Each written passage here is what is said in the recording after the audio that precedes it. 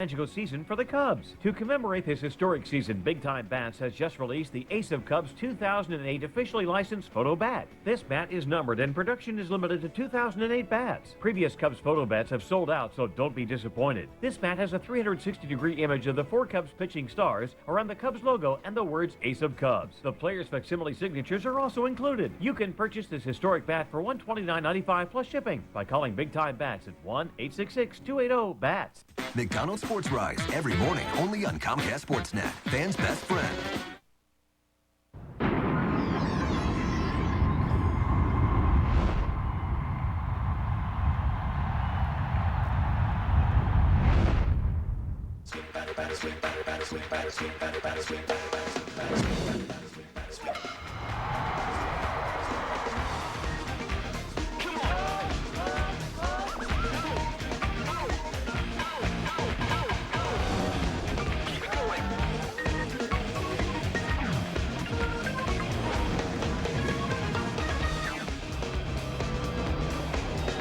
We're at Shea Stadium in Flushing, New York for Chicago Cubs baseball on Comcast Sportsnet.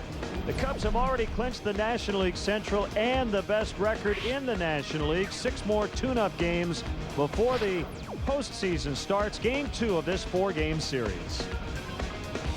Hi again, everyone. Bob Brenly and Len Casper with you from New York. 9-5 the final. The Cubs won last night. They had the regular lineup in there, and a couple of guys getting a day off tonight. Ryan Theriot, Aramis Ramirez, Giovanni Soto off as well. Yeah, Lou told us this is what he was going to do over the last week of the season. Mix and match. Make sure to have a representative lineup on the field every night, but keep in mind some of these guys need a little rest before the playoffs. The Cubs cleanup man, drum roll please, Reed Johnson. He's had huge numbers against Johan Santana. You look at these numbers, and Reed Johnson should hit first, second, third, and fourth against Johan Santana. Santana will give up some hits. He rarely gives up runs, but Reed Johnson, one Cubs hitter with a lot of history and a lot of success against the Mets left-hander.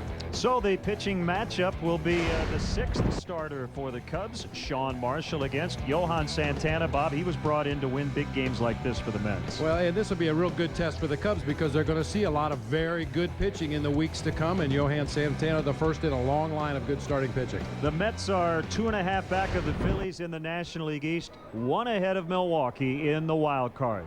So coming up, left-hander Sean Marshall will try to tame this New York Mets lineup.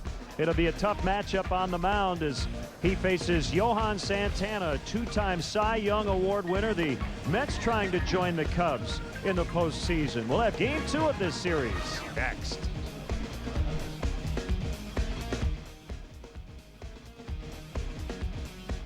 In celebration of our 100th anniversary, we're sharing our GM employee discount with everyone. You pay what we pay. not a cent more The GM employee discount. for everyone. And now we've extended the discount through September 30th. Use it to get the 2008 Chevy Silverado with better available V8 fuel economy than Tundra and F-150. That's right. Get this 08 Silverado half-ton for around $20,500 after all. Adding a color?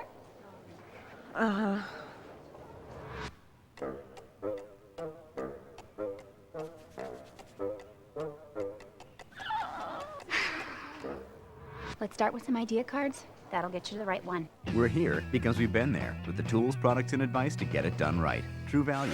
Start right, start here. Get the right products and expert advice for your next painting project at K&K True Value. Start right, start here. When you need your vehicle repaired, look no further than River City Pipe Benders. Why? Other than auto body, River City Pipe Benders can repair anything and everything, from oil changes to transmission and engine overhauls. River City Pipe Benders is one of the only places that repairs everything. The same technician will always repair your vehicle and will know your vehicle. No one is on commission. River City Pipe Benders tells it like it is. Trust Clinton's own full-service repair facility. Trust River City Pipe Benders. They're getting ready for baseball at Shea Stadium. It's the Cubs and Metropolitans in just a few minutes. Sean Marshall taking on Johan Santana. Hi again, everyone. Pat Boyle back in our downtown Chicago studios. We'll get you back to Flushing in a moment. But first, this programming reminder. Keep it here as soon as the Cubs and Mets go final for Lowe's Cubs Postgame Live. Gail Fisher and Dan Plezak will break down tonight's tilt and begin looking forward to the postseason. That and more on Lowe's Cubs Postgame Live. And the playoff push is on for the White Sox. The place to catch all the action in high definition is right here on your sports buddy, Comcast Sportsnet. We'll have the Southsiders against the Twins tomorrow night and Thursday at 7 o'clock. Then on Friday, it's the White Sox and Indians at 7. The Cubs games on Thursday and Friday have been moved to Comcast Sportsnet Plus, which is CLTV in the Chicagoland area. Thursday's game in New York starts at 6. Friday's game in Milwaukee is at 7. For a complete listing of the Comcast Sportsnet Plus channel locations, just log on to our website, ComcastSportsnet.com. That's a wrap from here in Chicago. Coming up after the break, Len and Bob have the call as the Cubs try to put a bigger dent in the Mets' playoff chances. Enjoy the game, everyone, in high definition right here on Comcast Sportsnet. The Chicago Cubs strongly encourage the use of public transportation. The CTA offers a variety of options, including the Red Line, which stops right at Wrigley Field at the Edison station. If you must drive, try the remote parking operation at DeVry University, located near the Edison and Rockwell intersection. The remote lot offers parking and an express bus for just $6. For more details, call the CTA hotline at 773-836-7000 or visit Cubs.com. This month, take 30% off all groceries. Take 30% off of your utility bill. Save 30% on all gasoline. We wish. We wish. We wish. This month, Feldco windows are 30% off. Get ready for winter now. Save 30% on energy-efficient Feldco windows. Beat the high cost of energy. Do one window or do the whole house. But hurry, this offer ends September 30th. For quality windows, siding, and doors, call 866 for Feldco. I'm gonna be right back, so don't you go anywhere. I won't. Hello? Oh, no. Right now is not a very good time. All right, I'm on my way. When the crave calls, answer with the A1 Original Slider, a steam grilled burger topped with A1 thick and hearty sauce. It's one saucy combination.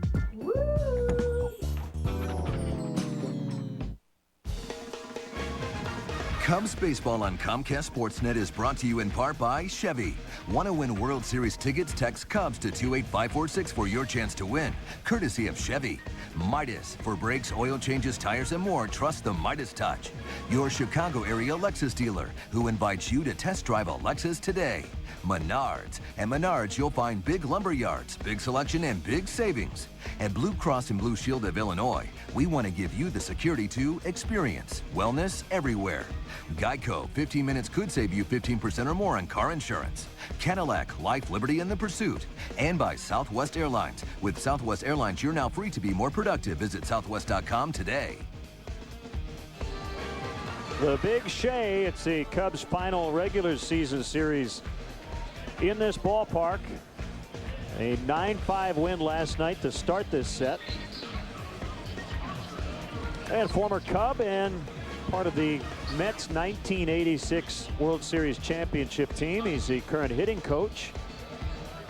Taking down that number, the countdown to the end of Shea Stadium. 6 games to go. Mr. Met without his cell phone tonight.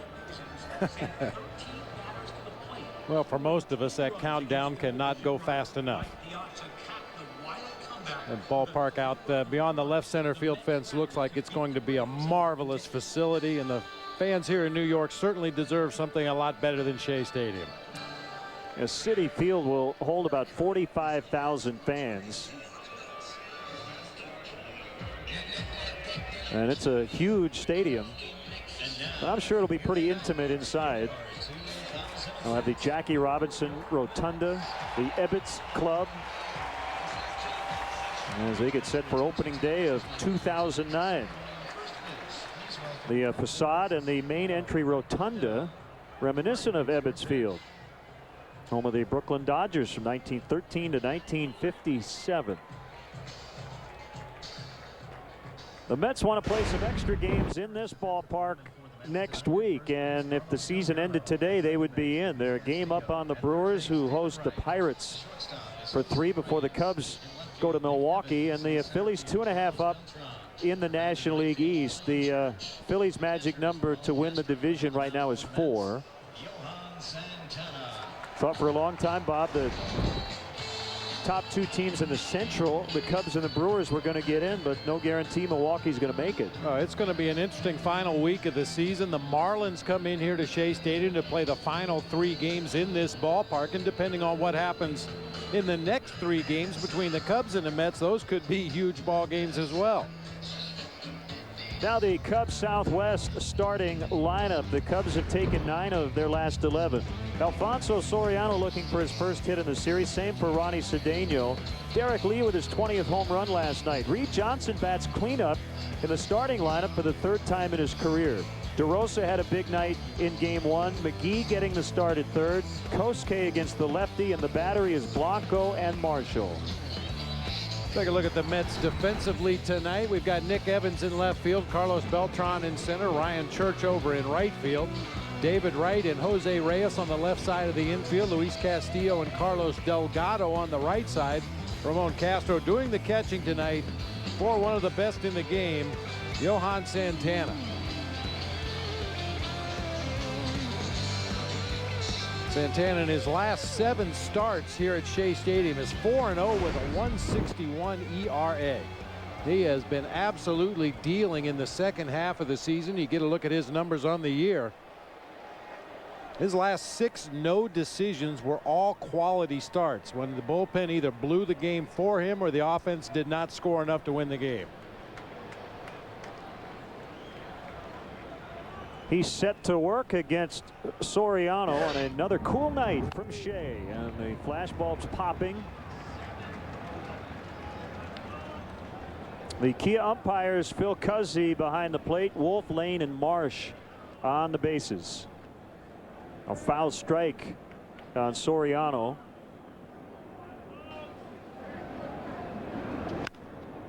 Fouled off to the right. Well, if you've never seen Santana pitch before, you're in for a treat. This guy has a good fastball that sits between 88 and 95 miles an hour. His best pitch is that straight changeup, just a devastating straight changeup. He'll throw sliders to the lefties, occasionally down and into a right-handed hitter, but basically a 2-pitch guy, fastball changeup. Works from the far third base side of that pitcher's rubber to give himself the best possible angle to fade that changeup away from the right-handed hitters. There was one right there. He left it up. The Mets acquired him from the Twins over the winter. The deal couldn't be consummated until Santana and the Mets worked out a long-term contract. Swing and a miss. Changeup gets him.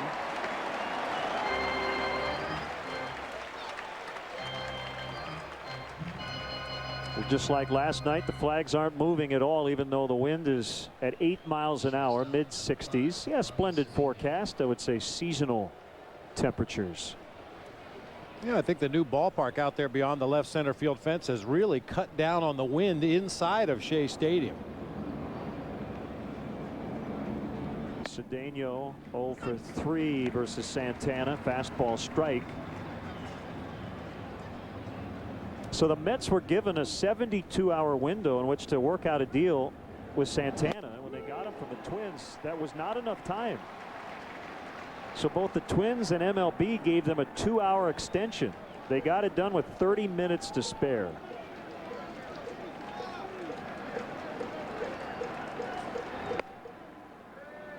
It was a pretty good deal, Bob. 6 years, $137.5 million.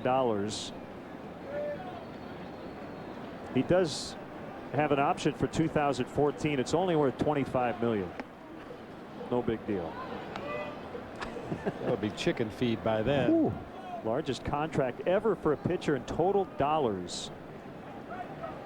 An annual average for a pitcher on a multi-year deal. That part of it besting Carlos Zambrano's deal as he strikes out Cedeno.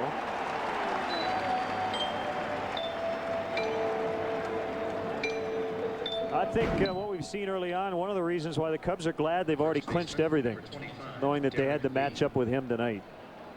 You know, when you face Santana, you're in for a battle. It's going to be a struggle. I mentioned in the open, he does give up some base hits, but You have to string them together to score runs against him, and he doesn't allow you to do that very often.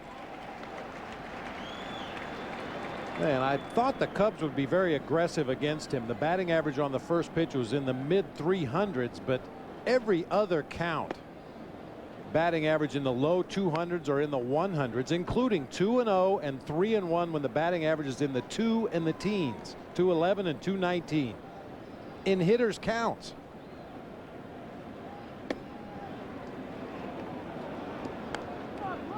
Two and one on D. Lee. I'm sure Henry's asking Ronnie about what he saw in his at bat. It was pretty nasty, I'll tell you that. Driven to right. Ryan Church comes over and he won't get there. It's going to get by him. It'll be a double for Lee.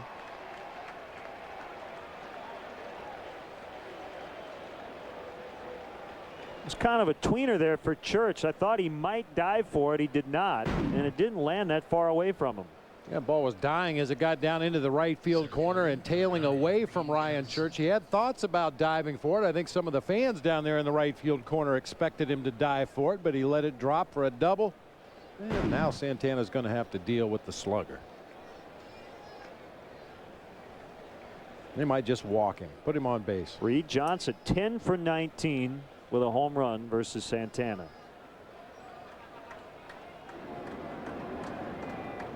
And Reed was very honest about those great career numbers against Santana. He said, I've just managed to hit his mistakes. When you face good pitchers, you have to take advantage if they make a mistake against you. And Reed said, I've been lucky enough to take advantage of some of his mistakes. Solid night last night before he was taken out. 2 for 2 and 2 RBIs. Swing and a miss. Nasty change. That's the great equalizer, and that explains the low batting average in good hitters counts. He's not necessarily just going to rear back and challenge you with a fastball. 2-0, 3-1. He can throw that changeup in any count.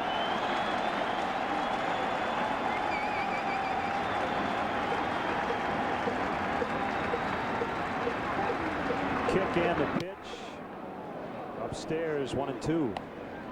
That's just a show me fastball up and out of the strike zone right there. Number one, to change Reed Johnson's eye level, and number two, to give him a speed to gauge. You might not see another fastball like that for sure in this at bat. Lee at second after a 2-out double. Johnson trying to battle down in the count and able to stay alive.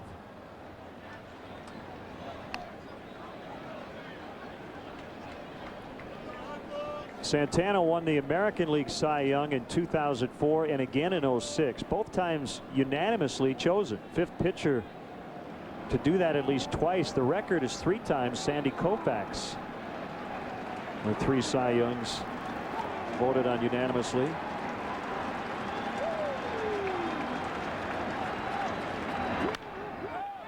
Popped up short right. Castillo waiting for Church, and he'll get it. And the Cubs are done in the opening inning. Sean Marshall to the mound to take on the Mets offense when we return. Welcome to Southwest Airlines. Thanks. I need to check this bag. How much is that going to cost me? There's no charge on Southwest, sir. Hallelujah! Well, I have another one, and I'm sure I'll have to pay for that. Actually, your first 2 checked bags are free. Hallelujah! Hallelujah! Hallelujah! Hallelujah! On Southwest Airlines, we don't believe in charging for things that should be free. So what you see is what you pay. Low fares, no hidden fees. When a major hospital wanted to add on to their benefits package at no direct cost to the company, their very first word was... Aflac, Aflac. Find out more at aflacforbusiness.com. Hey Cubs fans, are you looking to get tickets to the hottest Cubs games this year? Visit Cubs.com and click on StubHub, the official fan-to-fan ticket marketplace of Cubs.com. Don't miss all the fun and excitement at the friendly confines with StubHub. There's always a ticket available to a Cubs game. Now more than ever, you want to get the most for your money. Look no further than the mid-size 2008 Kia Sorento. A powerful V6 engine, 5-star safety rated, backed by an industry-leading warranty, and it's priced about $6,300 less than a Toyota Highlander V6. Or to put it another way, a year of college tuition less. The 2008 Kia Sorento. It's money well saved. Hurry in and get $5,000 cash back on the 2008 Kia Sorento. Now the Mets Southwest starting lineup. Jose Reyes will lead it off. Another switch hitter behind him, Luis Castillo. Right hitting third, Beltran fourth. Carlos Delgado fifth against the lefty. Castro in there tonight catching. Church in right, Nick Evans in left, and Santana the pitcher batting ninth. Take a look at the Cubs defense, brought to you by Rico. Soriano, Johnson, Fukudome across the outfield. McGee, Cedeno, DeRosa, Lee across the infield. Blanco doing the catching tonight for left-hander Sean Marshall. And he starts Reyes with the strike. Sean, if he can be efficient, will be allowed to go 5 innings, probably 4 or 5 tonight, and the rest will be up to the bullpen. Base hit. Jose Reyes, that's his 199th of the season. He's 1 away from 200. That's his 3rd hit of the set.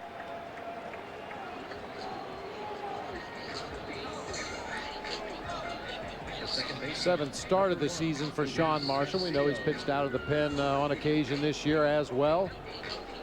Usually the key for Sean Marshall is his ability to command his breaking pitches, the big over-the-top curve ball and that backdoor slider that he uses on occasion.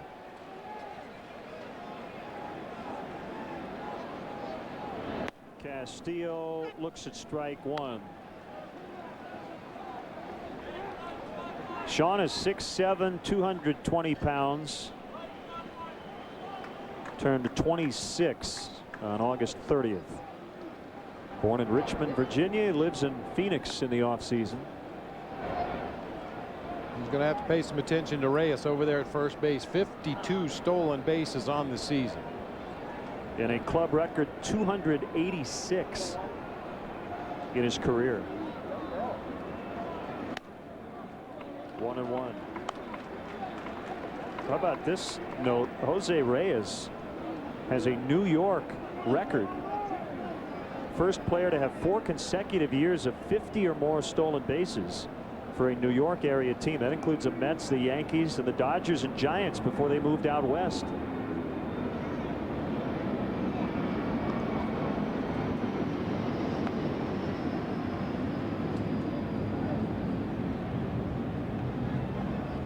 I don't know how he can run so fast with his pant bottoms beneath his shoes.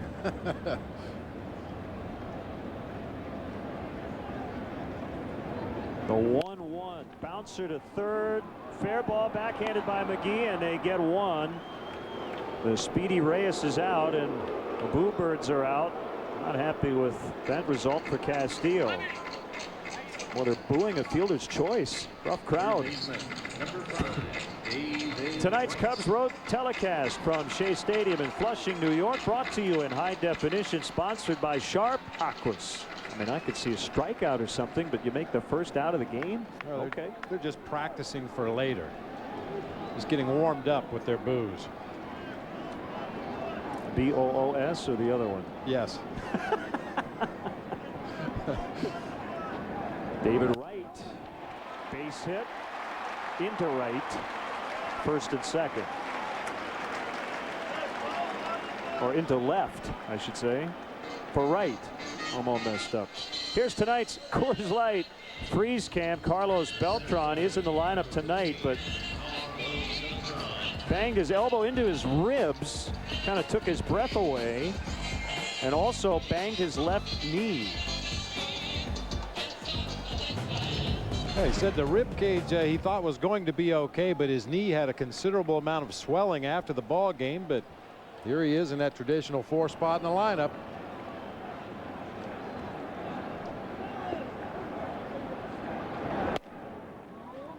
Fastball is in there at the knee, strike 1. Beltran didn't want to miss any at bats against a left-handed pitcher. He's been a much better hitter from the right side of the plate, at least as far as the average go. 324 hitter right-handed, 265 as a left-handed hitter.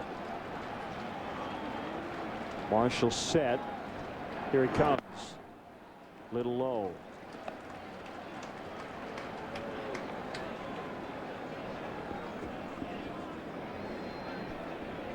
We will keep you abreast on all the other big games. Braves with a run in Philadelphia, 1-0. In the bottom of the first. Pirates are at Milwaukee a little later. Karstens and Bush, the matchup in that one.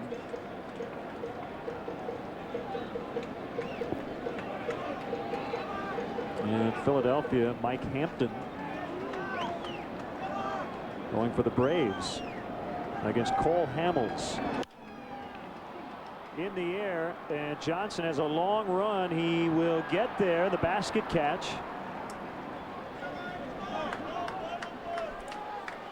Two down. It looked like that ball was going to carry a lot further off the bat. Beltran must have got jammed just a little bit. You saw Reed Johnson freeze in his tracks and then have to come sprinting in and make that basket catch for the second out of the inning. Good late movement. Might have been a cutter inside that time from Sean Marshall. Got in on the hands of Beltran just enough to take the sting out of his bat.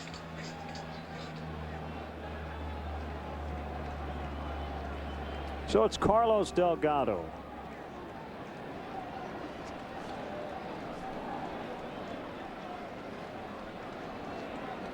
He has 2005 career hits and 2003 career games.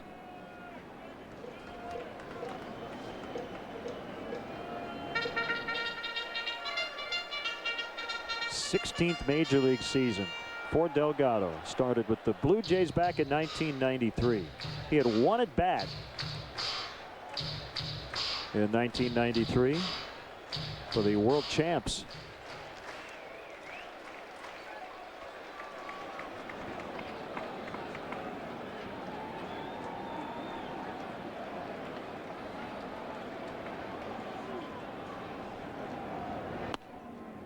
That's a strike. 0-2 the count.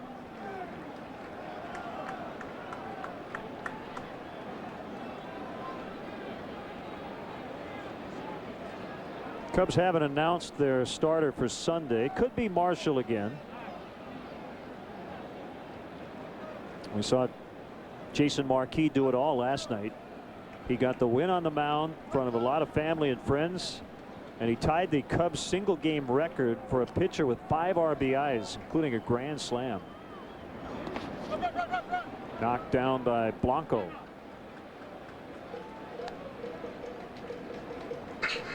That's a good 2-strike breaking ball right there from Sean Marshall. You don't want to throw that in the zone where Delgado can take a good swing at it. Try to lead him out of the zone, bounce it off the plate away, hope to get that swinging strike. Delgado hangs in tough against lefties. A .275 hitter with 12 home runs this season against left-handed pitching. The next pitch, swing and a miss. He struck him out. First strikeout for Marshall. As he strands a couple of base runners. We're scoreless after 1 from Shea. Closed captioning on Comcast Sportsnet is brought to you by Luna. 773-202. Luna. We followed this rainbow to its end, and you can't imagine what we found. The internet. Seems it can't hide here either. Simply insert the AT&T Laptop Connect card, and you're connected at up to 3G speeds. Download inventory reports or attend a webinar, all on the go. I'm Bill Curtis, and I just found the internet. The internet can't hide anymore. Switch to the network with the best coverage and get the AT&T Laptop Connect card for free. When you're looking for a luxury vehicle, is this all you see? How about now? What about now? Most people will consider 2 or 3 of these. But when you look at all 7 costs, you'll see why the Lexus ES has the lowest cost of ownership in its class. For a clearer picture, visit your Lexus dealer. Lease the 2008 ES 350 for $409 a month for 36 months, with $3609 due at signing. If ever you're not satisfied with one of our tires, please feel free to bring it back. Thank you. Discount Tire Company. Low prices, more choices on the world's best brands, like Michelin and B.F. Goodrich. Hey, I'll never what's forget up, that time when Bill Melton hit that 3-run homer off Cy Young. Great stuff. Johnny and I thought it was Lou All's best game of the year. You see Kane go in and score last night? He turnstile that guy. I'm a basketball guy. Comcast Sportsnet's all-star lineup. Went crazy. Yeah, that's a poster, baby. Nothing but net. And that's how the batting got started. Fans just like you. Hey, deep dish, big boy. Want some water? Find all the greats on Comcast Sportsnet. Fans' best friend. Sean Marshall gave up a couple of hits, no runs. And Mark DeRosa will lead off the second against Johan Santana.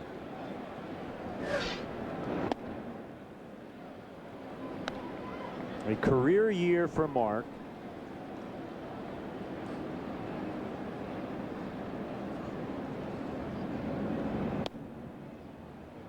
Prior to this year, Bob, the career year for him was in 2006 with Texas. And I wanted to get his perspective on Ryan Theriot. He's trying to finish the year at 300. This one will get back to the seats. Theriot started this series at 298. He went 3 for 3 last night, so he's at 301. And I said to Mark, I said, in 06, how late in the season were you hitting 300? And he immediately said, I totally choked.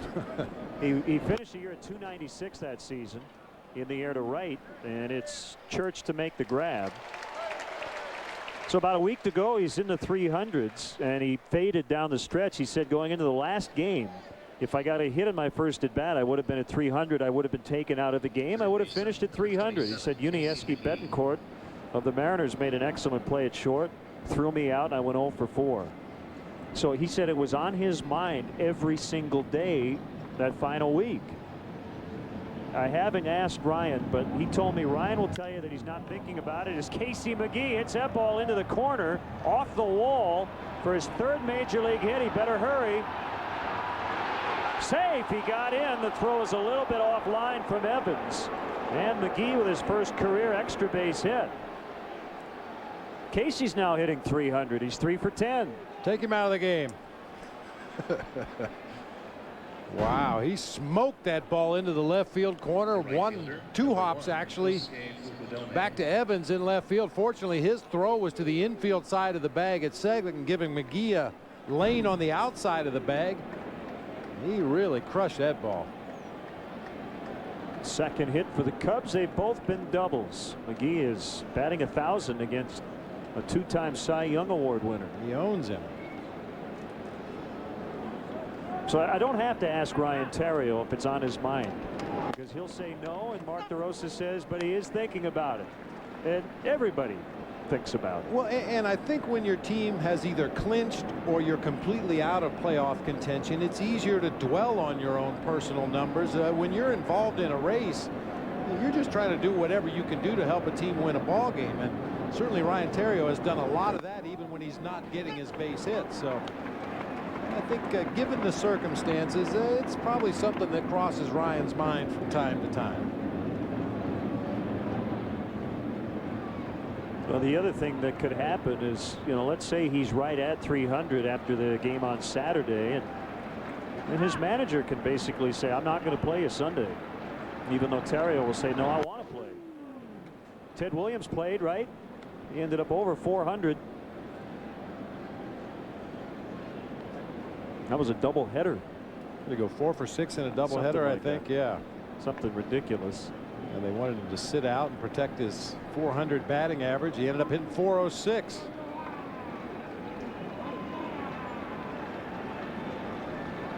One, 2 to Kosuke is just off the plate on a fastball. 2-2.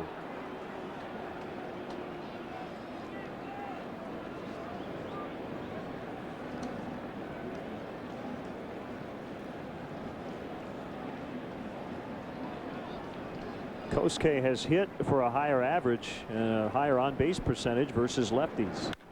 He drives that ball to right. He's going to knock in the first run.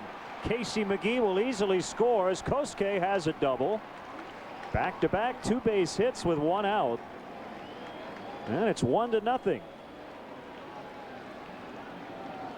I know we don't need to tell Cub fans what a good sign this is for Kosuke Fukudome to start squaring up some balls once again. You know, this game tends to run in cycles. He was so good early in the season, went through an extended slump in the second half of the season, but seems to have found that stroke once again here at the very end of the regular season. I mentioned Kosuke hits for a better average against the lefties, and Santana gives up a higher batting average to the left-handed hitters, basically because that changeup is so much more effective to the right-handed hitters.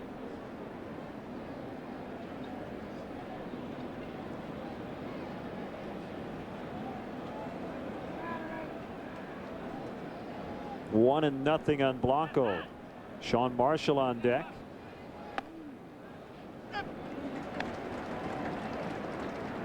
Another thing you'll see a lot of from Santana is the slide step changeup.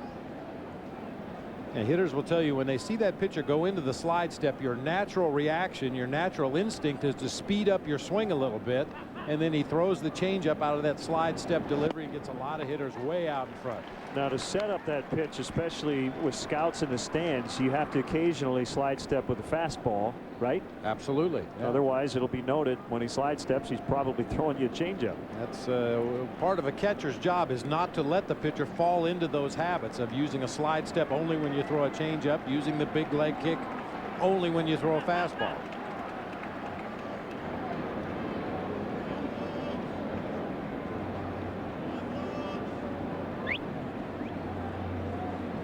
Got a feeling, based on the success he's had over the course of his career, Johan Santana is not going to fall into any of those patterns.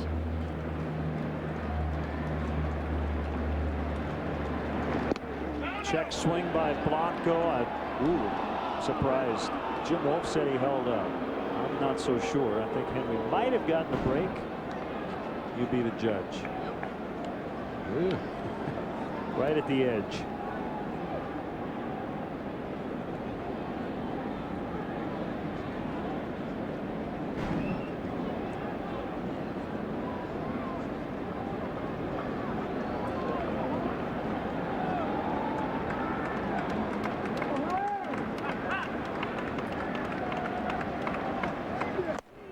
Struck him out swinging.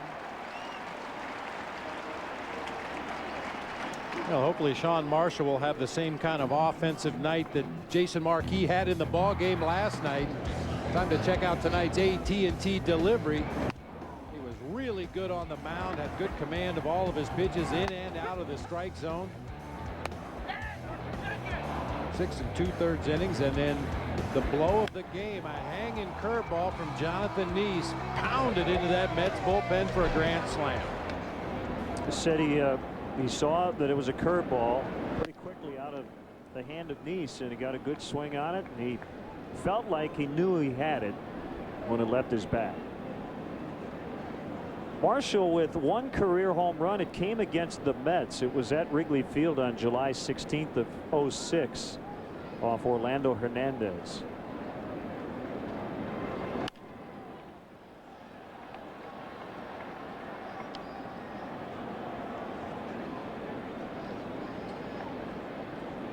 Fukudome with an RBI double.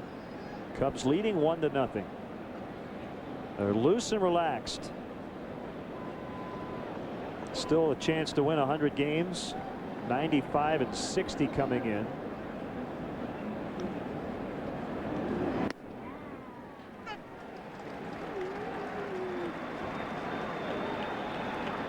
Cubs are 10.5 games ahead of Milwaukee in the NL Central. It's their largest lead in 79 years. They finished the 1929 season with a 10.5 game lead. Pretty incredible. Marshall stays alive.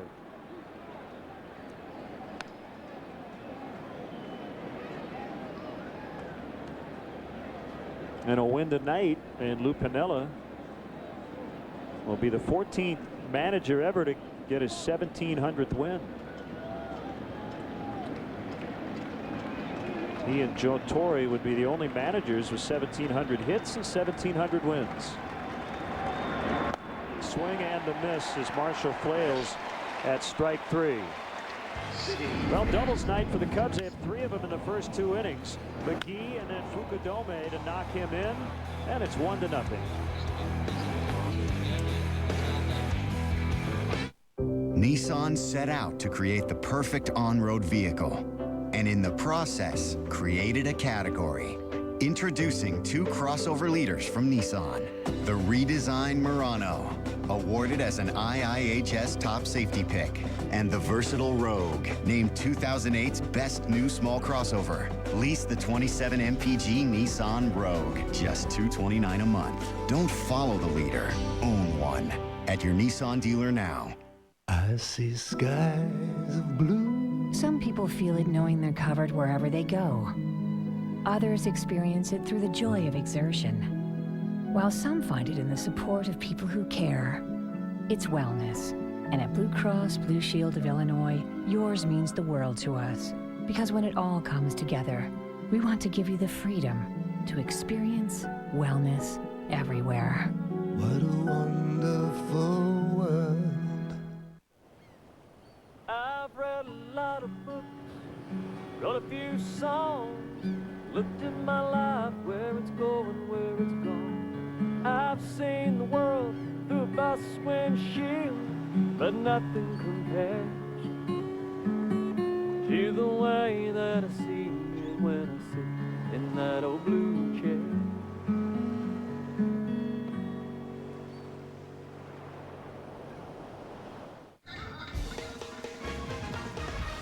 Cubs baseball is brought to you in part by Kia Motors. Kia, the power to surprise. Rico, move your ideas forward with Rico dependability. And by Nissan and your Nissan dealer. Len and Bob and our Comcast Sportsnet crew from Shea Stadium in Queens, New York. Ramon Castro, right-handed batter, getting the start against the lefty Marshall. So Brian Schneider on the bench. Curveball strike.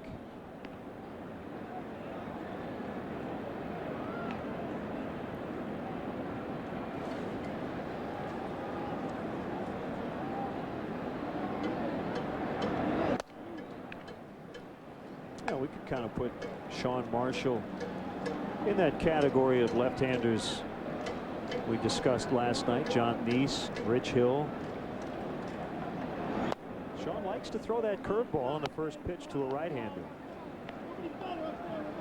Well, once again, as long as you don't fall into a pattern of doing it all the time to right-handed hitters, but there are very few first ball breaking ball hitters in the major leagues. Most guys are going to go up there looking for a good fastball to hit somewhere from the middle of the plate in usually.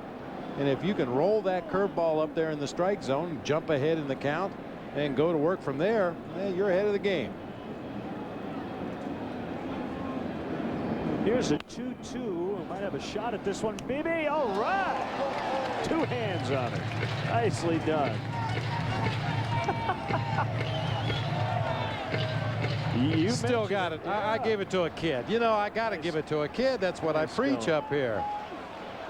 Boy, it was right to you. I told you last night, we are right in the line of fire here. Another one back our way. How are your hands feeling? Oh, yeah. That wasn't a bad one. They're numb. They've been numb for years. That was kind of fun. We haven't had one up here. Nicely done. Thank you. Nicely Thank you. Still fielding 1,000 in the booth. Can't say the same for the field. That was for you, Ron Santo, and I kept my watch.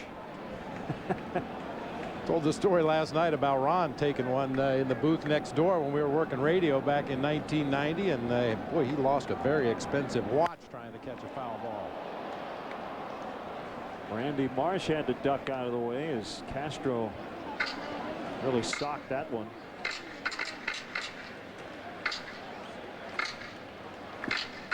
Pat and Corey tonight with Matt Bolts producing and engineering. Looks like he's working hard.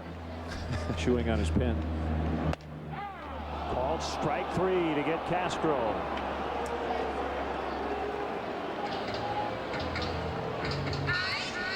The right fielder, Castro with a few words for home plate umpire Phil Cuzzy, but you don't want to argue too much. You've got to go back there and squat down in front of that umpire and try to get pitches for your own pitcher. So he says what he thinks. I'm assuming he thought that pitch was high, but didn't continue the argument very long.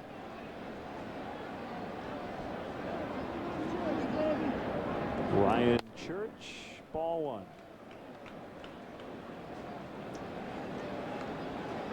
They have three lefties in their lineup, including the pitcher Santana. Delgado, Church, and Santana. Ground ball to DeRosa. Little bobble, no problem. Lots of time.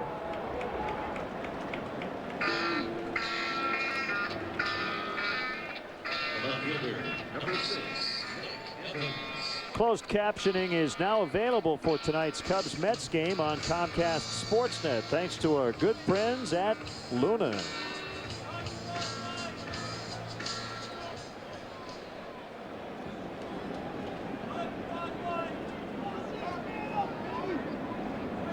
Here's Nick Evans. He gets the start in left.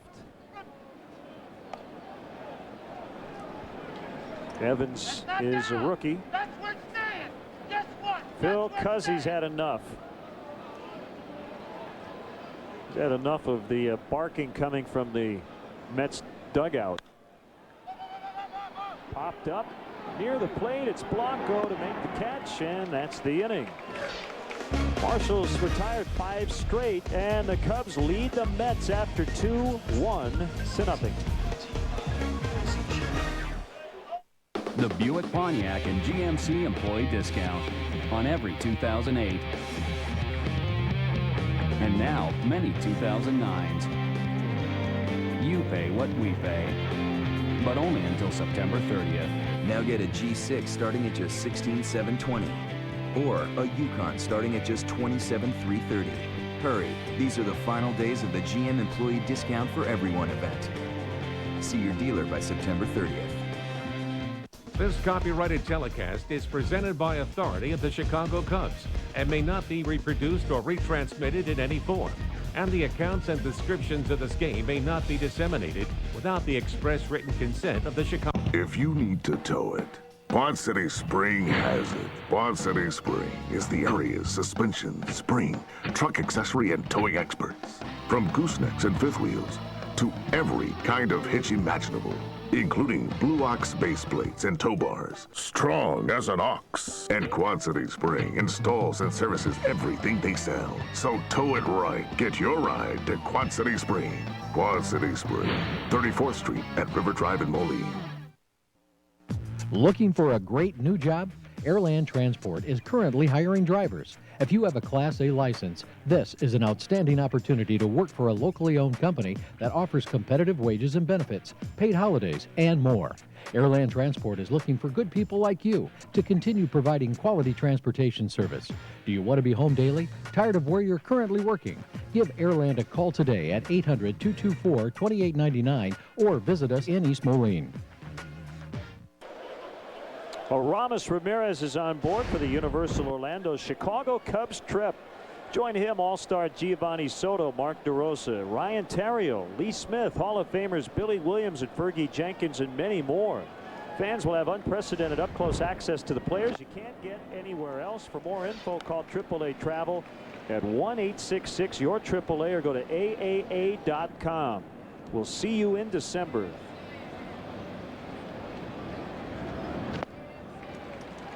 Nothing in 2 on Soriano. Fonzie's 0 for 6 to start this series. He's 0 for 7 lifetime against Santana. Into left. Evans on the move. 1 out.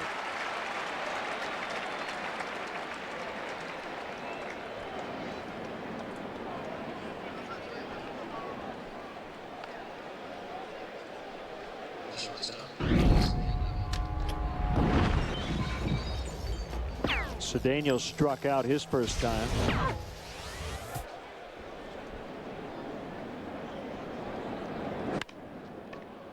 Right center.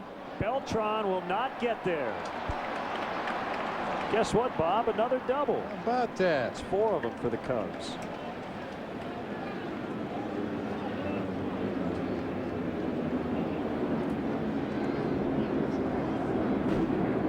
Jumping on that first pitch he sees from Santana. Looked like a middle of the plate fastball. Didn't try to pull the ball, just stayed on it, drove it to that gap in right center. Beltran laboring after that ball. He's not running as smoothly as he normally does, bothered by that sore left knee. I would imagine for Beltran it's a sort of injury. If we were in mid-June, he's probably not playing tonight. Derek Lee lofts it into left center, and Evans will give way as Beltran catches it. 2 outs. You're everyday players at this point. We're going to do everything you can to get in there. Center fielder Reed Johnson.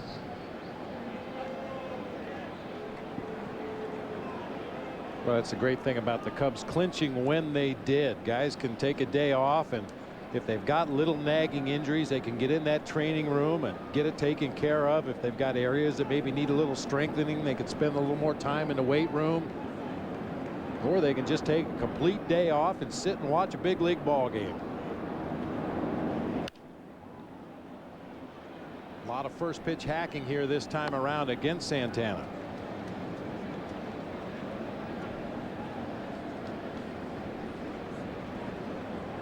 We have a happy birthday wish. Happy 100 to Evelyn Esbaum from Loudon, Iowa. She never misses a Cubs broadcast. She turned 100 yesterday. You're going to have another one here, Bob, just right above the booth, but it was coming right at you. We're in a perfect location, especially for those right-handed hitters, because the ball, because of the angle of the bat through the strike zone, when a right-handed batter does foul it, it normally goes to the first base side of the field, and that's right where we are.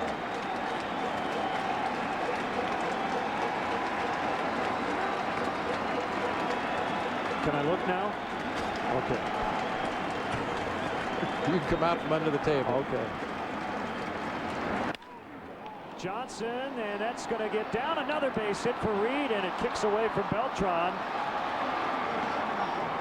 Won't be an error on the play, as Cedeno was going to score either way, and Johnson with another hit against Santana. He's 11 for 21. 2-0. Just a lousy single, but it'll drive home the second run of the ball game here for the Cubs. Johnson fighting off a high fastball, floats out there in shallow right center. Beltran overran the ball, but as you said, Cedeno was going to score anyway.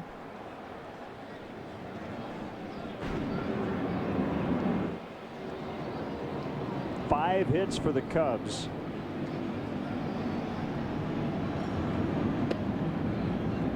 For ball one. On the season, Reed Johnson, a .355 hitter with runners in scoring position.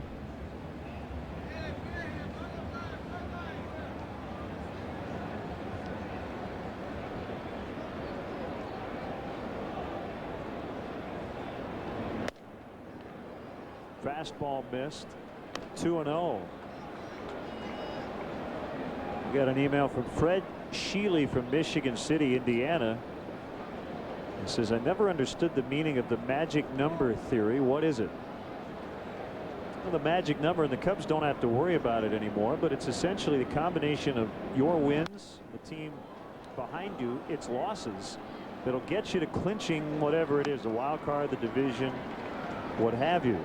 Tampa Bay's magic number to win the American League East, for instance, is 4. That's a combination of Rays wins and Red Sox losses. Same for the Phillies in the National League East. Phillies wins, Mets losses. So even if the Mets don't lose the rest of the way, if the Phillies win 4 of their final games, they win the division. It doesn't matter what the Mets do. And they're tied 1-1 in the 3rd against the Braves. And the Phillies, on the other hand, could lose every game the rest of the season. And if the Mets lose 4, they still clinch. That's right. And if your magic number is down to 1, that means you've clinched a tie.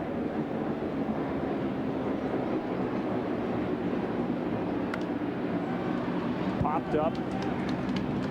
Santana pointing at it, and Wright will grab it for the third out. Reed Johnson with an RBI single, making it 2-0 Cubs.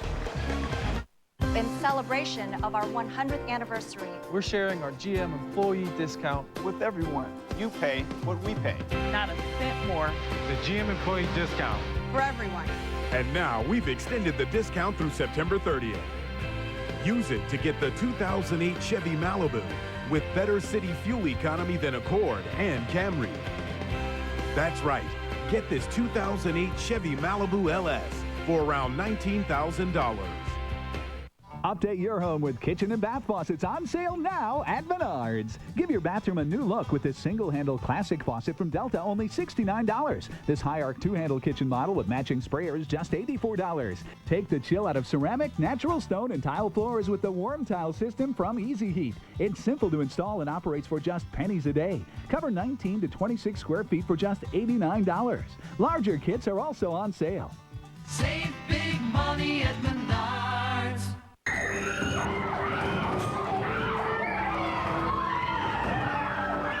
What am I gonna do now?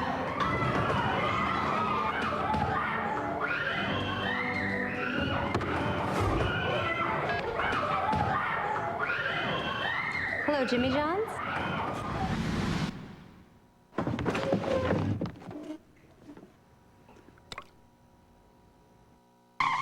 Jimmy John's, America's sandwich delivery experts. The intensity is rising. A Central Division title is on the line. An entire season could come down to this. White Sox Twins, tomorrow and Thursday at 7, only on Comcast Sportsnet. Pitcher against pitcher, Marshall versus Santana. We're in the home half of the third inning. Cubs won last night 9-5. They lead again 2-0.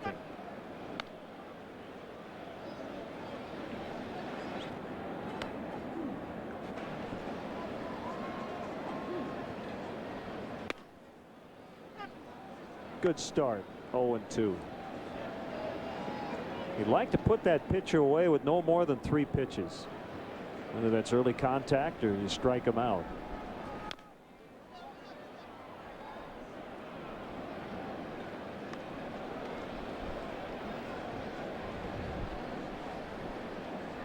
Jason Marquis can just kind of enjoy the night.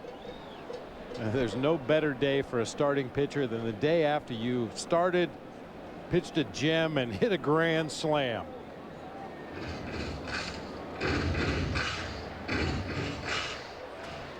Jason a little neater than most ball players. He's got the sunflower seeds in one cup and spitting the shells in the other one. Most guys just spit them on the floor. Third K for Marshall, 1 in each inning. Get Chicago sports news nightly on Land Rover's Sports Night. Coming up tonight after Cubs post-game live, Cubs and Sox recaps. And the Blackhawks hit the preseason ice. Ron Santos dropping the first puck tonight. Join Pat Boyle and Mark Shanowski for Land Rover Sports Night tonight after Cubs post-game live, only on Comcast Sportsnet, fans' best friend.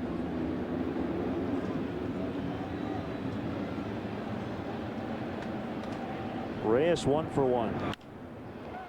Lines it right at Cedeno.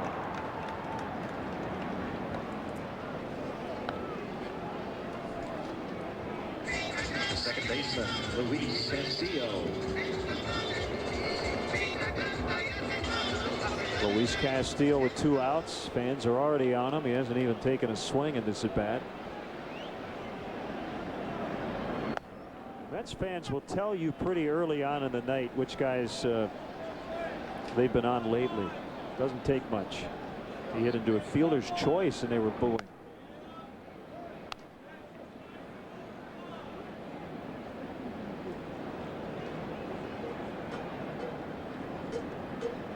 Castillo's a 3-time All-Star.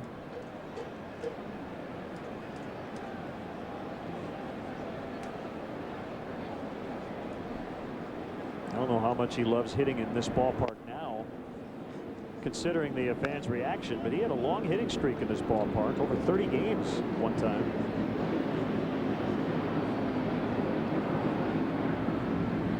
A career .292 hitter.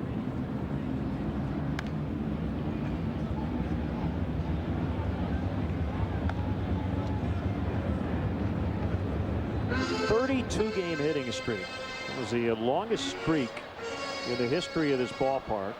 Snapped it last year on June 18th. Started it back in 2001 as a visiting player. Mets with those two-tone helmets. Blue in the front and black in the back of the helmet. Kind of a metallic looking blue on top of it. A flare out toward right. DeRosa, the running catch. And Sean Marshall has settled in. He leads Johan Santana 2-0. The Arby's Rescue Brigade trains for the 99-cent barbecue deal. Brigade, the barbecue is back, and it's available for just 99 cents. Arby's classic oven-roasted beef smothered in tangy barbecue sauce. And at just 99 cents, there's no better time to try one. You growing a mustache, Tuffy?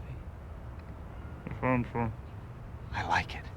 Arby's is saving the world from ordinary fast food with the return of barbecue. Get yours for just 99 cents and try our delicious new orange cream swirl shake. It'll have you saying, I'm thinking Arby's.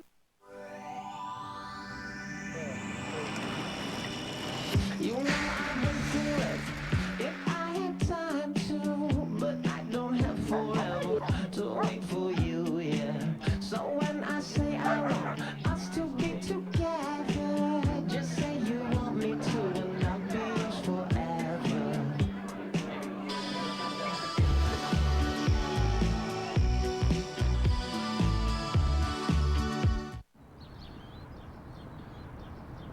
Morning, Mike. Morning, Bill. Morning. Morning. I think I might need some better brakes. You need our Midas Secure Stop brake service. Really? Yeah. Exceptional stopping power combined with the security of a 55-point brake inspection. And the pads are lifetime guaranteed. So next time this one. That's why we call it Secure Stop. Trust the Midas touch. Thursday on Comcast Sportsnet Plus, Lou Piniella and the Cubs finish their last series in Shea Stadium as they battle the Mets in the Big Apple, followed by Lowe's Cubs postgame live. Cubs Mets in HD, Thursday at 6 on Comcast Sportsnet Plus. Fans' best friend. Time for tonight's Aflac trivia question. Can you name the last Cubs pitcher before Jason Marquis to knock in 5 in a single game? The only hint I will give you is it happened a long time ago. 1972 to be exact. One strike on Casey McGee. He had a big day on Sunday, his first 2 career hits. Double and the first run tonight.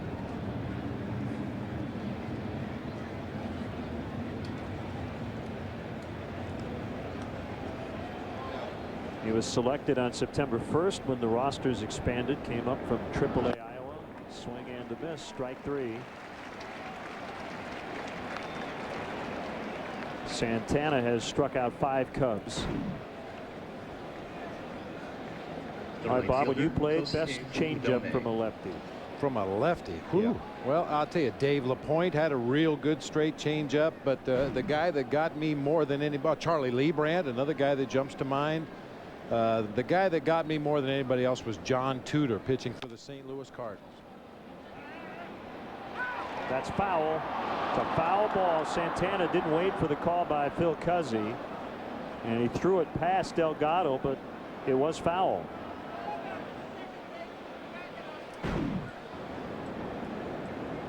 Topper down that first baseline. Well, Santana had his eye on that ball the whole way. I don't think he realized he was into foul territory until he spun around and tried to make that off-balance throw to first base.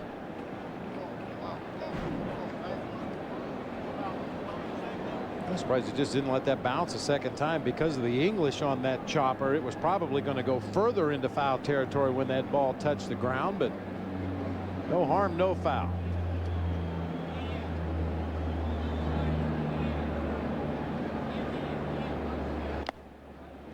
Foul tip, strike 2. The best right-handed changeup back in my playing days was Mario Soto. No question about it. And he's taught that changeup to Edinson Volquez and Johnny Cueto of the Cincinnati Reds. Just a devastating pitch. I would recommend to any youngsters out there, high school pitchers, rather than try to learn how to throw a breaking ball, which puts much more strain on your throwing arm, learn how to throw a straight changeup. 1-2 on the way into left base hit. Kosuke's 2 for 2.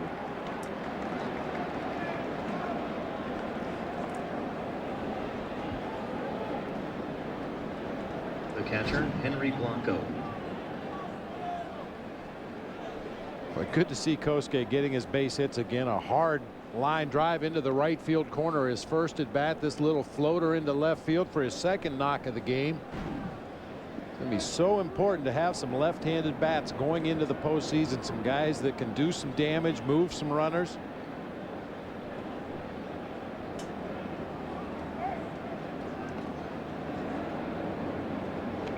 Well, I followed up with Matt Sinatro on his only career home run, which came here at Shea Stadium off Pete Falcone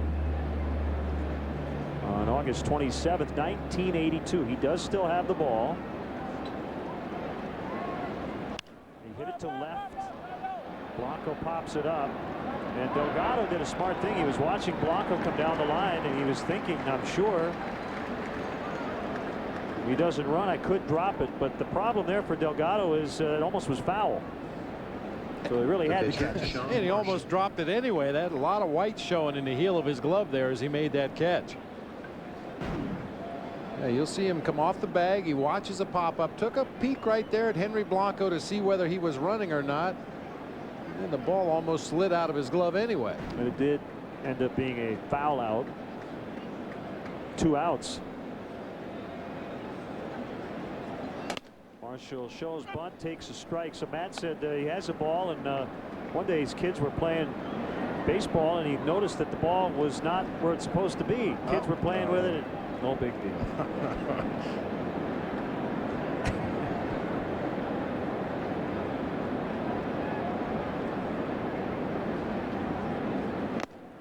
I think every kid's done that at one time or another. I know when I was a youngster, I got a Louis Tiant autographed baseball, and didn't realize its potential value in the future, and we didn't have a ball to play with that particular day, so sorry, Louis. It was a big night for Matt. He had 3 hits. Betts thought that was strike 3, and David Wright's going to run some interference here, and so is Ramon Castro with Phil Cuzzi. Wright tending to his pitcher Santana, and Castro stating his cause with Cuzzi, and Phil Cuzzi is livid with the Mets bench. Well, remember, Ramon Castro had issues with Cuzzi's strike zone in his at bat earlier in this ball game. I got to be honest with you, I don't know where that pitch missed.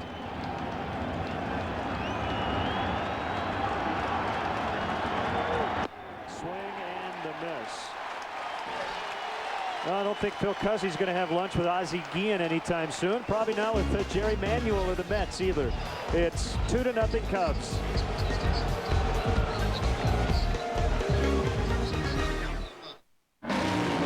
Everything okay, Carl? I'm winning, right? Yeah, but the other drivers think Aflac sponsorship's giving you an advantage.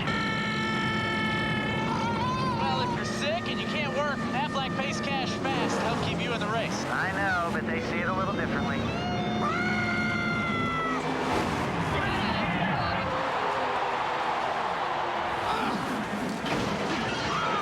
I taught him that. Aflac. Ask about it at work.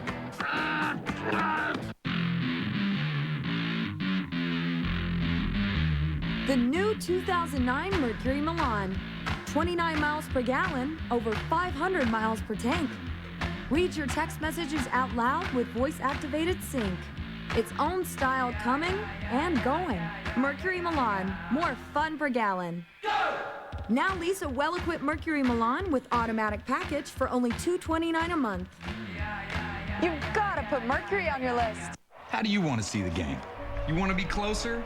Well, this is no ordinary ticket. This is your ticket to baseball heaven in high definition. Sharp Aqua's the official HD TV of Major League Baseball. And with a blazing 4-millisecond response time and a super fast refresh rate, there isn't a shot in the hole or a screamer down the line that won't singe the hair in your nostrils. It will change your baseball-loving life.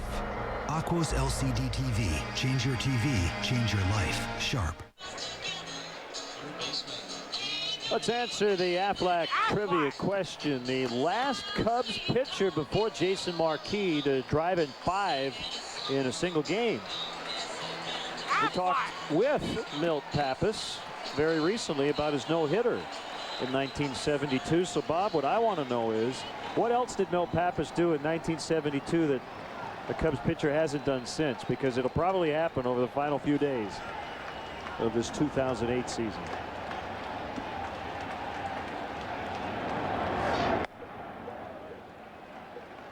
You know it's going to happen now. The Mets probably feel like Phil Cuzzi owes them one. So if a borderline pitch doesn't go their way, somebody's probably going to get ejected.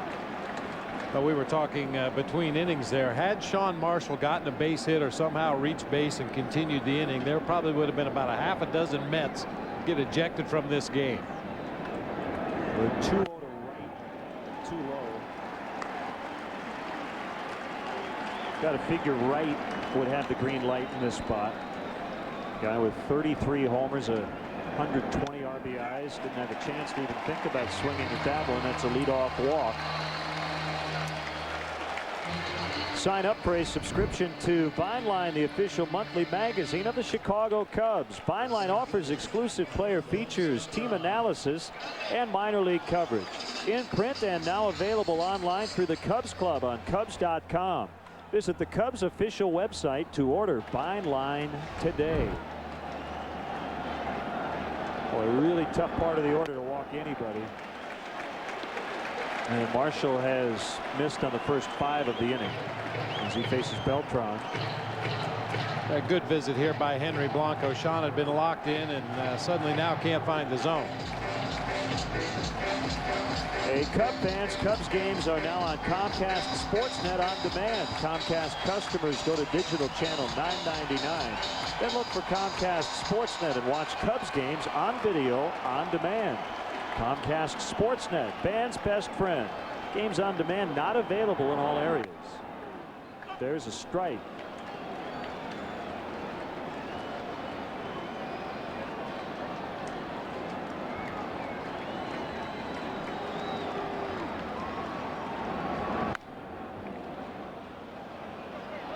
That's foul.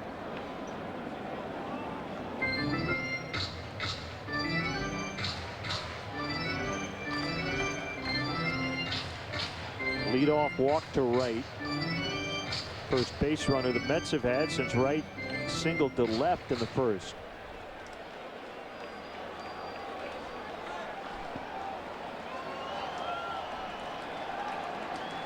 Marshall has the sign.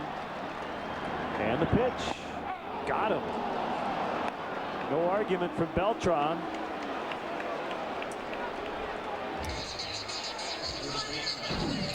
That's the big curveball that just drops out of the heavens. That ball starts shoulder high, ends up at the knees. You see Beltran just gave up on that pitch. A lot of late movement on that big over-the-top curveball.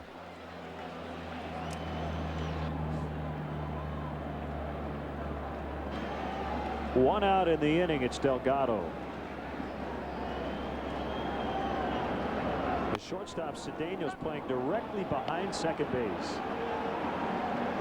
I don't know how Ronnie can see the pitch actually at the plate. Yeah, you bring up a good point. You want to position yourself so you get a good look at that pitch as it gets into the hitting zone. Not easy to see around Sean Marshall, who's tall. Well, I guess he is slender, so a little easier to see around him.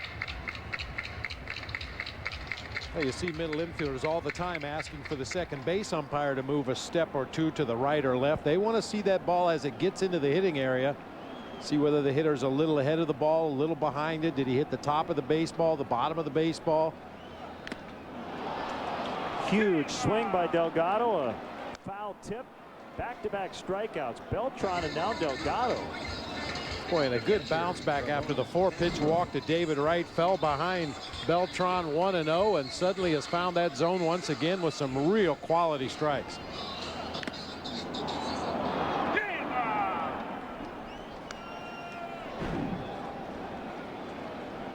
Castro with 2 outs. Wright still at first base.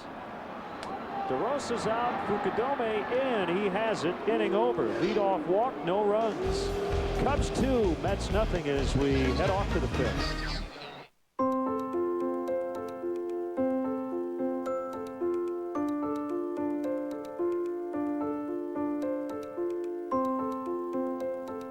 Their BMW didn't make it home. But they did. Winner of a 5-star crash test rating and a top safety pick award. Take advantage of 1.9% financing on the BMW X5. So you're a green person, but which shade? Confusing, isn't it? Well, True Value's Color Made Simple can help. With exclusive tools, trained professionals, and expert advice, finding your color will always be simple.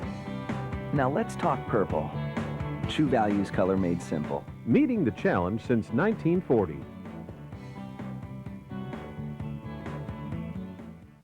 Osaka Japanese Steakhouse, where tradition comes alive. Our skilled hibachi chefs will dazzle you with their culinary expertise, entertain your family, and delight your taste buds. At Osaka Japanese Steakhouse, your meal is prepared before your very eyes. The sights, the sounds, the aromas. A feast for all your senses. For a special treat, select your favorite sushi from our vast menu. Our sushi is made to order with only the freshest ingredients. Osaka Japanese Steakhouse, where meals come to life. Now open at 4901 Utica Ridge Road.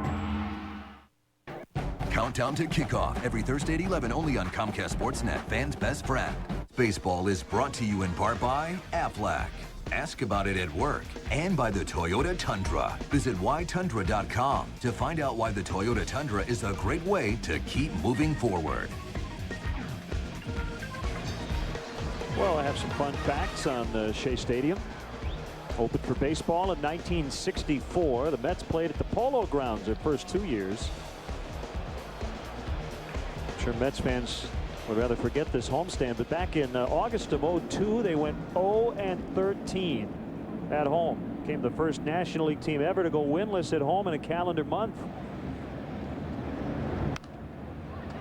Soriano fouls it off. At the time, there had been about 7,000 home months played in the National League, and nobody had ever gone winless.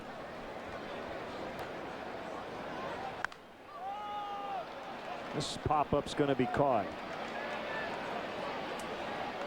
It's David Wright.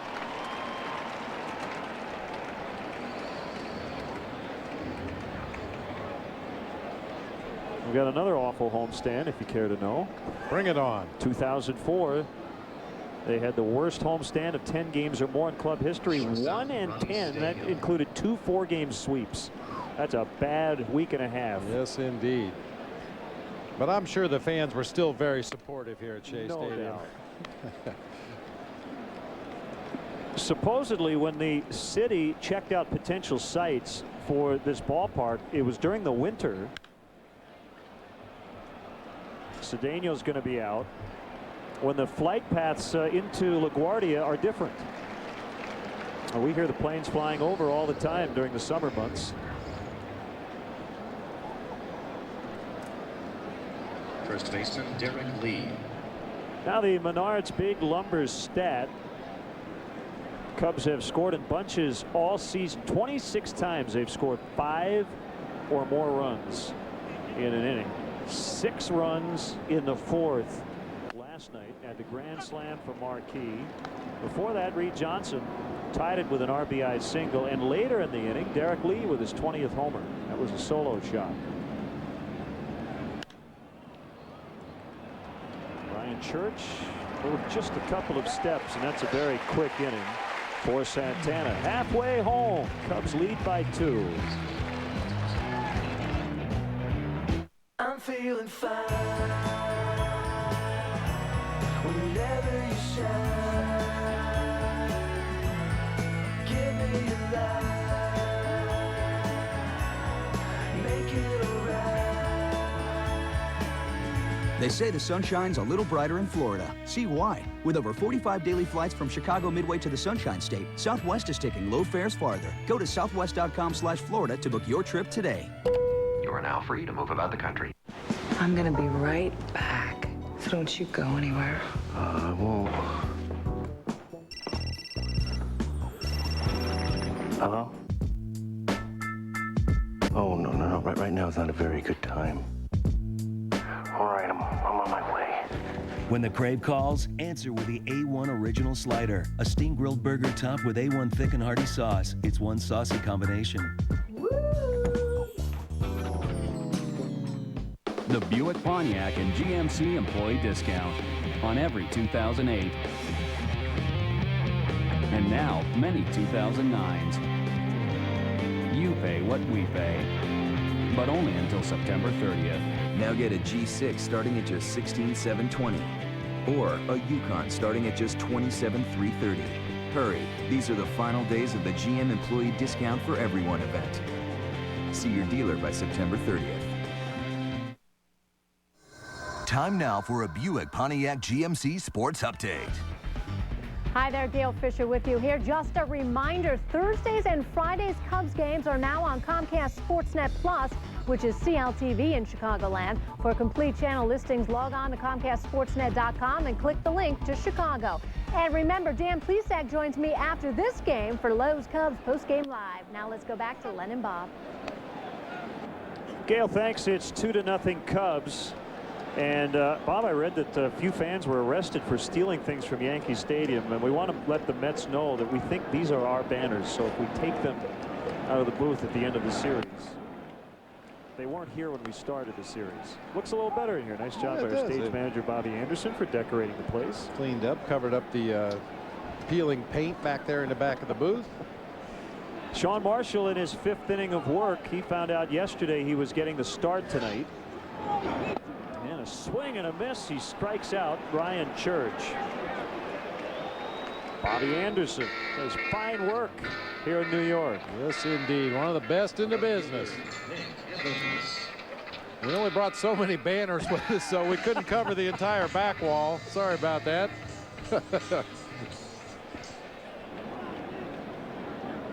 Nick Evans will bat with 1 out. And he just got hit.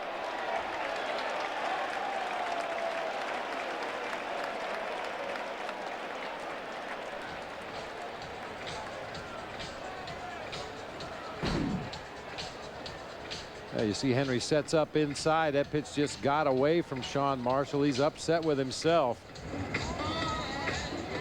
Boy, after that leadoff walk to David Wright there in the bottom half of the 4th inning, Sean threw some of his best pitches of the ball game to come back and strike out Beltran Delgado, and then got Castro to hit a lazy fly ball to right, but that one definitely got away from it.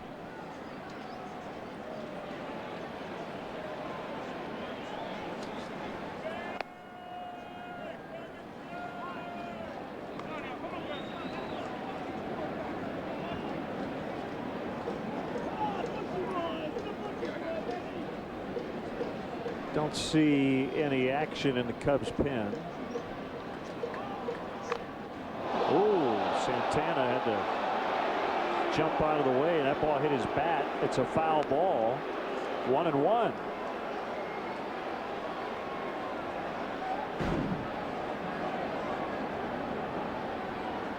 A little overly dramatic there. Wasn't that close. Santana making his 33rd start of the season tonight for the Mets. He's got 2 sacrifice bunts on the season. Swings away, and Marshall couldn't handle it. Actually hits the bat. Oh, what a bad break for the Cubs. The bat was going by Marshall as the ball got to him, so he couldn't handle it. And then the ball literally hit the broken barrel. And that didn't allow Cedeno to field it cleanly. It's a base hit. That's one of the more bizarre plays I have ever seen on a baseball field. The slug bunt from Santana, the ball, the bat go right the same direction. And then the ball hits the bat a second time, ricochets away from Ronnie Cedeno. You will never see a more bizarre play than that.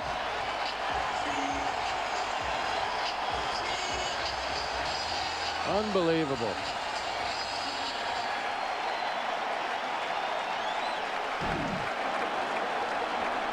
Mets fans really into the ball game for the first time, at least for their home team. 1-0 on Jose Reyes. 2-0 Cubs, but the Mets starting a rally. At the bottom of the order, Evans hit by a pitch, and then Santana with a bizarre infield single. Ball hit the bat twice. Second time inadvertently.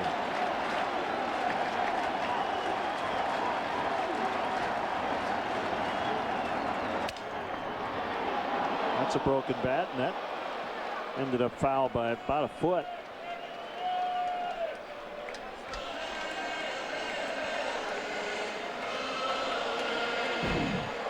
A cutter inside from Sean Marshall gets in on the hands of Reyes, breaks his bat. As you said, that ball about a foot foul down the third base line.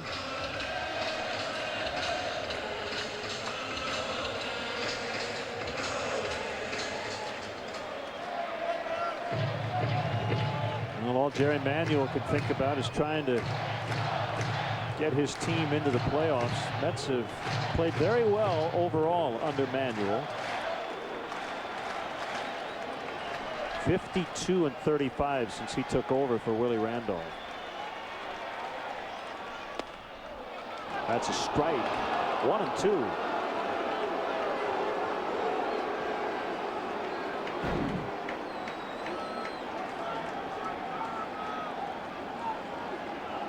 As we always warn, it's not where Henry catches it, it's where it crosses the front of the plate. I think Reyes thought that pitch was down. Swing and a miss.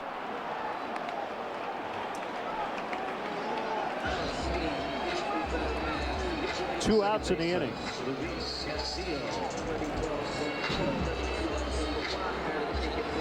He's back with a fastball up above the belt, gets a very defensive swing from Reyes, just trying to punch that ball into the play, and came up empty. Sean's just one off his career high in strikeouts, 7 tonight. The career best is 8. Curveball missed to Castillo. I'll tell you, Lynn, we don't know how this is going to turn out, but Sean Marshall has pitched a total of 2 1/3 innings since the 7th of this month. He looks pretty darn sharp tonight for the lack of work that he's experienced over the last couple of weeks.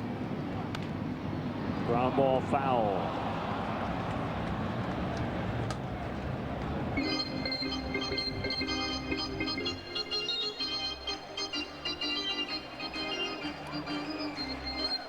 This is the power side for Castillo. Cubs leading the majors again in strikeouts.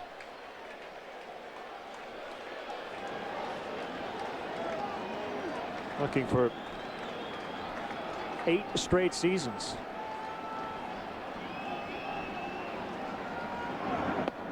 Castillo, this is his power side. From the right side, 25 of his career 27 homers.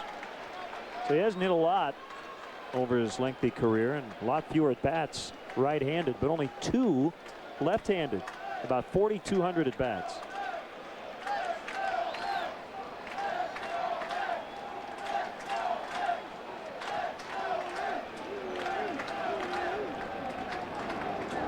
Two-one pitch inside. It's 3-1. We talk about strikeouts, but one thing Castillo rarely does is strike out.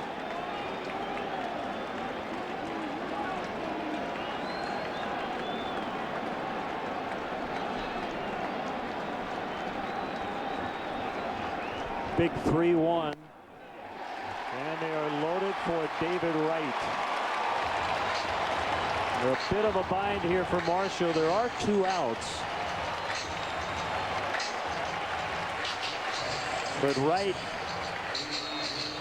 comes in with 120 RBIs, a career high. Chad Godin is up. And Lou, I think, is going to come out. Right now he was on the field, one step onto the field, and then he came right back in. Chances are Godin needed a few more warm-up pitches down in the bullpen.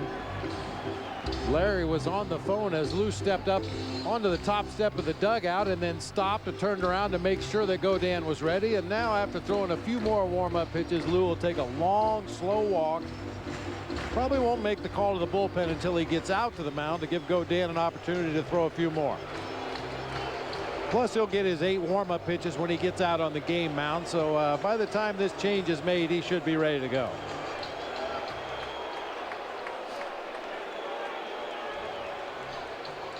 Well, Lou was made for New York. Can always just say they're Louing, not booing.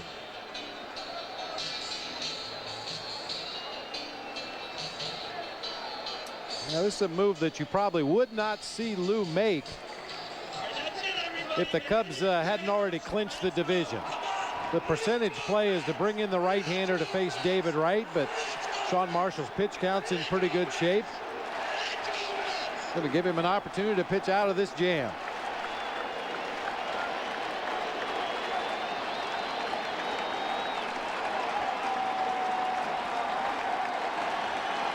Big average, 4 career grand slams. Here we go. Bounced it up there in front of home plate.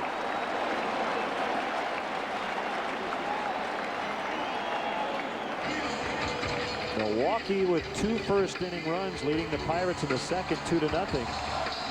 Mets are trailing this one.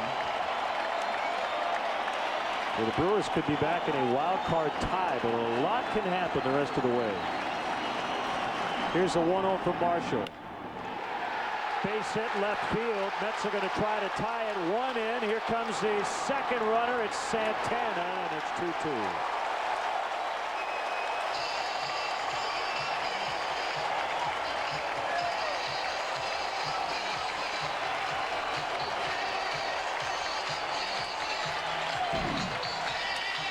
Well, it wasn't hit particularly hard, but it was hit in the right place. David Wright with the big swing hit it down near the trademark. Just a little floater out into left field. Well, I thought Soriano had a shot at Santana at the plate, but his throw was up the first base side, allowing the Mets to tie it up. So Wright with 122 RBIs. 4 in the series. First and second in a 2-2 tie. Beltran looks at ball 1 in the dirt.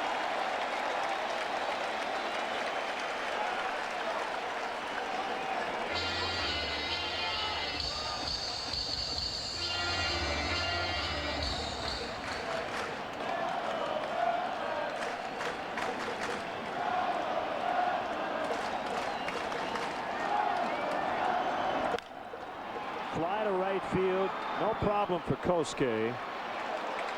And the inning is over. A hit batter, infield single, a walk, and then a 2-out, 2-run single, and it's tied 2-2. Toyota moving forward is more than just a slogan. It's the way it is. Hello, I'm Bruce Dickstein of David Bruce Toyota. Toyota's having a remarkable year. The reason? Toyota builds superior vehicles.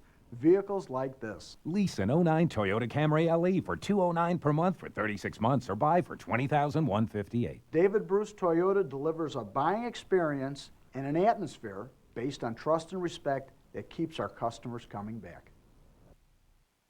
We've come all the way out here, and you'll never believe what we've found. The internet. Seems it can't hide here either. Simply insert the AT&T Laptop Connect card. You're connected at up to 3G speeds. Email business proposals and place orders online, all on the go. I'm Bill Curtis, and I've just found the internet.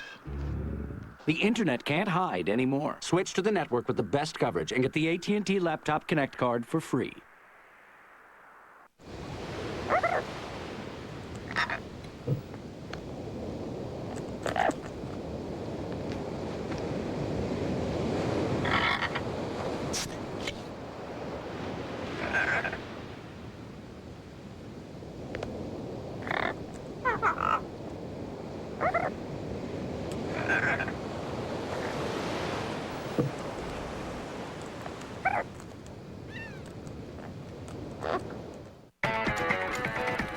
Wednesday on Chicago Tribune Live, the race to the playoffs continues as the Sox battle the Twins in a central showdown, plus the Cubs face the Mets in New York City. We'll have a preview of both games, all that and more Wednesday at 5:30.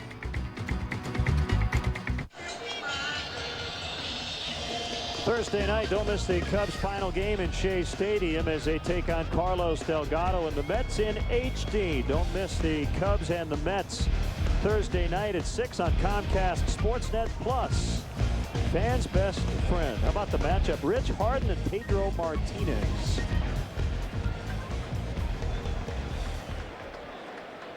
Knotted up at 2 apiece as we start the 6th. Johnson, DeRosa, and McGee versus Santana. A big part of that 2-run rally, an infield single and the tying run. And Santana back to work on the mound.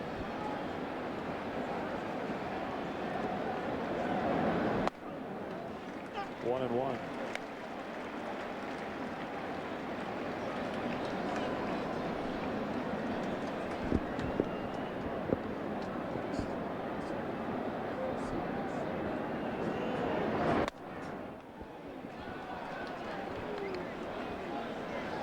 Two and one the count. Santana 1-0 in his career against the Cubs. This is only his second start. He beat him at the Metrodome when he was a Twin back on June 23rd, 2006. I don't know about you, Bob. I do not have fond memories of that series in Minnesota. That was a rough series for the Cubs. It's like pinball in that dome. Arena baseball. Yeah, not an easy place to play. Johnson walks, leadoff man is on, and here comes DeRosa. Second baseman, Mark DeRosa.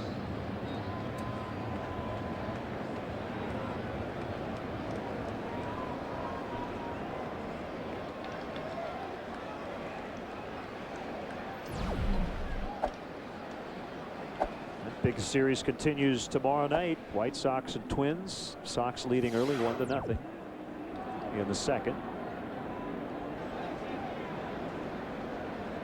These games are almost all must-wins for the Twins.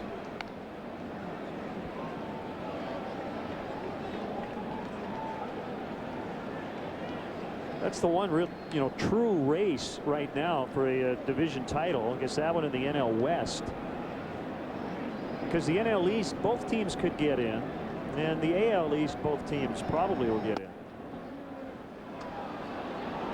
1-0 on D-Row.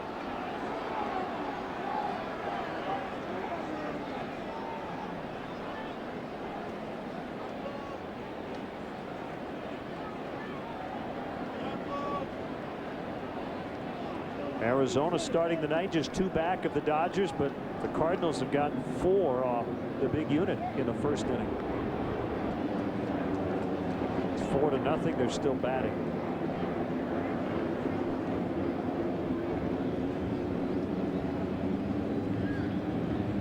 Dodgers hosting the Padres a little later on tonight.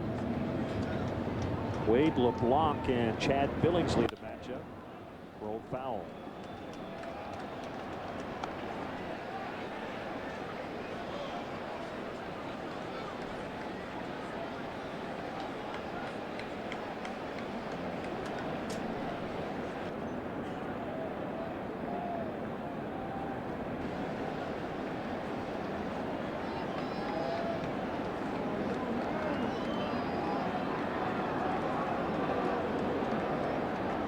Pause by Santana. Slide step in the pitch. Not hit very hard. Delgado will get one. Relay throw late. Tried the difficult 3-6-1. But DeRosa beat the relay toss.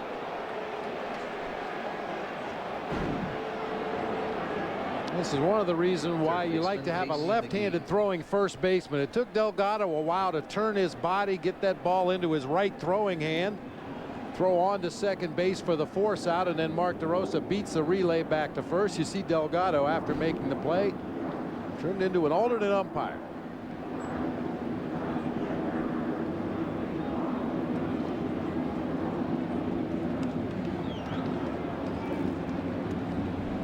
McGee at the plate for the third time.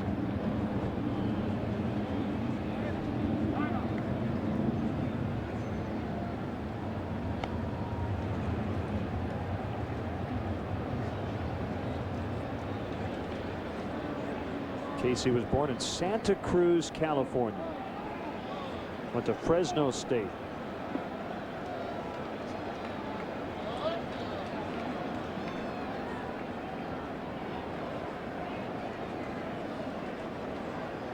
A 1-0, a strike.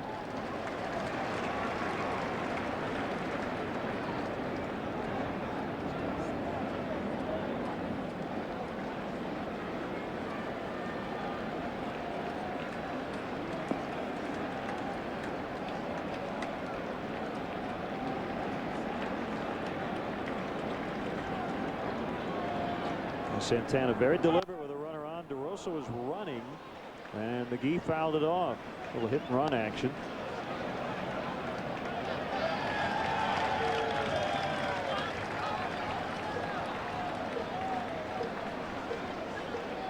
Casey led Iowa with 147 hits at the time of his call-up right at the end of their regular season.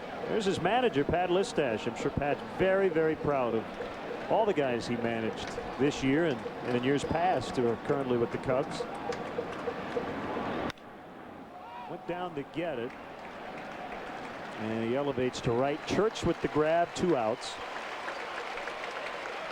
Cubs fans won't want to miss the recently published book, Hoodoo, Unraveling the 100-Year Mystery of the Chicago Cubs. Available at your nearest Chicagoland Walgreens, harrycarries.com, and wherever books are sold.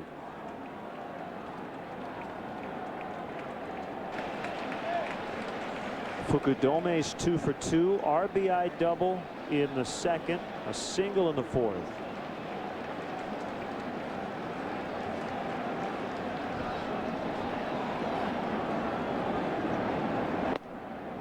The benefit for Lou Piniella, the lineup he has out there tonight, is he has Ramirez, Soto, and Terrio all available off the bench late. I don't think he'll be afraid to use them. So I'm sure talking about his options right now.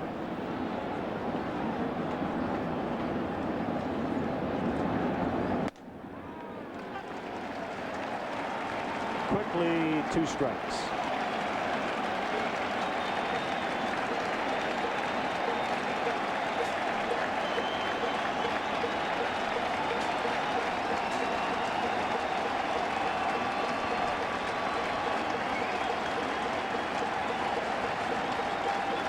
Big leg kick, hit foul.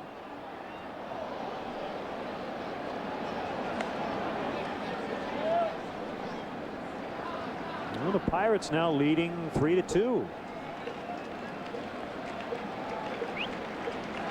Could be one of those nights. Everything's very fluid. You like to use the 2 words, stay tuned. Stay tuned.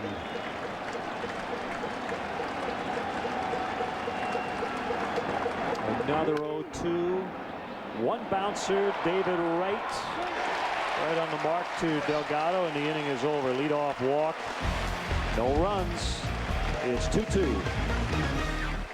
Nissan set out to create the perfect on-road vehicle, and in the process, created a category. Introducing 2 crossover leaders from Nissan. The redesigned Murano, awarded as an IIHS top safety pick, and the versatile Rogue, named 2008's best new small crossover. Lease the 27 MPG Nissan Rogue, just $229 a month. Don't follow the leader, own one. At your Nissan dealer now. The intensity is rising. A Central Division title is on the line. An entire season could come down to this. White Sox Twins, tomorrow and Thursday at 7, only on Comcast Sportsnet. If it's got a motor, that's our slogan here at Clinton Motor Works. And what's it mean? Well, we have one of the area's best selection of pre-owned cars, trucks, vans, SUVs. Oh yeah, and the cruising coolers. How great is that? A 13-mile-an-hour cooler to ride. Just another reason to stop in and see what's going on. Now let's talk warranty. We have the area's only lifetime engine warranty on most all the vehicles we sell. That's right, your engine blows, you get it fixed for free. That's why people do business with us. For your next great sales and finance experience, we'll see you soon at Clinton Motor Works. If it's got a motor. Miller Lite. Oh, I'm sorry, we're all out. Oh, just any light then. Oh, how about a tall, frosty glass of Busted? A commish. Of the More Taste League, you got it. But willingly risked your league status with this just any light beer business? Come on, Miller Lite's got more taste and half the carbs of Bud Light. You know? Can't I beg for leniency or something? Granted. Come up and face the music. Hands off the podium. The official beer of the More Taste League. Miller Lite. Great taste, less filling. Sports Night, tonight on Comcast Sportsnet, fans' best friend. Here's tonight's Sharp Aquas game-changing play with a runner at first base and one out. Johan Santana pulled the bat back and actually hit the ball twice. He ends up reaching on that infield single after a strikeout. Another base on ball. David Wright came up with a big base hit into left field to tie this game up.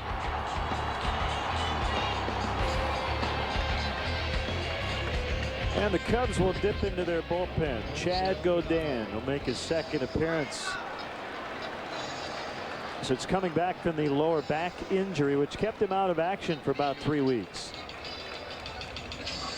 Well, coming into a 2-2 tie, he could possibly get his 10th win. You combine his stats between the A's and the Cubs.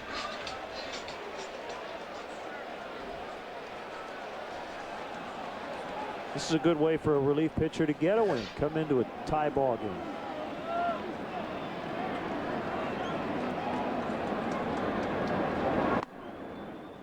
Godin goes from the windup. Not a big surprise since he has been a starter and has started some games this year with Oakland.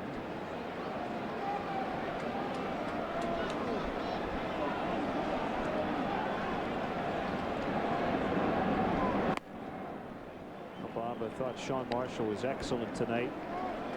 Did give up the tying runs on the hit by Wright, but as you said, he was victimized by that bizarre Santana infield single.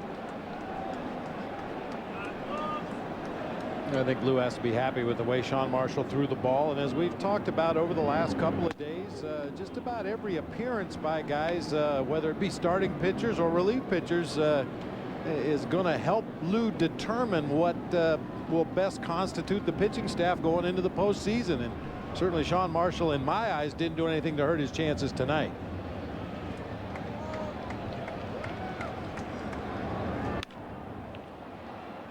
Fly ball. Soriano still running hard. He's not going to get there in time, and that's fair. And it's a double for Delgado. The ball is curling away from Soriano and just landed fair. No, it's compounded by the fact that Fonzie's playing a few steps over into the gap in left center initially and very deep for Delgado. It's slicing ball just fair down the left field line.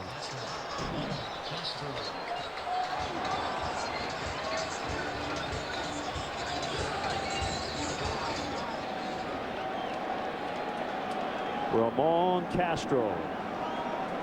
Go ahead run in scoring position with no outs.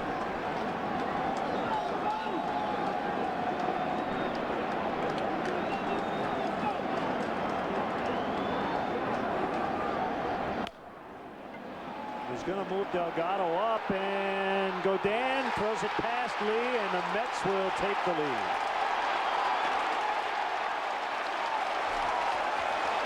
An ill-advised toss by Godin, and it's 3-2. Well, the chances of this play turning out well are nil. Some confusion initially. Who's going to get the ball? Godin running almost back toward the second base position as he tried to flip that ball behind him. Looked like he never really had a good handle on it, and no play for Derek Lee at first base, and the Mets take the lead.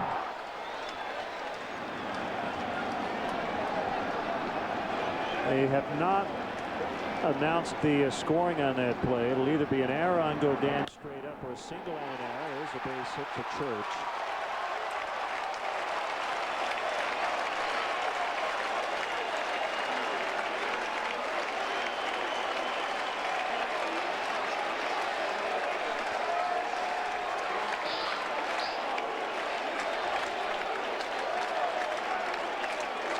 And looking at the board, they've added a hit and an error. So it'll be a single for Castro, no RBI. The run scoring on the error. 3 straight hits here for the Mets. Alan Trammell, the bench coach, doctoring up that lineup card.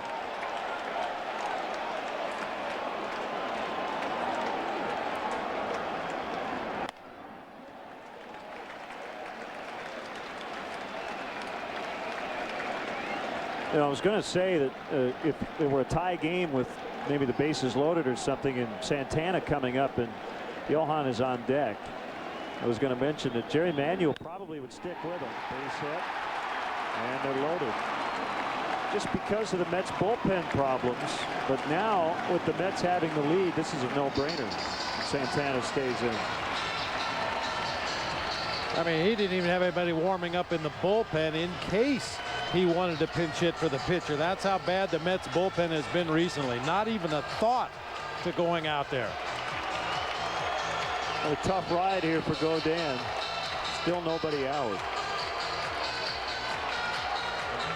Kevin Hart will get loose.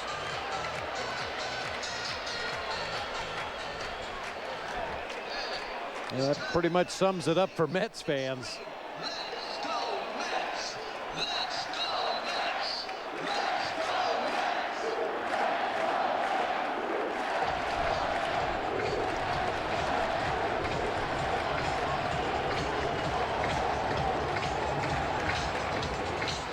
Crowd really didn't get into it until the 5th when the Mets tied it against Sean Marshall. They now have the lead, and they have 3 on with no outs, and the Cubs will bring their entire infield in. Game changed on the infield single by Santana in the 5th, and he takes ball 1. You never know what the turning point of a ball game is going to be. Sometimes a deep home run, sometimes a big strikeout in a clutch situation, but I've never seen a pitcher break his bat, hit the ball twice for an infield hit, and jumpstart an offense.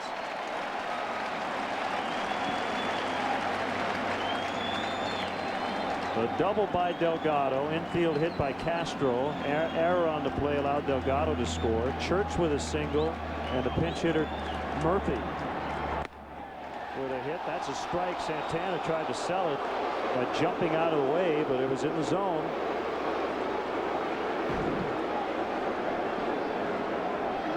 Yeah, that pitch isn't even close to him. Phil Cuzzy loves that.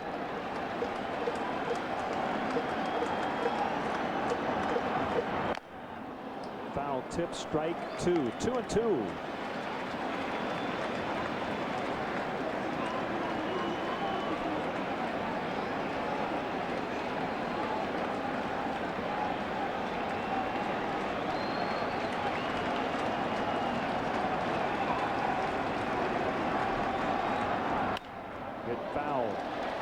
It's an odd kind of a thing to even say this, but you know, some pitchers after a layoff come back and they don't have their command and they can't throw strikes. Other pitchers come back from a layoff, they don't have their command, and all they throw is strikes right down the middle of the plate. That's been the case with Godin in this outing here tonight. A lot of very hittable pitches. You could not pull a ball more than Santana just did.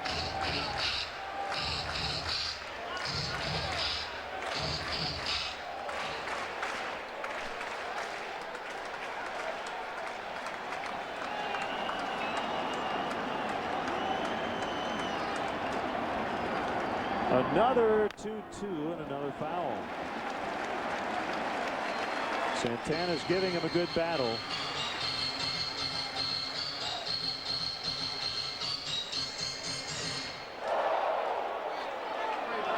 And we'll have a pause in the action. We won't show it, but a fan has gotten onto the field.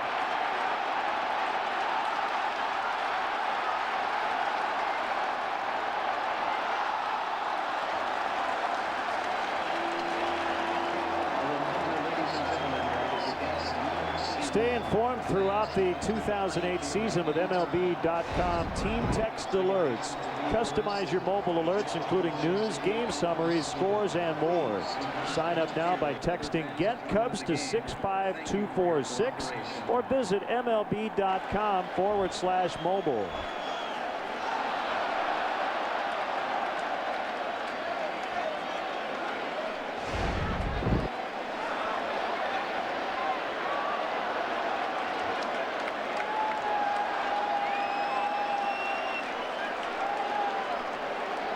Well, we still are waiting to resume.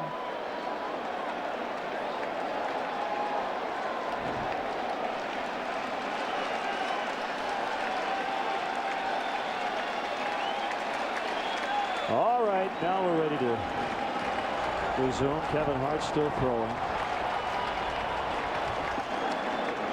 Another 2-2 offering. Ground ball to DeRosa. He'll get one. They won't get two.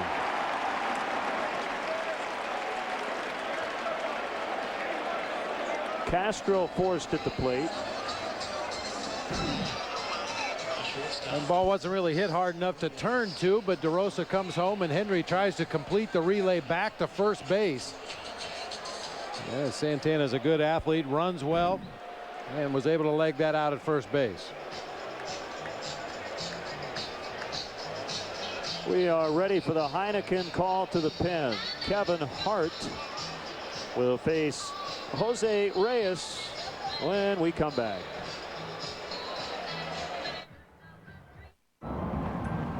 Thanks. All right, no problem. Wait. Got it. Thanks.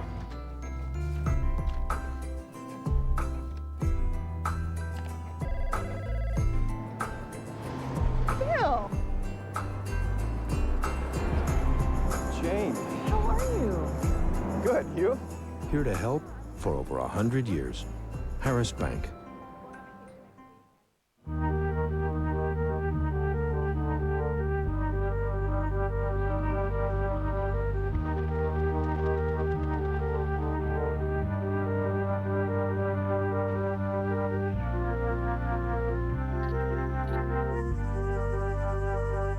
Ever wonder how you just know someone was about to call? We believe that calls should be free. U.S. Cellular. Believe in something better. Hey. Oh, hi. You know, it's pretty quiet. I think I'm just going to take my lunch now. At Lowe's, you can refresh your home with the same style of items you'd find in a specialty store. Is this the right price on that lamp? It sure is. For a lot less. What'd you get at Lowe's? Chainsaw. My husband's a logger. Lowe's, let's build something together. Ask for 10% off your first purchase on your new Lowe's Consumer Credit Card account. Get Chicago Sports News Nightly on Land Rover Sports Night. Coming up tonight after Cubs post-game live, we'll have the Cubs and the Sox recaps. The Blackhawks hit the preseason ice with Ron Santo dropping the first puck. Join Pat Boyle and Mark Shanowski for Land Rover Sports Night tonight after Cubs post-game live, only on Comcast Sportsnet, fans' best friend. It did not go well for Chad Godin. We recorded only one out this inning. And Kevin Hart is on in relief. Bases loaded, a run in to make it 3-2. As Hart takes his final warm-up pitches. Well, last time out, Bob, he was throwing really hard. Did give up a run in a couple of innings against the Cardinals 4 days ago. And he was consistently hitting the mid-90s. Kevin Hart, a guy right around this time last season, kind of earned his way onto the postseason roster with a strong finish to the regular season.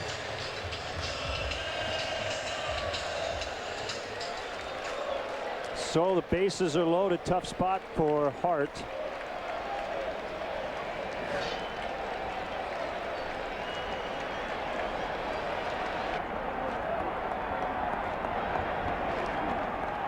Cornermen are in. They are back up the middle at double play depth, but it's going to be a tough turn the way Reyes runs. Bounded foul. Yeah, Reyes has only grounded into 2 double plays all season.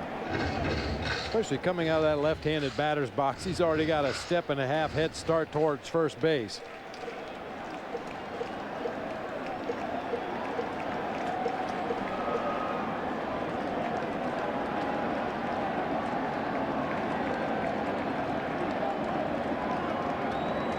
Pitch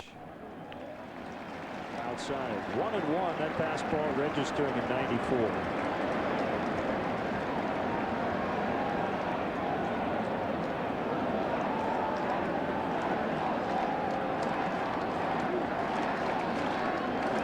All the corners of the block are occupied right now. The pitch, fair past Lee. All kinds of trouble. Church is in. Murphy's in. Santana's in. And Jose Reyes just picked up his 71st career triple. And it's 6-2.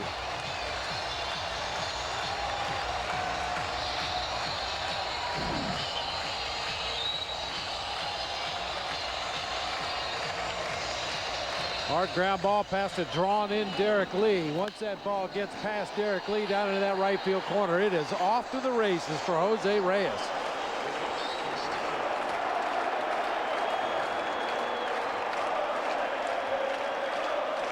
"19 triples on the year, a club record 71 in his career.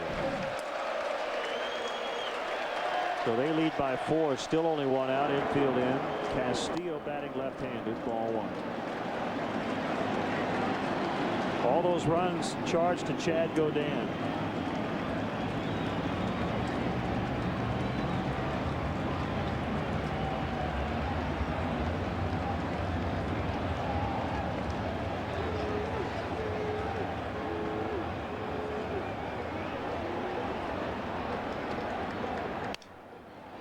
Reyes holding, and DeRosa tags Castillo. He and Derek Lee came together, so nobody covering first.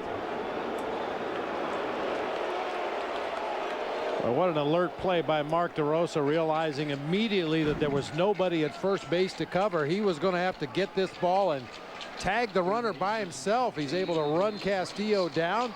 Quickly checks on Reyes at third base to make sure he wasn't coming down the line. That's a good play. Now, Bob, it looked like Reyes didn't really go up the line at all. He was starting to walk back to third. Should he have gone up the line a little bit? Because once DeRosa committed, I was a little surprised Reyes didn't even think about trying to score. Yeah, because he had Mark DeRosa with his back to home plate as he was making that tag play up the first base line. Breaking ball, strike. And there was a point where DeRosa basically didn't even look at home plate. Yeah, it looked like Reyes really gave up on that play early. Yeah, you see him just very casually walking back to third base. I mean, even if the contact with Castillo dislodged the ball from DeRosa's glove, Reyes wasn't in a position to score.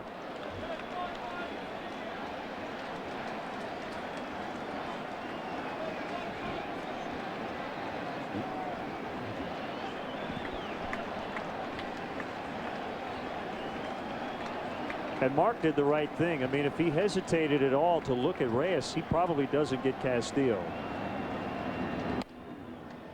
Wright tied it with a 2-run single in the 5th.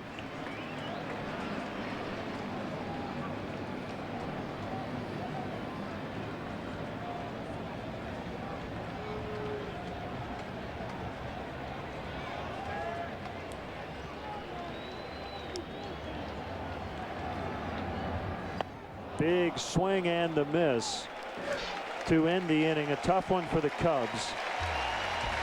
As the Mets get 4, they lead for the first time at 6-2.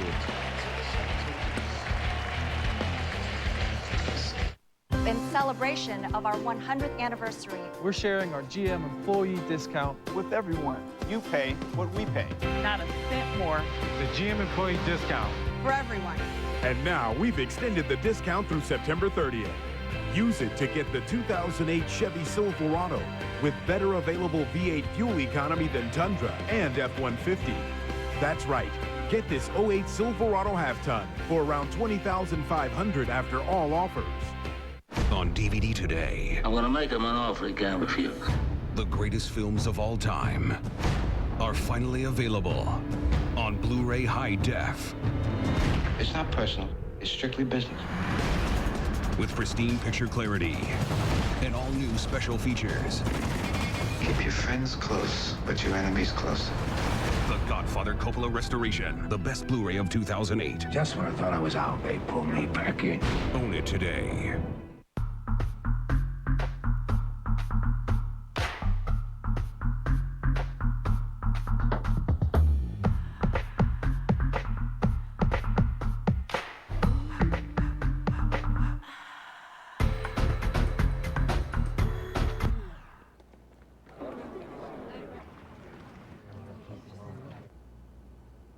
Tonight, do the mojito with the refreshingly cool taste of the Bacardi Mojito. Hey, I'll never forget that Tom? time when Bill Melton hit that 3-run homer off Cy Young. Great stuff. Johnny and I thought it was Lou All's best game of the year. You see Kane go in and score last night? He turnstile that guy. I'm a basketball. Comcast Sportsnet's all-star lineup. Went crazy. Yeah, that's a poster down here, please. Nothing but net. And that's how the betting got started. Fans just like you. A deep dish, big boy. Want some water? Find all the greats on Comcast Sportsnet. Fans' best friend.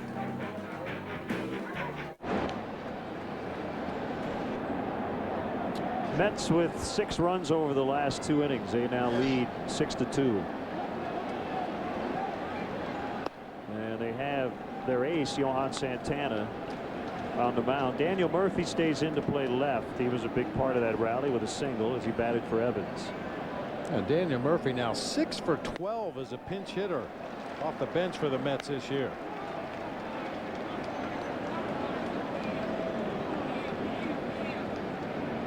Was it Murphy and Evans who did this song in the year 25-25? Oh, Zager. Zager. It's close. No, not really. Off power on deck for Hart.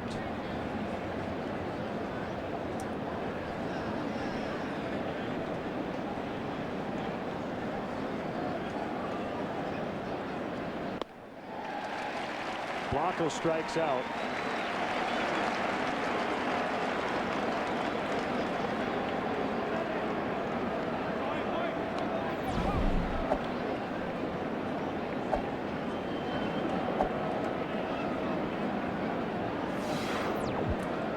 Here's Micah.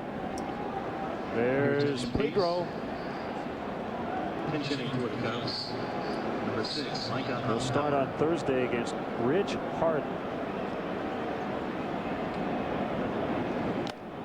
Foul tip, strike 1.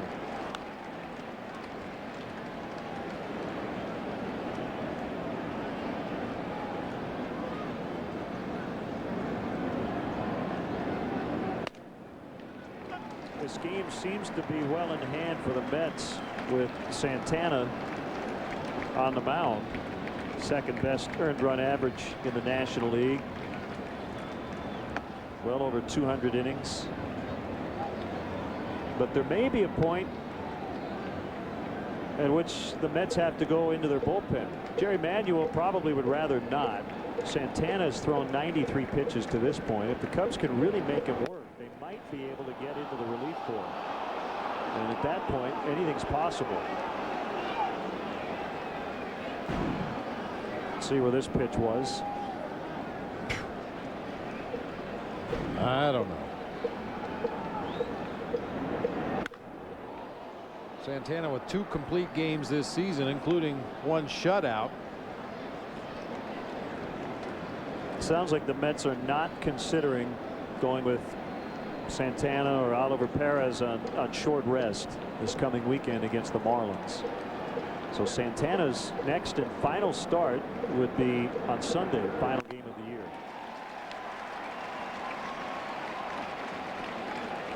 Which in some ways, Bob, has to be excruciating for Jerry Manuel, because after tonight, Angel Guzman warming for the Cubs, Jerry Manuel's hoping that the Mets aren't out of it. That either they've clinched or Santana can give them a shot to make the playoffs. Now, having said that about their plans, if they're in a bind Saturday, I mean, they've said they're not going to bring him back on short rest, but I think you'd have to consider it. The last thing Jerry Manuel would want is Santana to start Sunday, the game after they're eliminated. Everything is fluid. Indeed, Did we say that is. earlier? Yep. Got him. Called strike 3.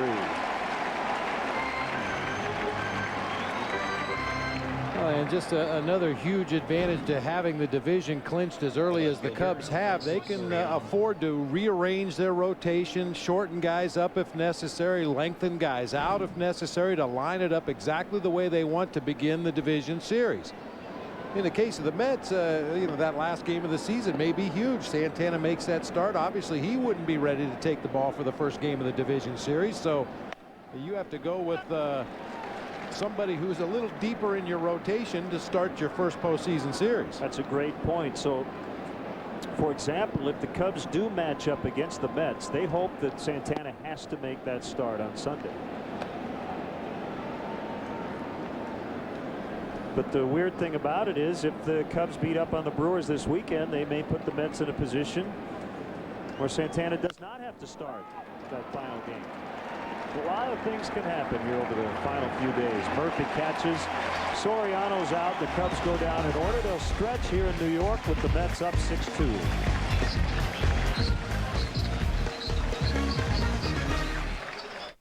The Buick, Pontiac, and GMC employee discount on every 2008. And now, many 2009s. You pay what we pay, but only until September 30th. Now get a G6 starting at just $16,720, or a Lucerne starting at just $24,122. Hurry, these are the final days of the GM Employee Discount for Everyone event. See your dealer by September 30th. Show me what you tell me, now we sipping cold belly and we up inside the telly. Roll you jellies on your belly and that's right up on your pillow. Bobby all inside your middle. This got me flipping like hotcakes on the griddle.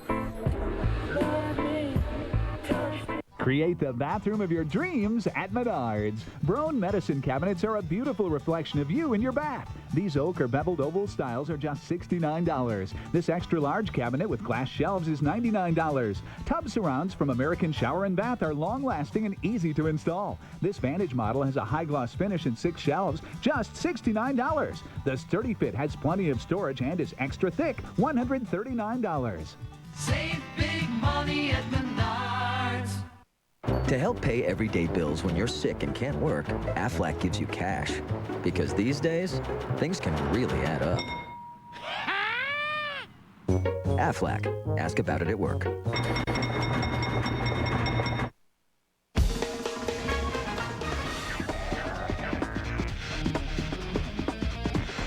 Now the Felco upcoming Cubs schedule and the TV channels as well will be on Comcast Sportsnet Plus coming up Thursday, and then on Friday to wrap up the Comcast Sportsnet portion of the schedule. It's a Fox game on Saturday, so that's a 2:55 first pitch, and the regular season finale will be on Sunday. Those games again all could be huge for the Brewers.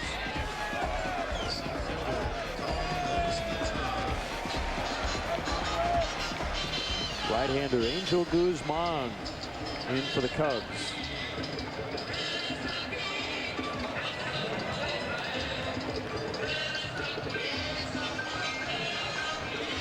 This is his 5th appearance since coming back from Tommy John surgery.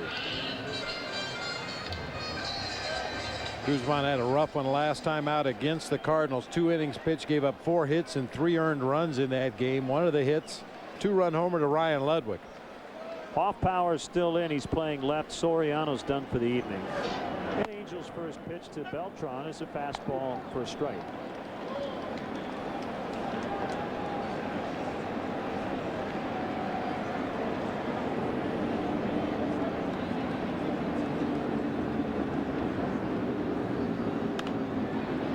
A pop-up on the left side of the infield. Cedeno with the catch. Beltran's 0 for 4.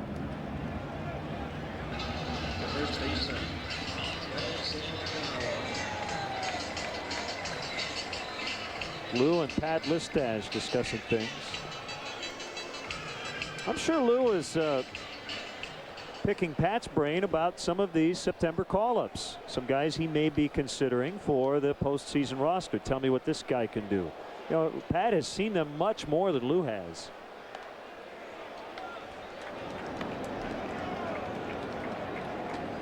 Well, I'll tell you, that's something that Lou has been very good about, getting input from anybody who has any experience at all with these players. If you've seen him play in the minor leagues, if you've had him in winter ball somewhere, just trying to get a better read on his roster, a better read on what his guys are capable of doing.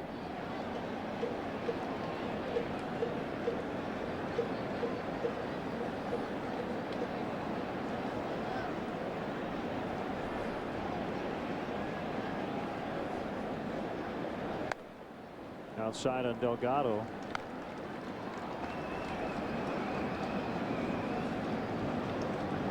Look at Pat Listach's run early on in his career. American League Rookie of the Year, 1992.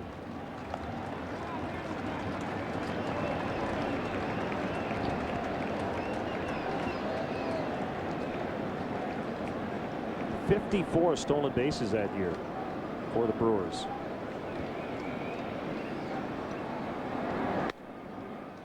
Delgado walks.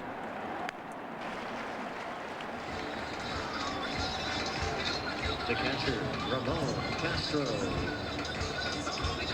Here comes Castro. 1 for 3.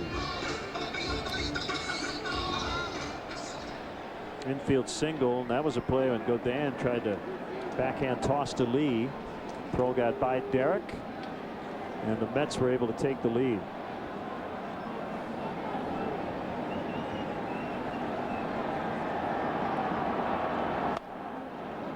Swing and a miss. What was on the docket today? Anything exciting here in New York? I know it's all work and very little play for you, but hey, the entertainment in this town just walks past. Just find a place to sit down with a cup of coffee and a newspaper and let the show begin. Boy, you see a little bit of everything in this town. Part of my day was spent watching the New York's finest tow away cars. I didn't realize that the New York Police Department had so many tow trucks. There was a fleet of them towing cars off of 42nd Street today, right out in front of our hotel. So of all the things to do in this great city of New York, you were watching the police tow cars. Yeah. The right fielder, 2 outs.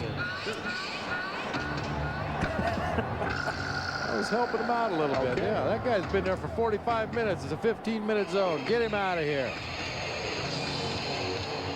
I saw a very interesting documentary over the off season about all the Scrabble tournaments, and you know, in the many parks in New York, you have some really intense Scrabble games. Did you get involved? I did not. No, I didn't find any. I did walk through Central Park today, up to the Upper West Side. Just a beautiful day to walk around the city. Back through Times Square. Broken bat. Cedeno's going to step on second, and the inning is over. We'll head to the 8th as we watch them tow cars in the parking lot. It's 6-2. Bank of America offers the opportunity to see Wrigley Field like you never have before. Take a 90-minute guided tour and check out the press box, locker room, dugouts, and much more. Tours are available on select dates and can be purchased by calling 1-800-THE-CUBS or by visiting Cubs.com. It's Toyota's National Clearance Event, the perfect time for amazing deals and selection. Right now, lease the best-selling car in America, the 31-mile-per-gallon rated Camry LE, for just $199 a month. Or get $500 cash back.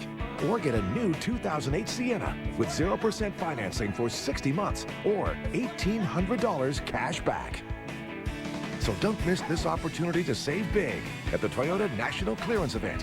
Hurry into your Toyota dealer today.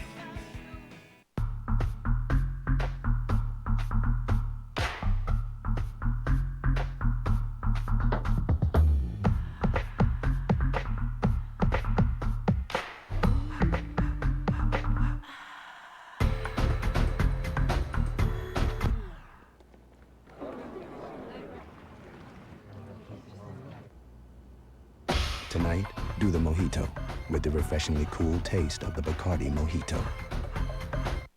Hey Cubs fans, are you looking to get tickets to the hottest Cubs games this year? Visit Cubs.com and click on StubHub, the official fan-to-fan ticket marketplace of Cubs.com. Don't miss all the fun and excitement at the friendly confines with StubHub. There's always a ticket available to a Cubs game. 6-2 Mets. Johan Santana still working.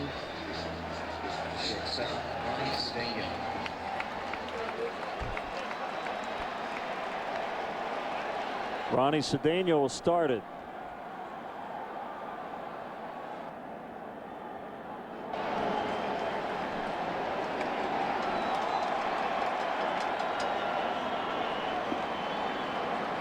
Cedeno, Lee, and Johnson.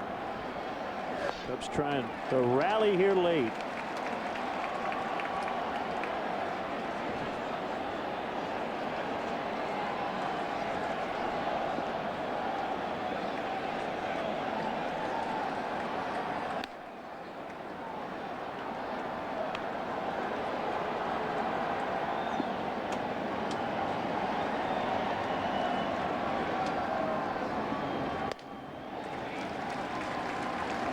One and two.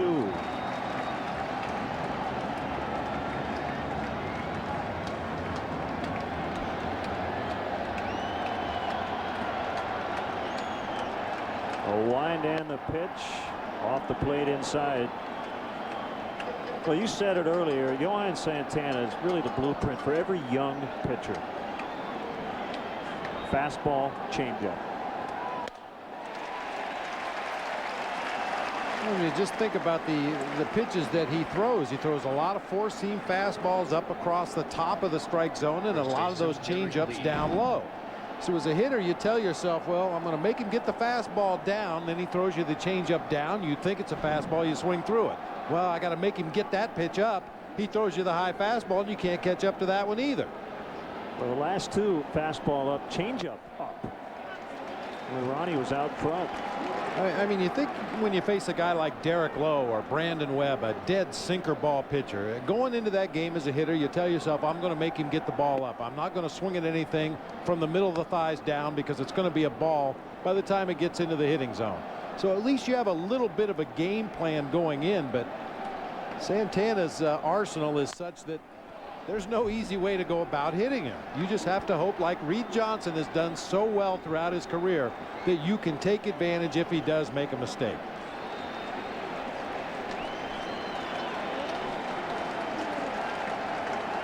One, two.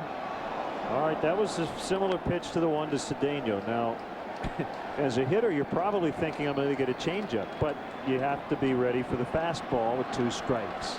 So here's the 2-2. And it was a changeup, and it was nasty. That's the 10th strikeout for Santana.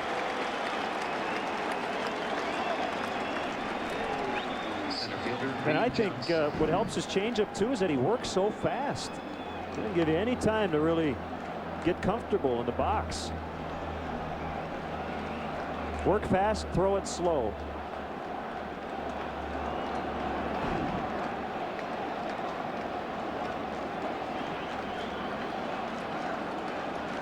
Johnson has reached twice, an RBI single in the third. He walked in the sixth. A base hit to right. Oh, man. Reed Johnson has done it again against Santana.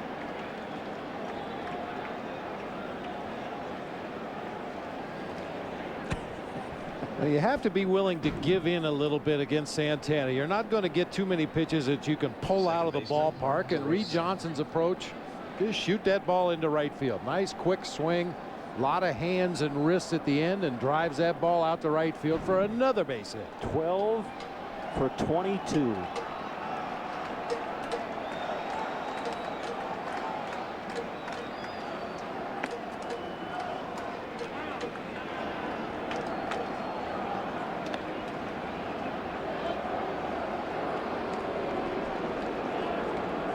That was Pedro Feliciano.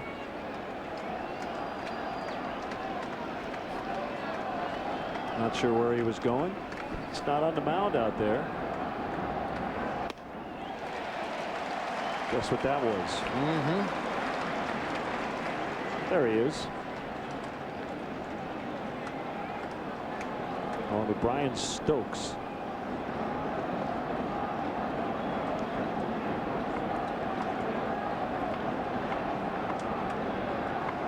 One hit foul.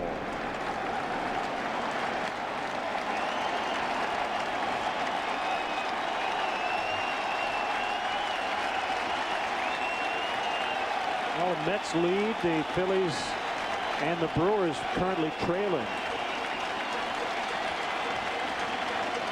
Santana trying to close out the Cubs in the 8th.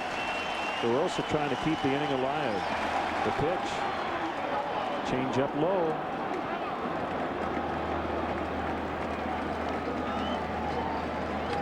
We showed you Feliciano warming up in that Mets bullpen. He is a great matchup lefty. He's held left-handed hitters to a 198 batting average this year. We may end up seeing a Ramos Ramirez before this ball game is all over.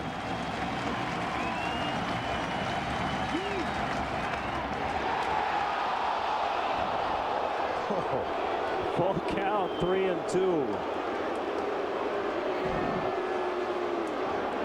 You tell me where that pitch misses. Must have caught too much plate. So Johnson will get a head start on a 3-2. Mark DeRosa with unexpected new life here.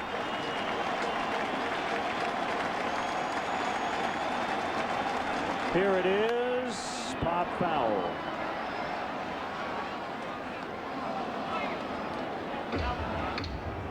Guys would, in general, I'm generalizing, but I think most major league batters would rather start the time a guy who throws 97, 98, 96, 95, 98, 97 as opposed to 91, 79, 81, 92, 81, 93, 79. That's what Santana does. Oh, what an at-bat for DeRosa. Draws the walk. Takes a couple of heaters just off the inside corner. And keeps it alive for McGee. Let's see where this one was. That one was definitely off the plate.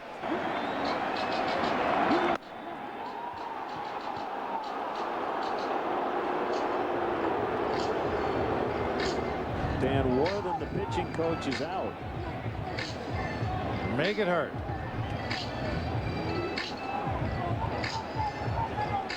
And what I mean by the change of speeds, the pitches look like the same pitch, right? Oh, no question about it. You know, right out of the hand, they look like the same pitch. I think it might be hard for people at home to understand how difficult it is to hit a good changeup.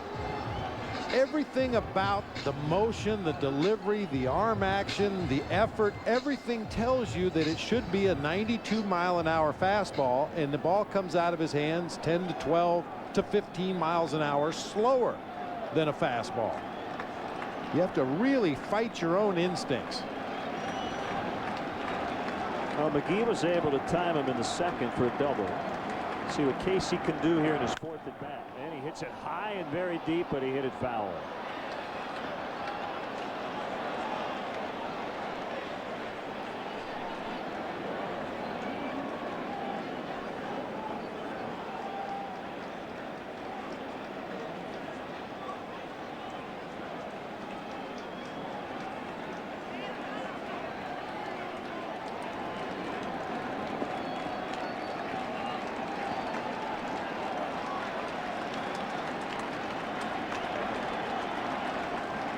The 0-1 pitch right below our booth this time. Well, we've got them positioned right, partner. They're hitting them all around us tonight.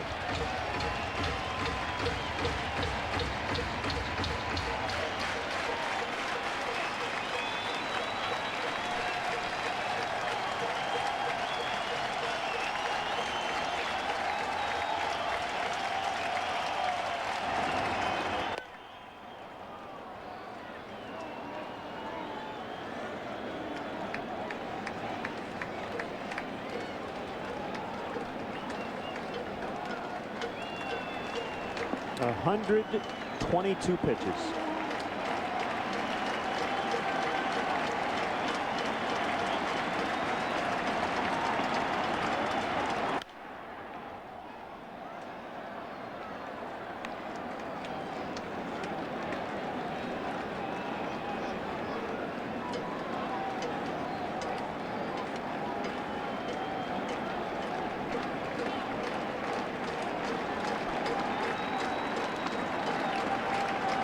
2 on, 2 down. We're in the 8th. 6-2 Mets.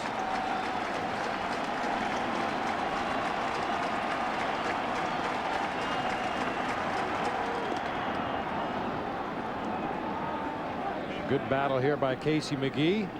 One thing we've noticed is that Casey hasn't ever looked anxious at the plate in his short big league career.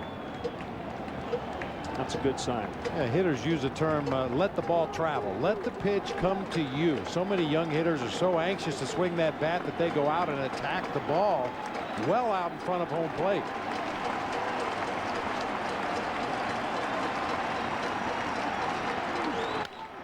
Ground ball, Reyes toward the hole. Throw to second is just in time to get the sliding Mark DeRosa. We'll head to the last of the 8th. That's probably it for Santana. They give him a standing ovation,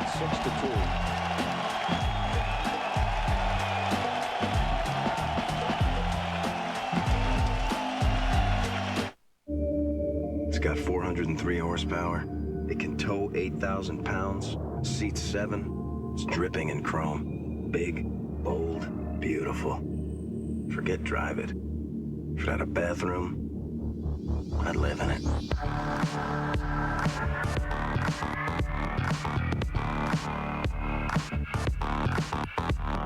Visit your Chicagoland area Cadillac dealer for this attractive offer. Welcome to Honda's ATV Planet. Today's episode, Power Steering, The Chase is On. The team is out to track the tough Foreman 4x4 ES, the first of its species with power steering. They spot one, and the chase is on. Power steering gives it effortless handling, with no sign of fatigue. Then suddenly, it's gone. Another memorable adventure on ATV Planet. Hawkeye Motorworks, 7805 North Division Street, Davenport. The best time is any time at Catfish Bend Casino.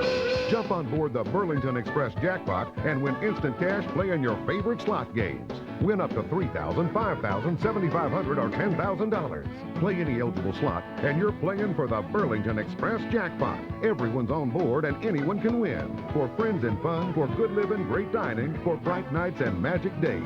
The best time is any time at Catfish Bend Casino. Sports Night, every night on Comcast Sportsnet, fans' best friend. From the Comcast Sportsnet studios, it's a Cadillac Sports Update. Hi there, Gail Fisher with you. Just a reminder, Thursdays and Fridays Cubs games are now on Comcast Sportsnet Plus, which is CLTV in Chicagoland. For complete channel listings, log on to ComcastSportsnet.com and click the link to Chicago. And remember, Dan Plesac joins me after this game for Lowe's Cubs Postgame Live. Now let's go back out to Len and Bob.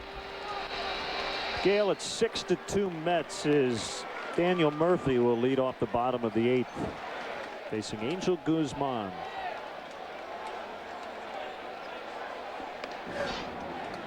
Mets trying to not only even up this series, but win their first game against the Cubs this year. The Cubs are 3-0 versus New York.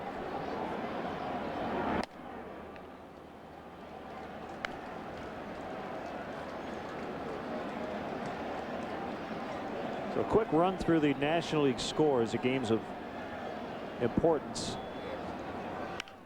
Braves 3, Phillies 2, bottom of the 8th at Citizens Bank Park. Washington leading Florida 5-3 in D.C., top of the 8th in that one. Reds 2, Houston 1, top of the 5th in Houston. Pirates still leading the Brewers 3-2 in Milwaukee in the 5th.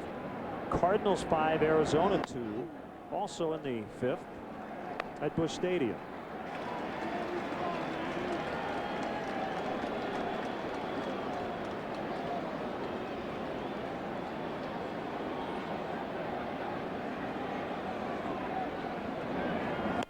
Ball 4, that's a walk.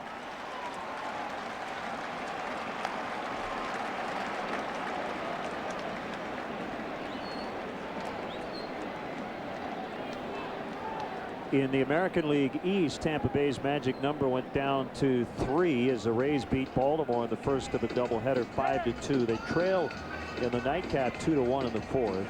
Boston's leading at home against Cleveland 5-4. Believe the Red Sox win that one. They're in the playoffs.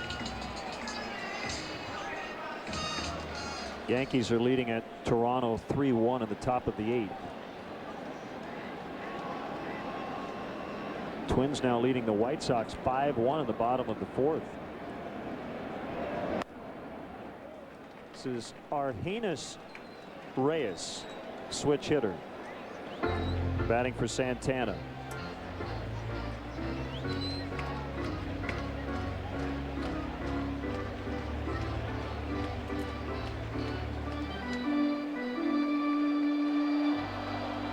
So tonight, Ramirez, Terrio, and Soto getting the night off. Well, Lou tomorrow might possibly give Derek Lee, maybe Mark DeRosa, possibly Alfonso Soriano a day off. Sounds like he might just kind of rotate starters in and out the rest of the week. Give everybody a breather.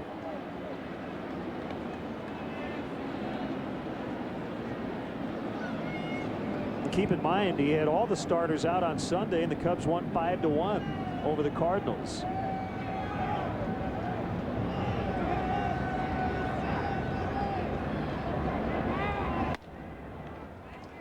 Off the corner, 2-0 on Reyes.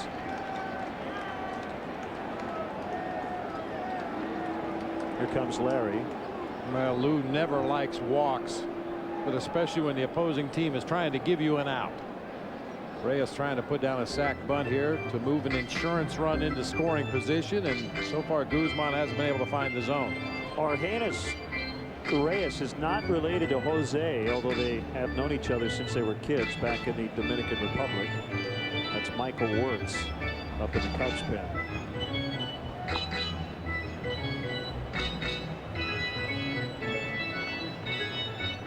Reyes mainly a second baseman.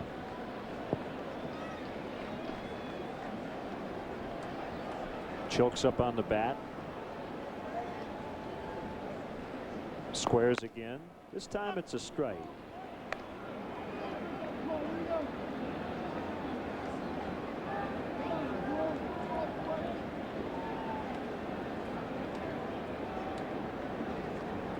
Some other things to maybe keep an eye on here the final few days. The strikeout records. Jack Cust has set a new American League strikeout record this year. The all-time record in a single season, Ryan Howard with 199 last year, but Mark Reynolds and Ryan Howard himself closing in on that mark.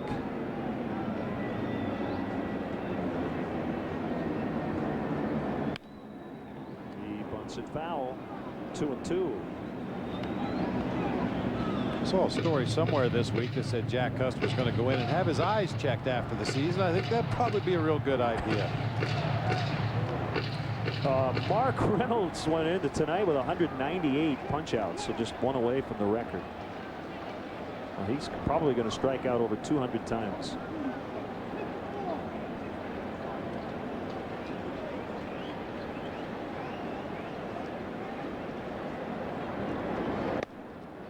And he got him. He bunts through strike 3.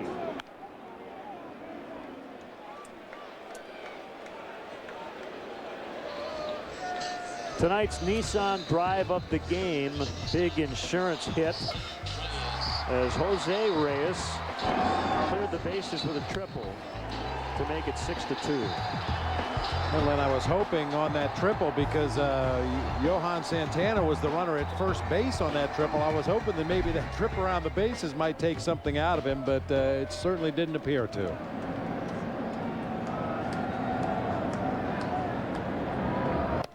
Outside, ball 1. Another interesting moment in baseball history happened over the weekend that we haven't talked about. Replay reversed a call on Friday. Tampa Bay's Carlos Pena had a double turned into a home run. They originally called fan interference. They looked at the replay and determined that it was over the fence. So the Rays have had a couple of replays during their games. That was the first reversal.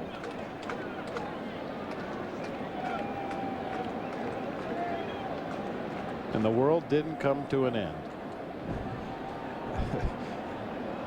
A lot of unnecessary concern over the effect of instant replay on the game. I'll just wait till it happens in the postseason. I bet it will. Well, there's certainly a chance it could, although in the postseason it's less likely to need the replay because you have the 2 extra umpires down either foul line, so ideally they can get into a position to make the proper call.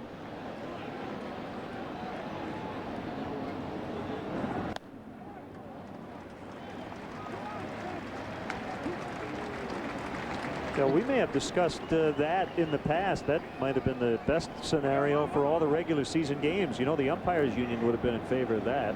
Oh, you want to add 2 more full-time umpires per game? Okay. I think they did the right thing with replay.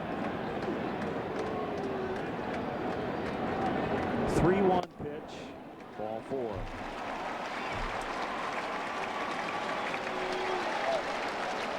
Hey fans, pledge your allegiance to the Cubs by becoming a member of the Cubs Club, the official online fan club for the Chicago Cubs. Cubs Club members will receive benefits unavailable to other fans, including your very own 2008 membership card, MLB.com's game day audio for the 08 regular season, and much more. To join today, visit Cubs.com, where baseball is always on.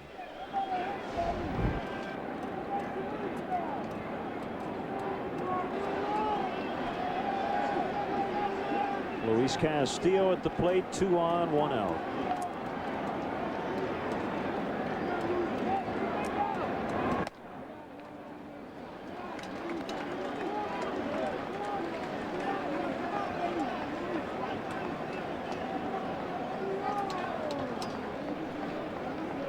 Well, CC Sabathia is going to pitch on short rest again tomorrow night. And if needed, he would be available on short rest again on Sunday against the Cubs. The Brewers also activated right-hander Giovanni Gallardo. Coming back from knee surgery, suffered that injury at Wrigley Field early in the season. Ben Sheets out until at least the Cubs series, if not done for the season, because of his elbow. 1-2 the count.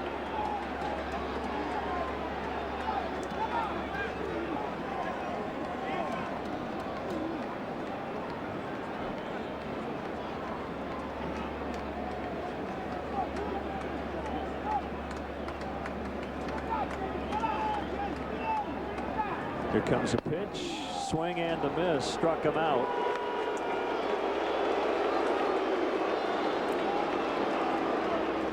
After the game, stick around for Lowe's Cubs post-game live. Get highlights of all the action and analysis from Dan Plesac. Don't miss Lowe's Cubs post-game live immediately following the game right here on Comcast Sportsnet, fans' best friend.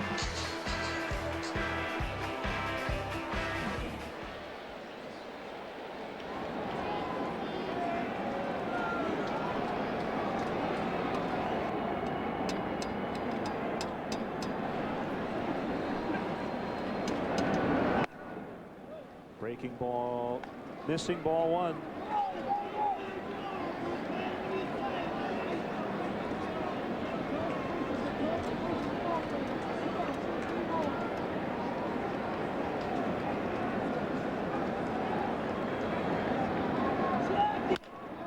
Line and caught by Cedeno to end the Mets' 8th.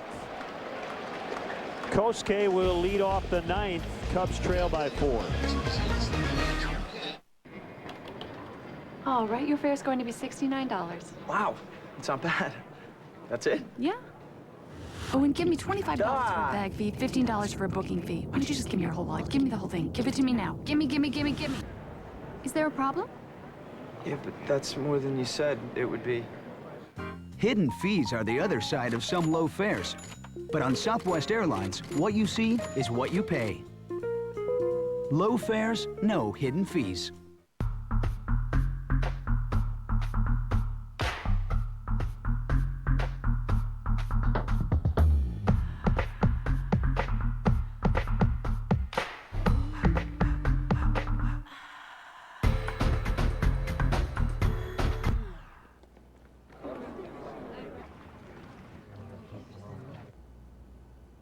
Tonight, do the mojito with the refreshingly cool taste of the Bacardi Mojito. The Arby's Rescue Brigade trains for the 99-cent barbecue deal. Brigade, the barbecue is back, and it's available for just 99 cents. Arby's classic oven-roasted beef smothered in tangy barbecue sauce. And at just 99 cents, there's no better time to try one. You growing a mustache, Tuppy? I like it. Arby's is saving the world from ordinary fast food with the return of barbecue. Get yours for just 99 cents and try our delicious new orange cream swirl shake. It'll have you saying, I'm thinking Arby's. The 24th annual Cubs convention will take place at the Hilton Chicago on January 16th, 17th, and 18th, 2009. Weekend passes are $60 each. A limited number will go on sale Thursday, November 6th at 10 a.m. on Cubs.com. For more information, please call 773-404-CUBS or visit Cubs.com.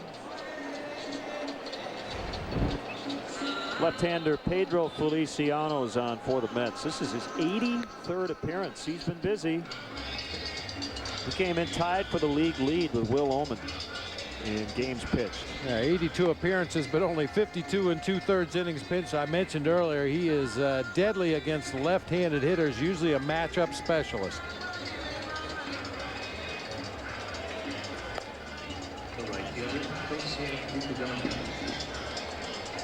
Well, he'll face a lefty, Kosuke Fukudome.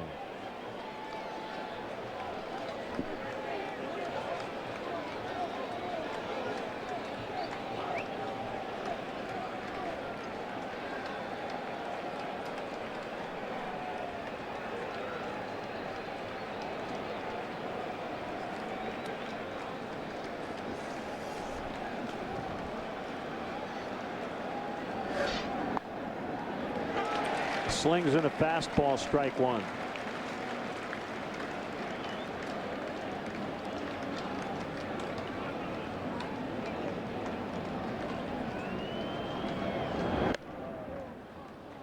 $50,000, 50, 50,615 he paid attendance. I have a feeling the crowds are only going to get bigger as this series goes on. This game's becoming even more important for the Mets.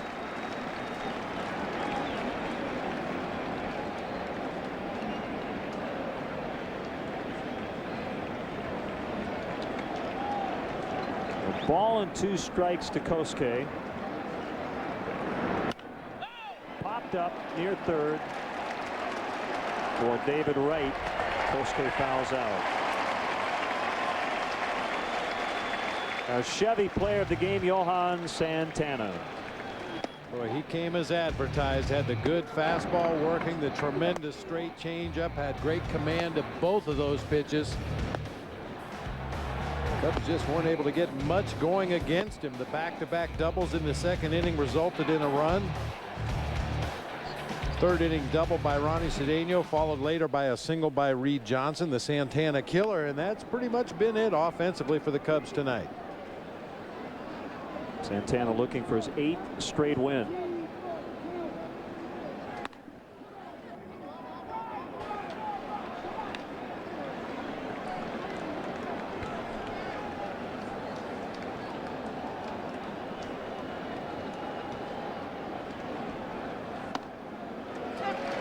Two and one.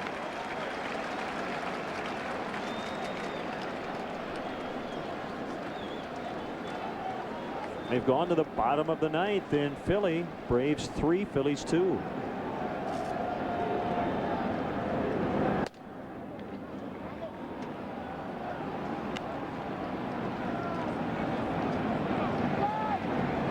But again, you never know philosophy.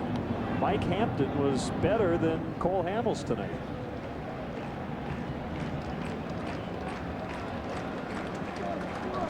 Phillies not done, but they're down in the bottom of the 9th. Ground ball, right can't get it. Reyes can't either. Base hit, Henry Blanco.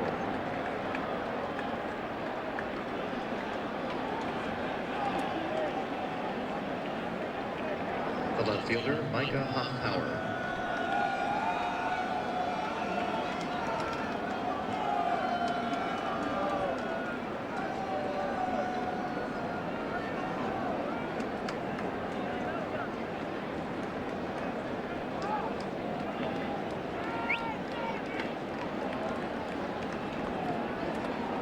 Hoffpower at the plate. Coy Hill has jumped into the on-deck circle for Guzman.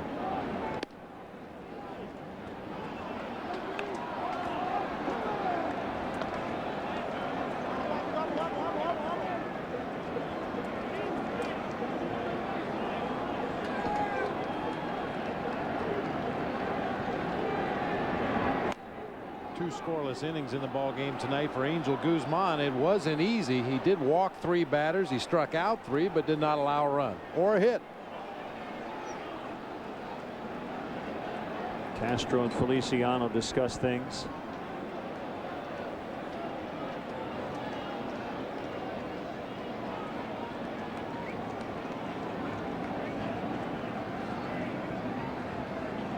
Diamondbacks inching their way back into that game in St. Louis. It's 5-3 Cardinals.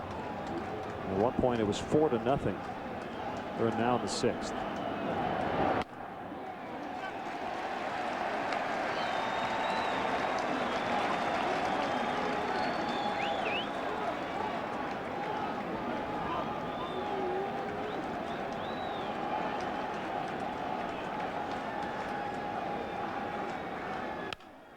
Base hit right center. Blanco's not going to take any chances, and with Coy Hill coming up, if he can get on base, a tying run will come to the plate. Cubs have been down 4 in the 9th, and they've come back. They did it last week.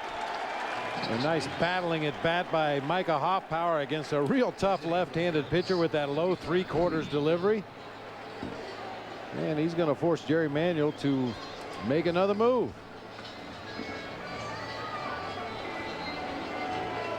So he'll make a change.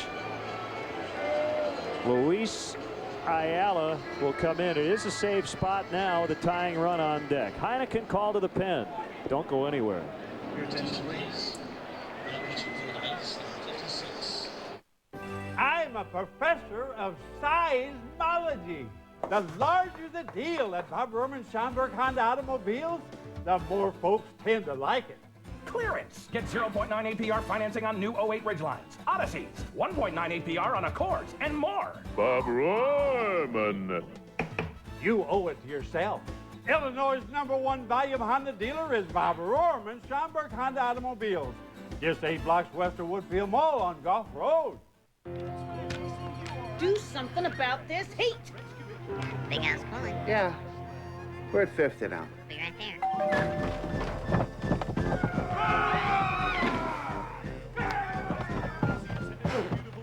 Don't just trust anybody to cool you down. Those fellas sure were fast. Call 4 Seasons Heating and Air Conditioning at 866-4 Seasons.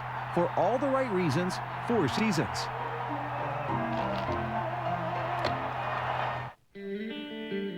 Chicagoans love their pizza. That's why you come to Giordano's. Some for 30 years now.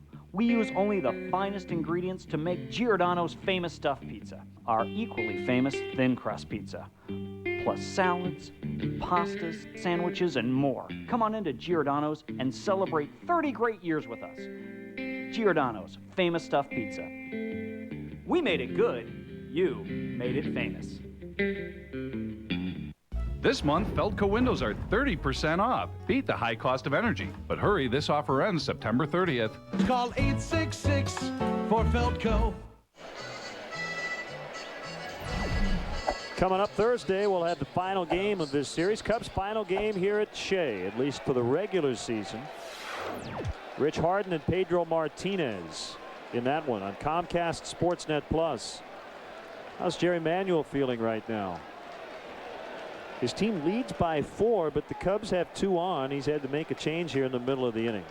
Well, and you mentioned it earlier in the ball game, Len, with some of the backup players getting starts in the ball game tonight. Lou has some weapons available off the bench, and he dips in to get Mike Fontenot here. Darrell Ward in the on-deck circle. Ramos Ramirez, Giovanni Soto, Jim Edmonds, Ryan Terrio all still available. Delgado will take it by himself, 2 outs, and Darrell Ward will hit for Cedeno.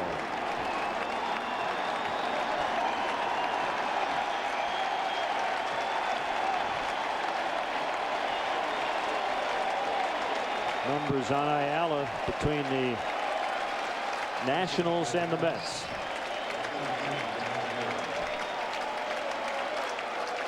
The Phillies have lost 3-2 the final.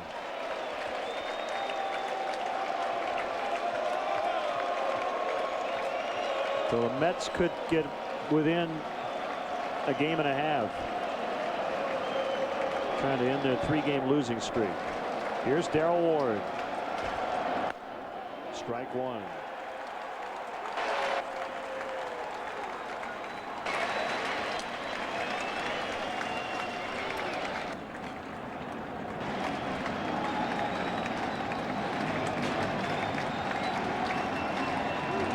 From the windup with runners at second and third. Lee on deck. He'd love an opportunity as a tying run. 0-2.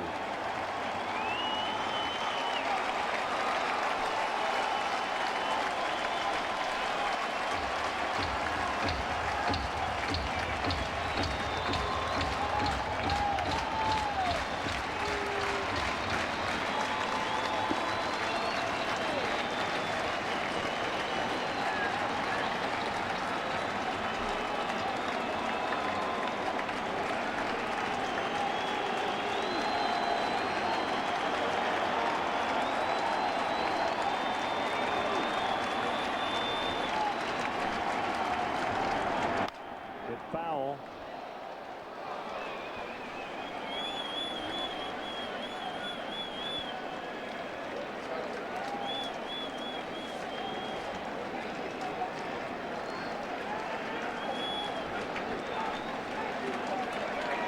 Mets took the lead with 4 in the 6th.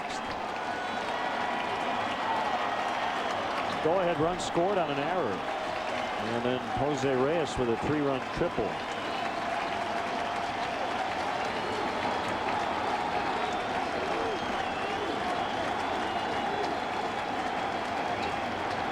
Another 0-2 outside.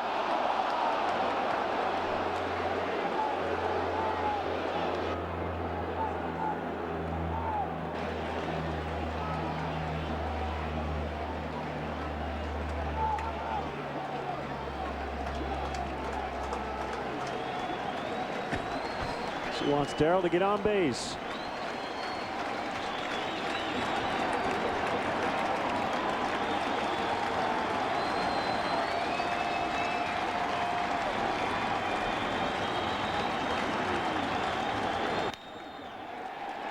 Up for Reyes in shallow left, and the Mets have evened up this series at 1 apiece.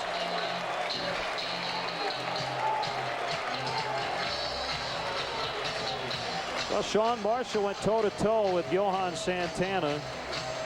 Sean had to exit after 5 innings. Cubs got 2 against Santana early, but that's it. He went 8 strong innings. It's his 8th consecutive win, and it's a game the Mets really had to have after losing 3 in a row.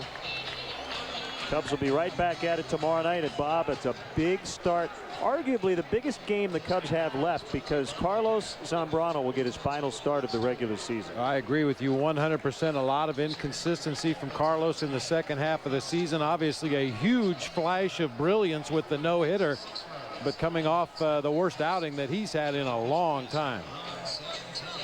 So that will do it for our game coverage. And the Mets have not quit as they lead the wild card by a game and a half. Could be 2 if the Pirates maintain their lead in Milwaukee. Stay tuned for Lowe's post-game live. Our next Cubs telecast Thursday night, final game of this 4-game series. We're on Comcast Sportsnet Plus, so join us, Rich Harden and Pedro Martinez. Once again, the final score tonight, the Mets 6, the Cubs 2. In-game scoring provided by ScorePad. Now for Bob Brentley, Pete Toma, Bob Albrecht, Tamara Anderson, and our entire crew. This is Len Casper wishing you a good night from New York. And again, stay tuned. Post-game live coming at you right now.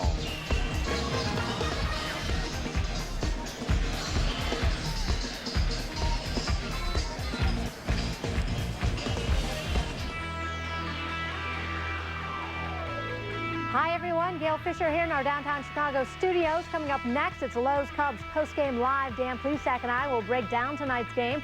Plus, we'll look ahead to Carlos Zambrano's start tomorrow night at Shea. That and more coming up next on Lowe's Cubs postgame live.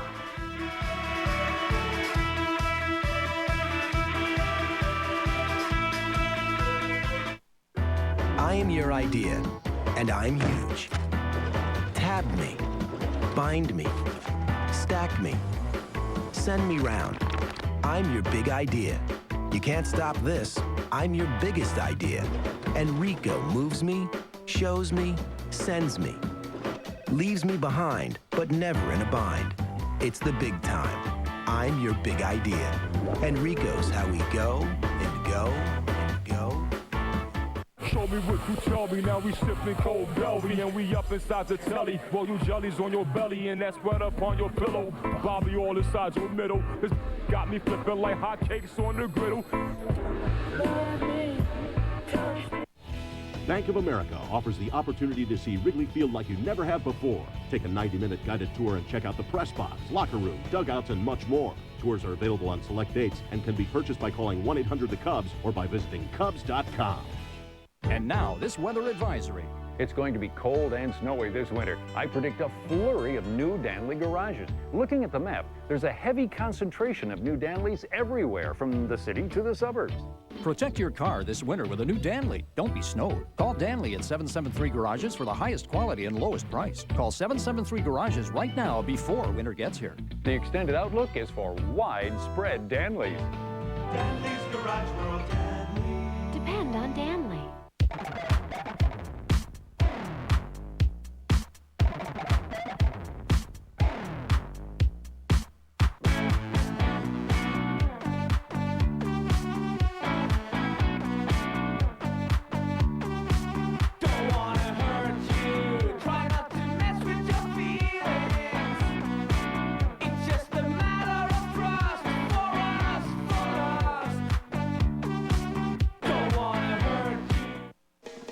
Cubs baseball on Comcast Sportsnet is brought to you in part by Southwest Airlines. With Southwest Airlines, you're now free to be more productive.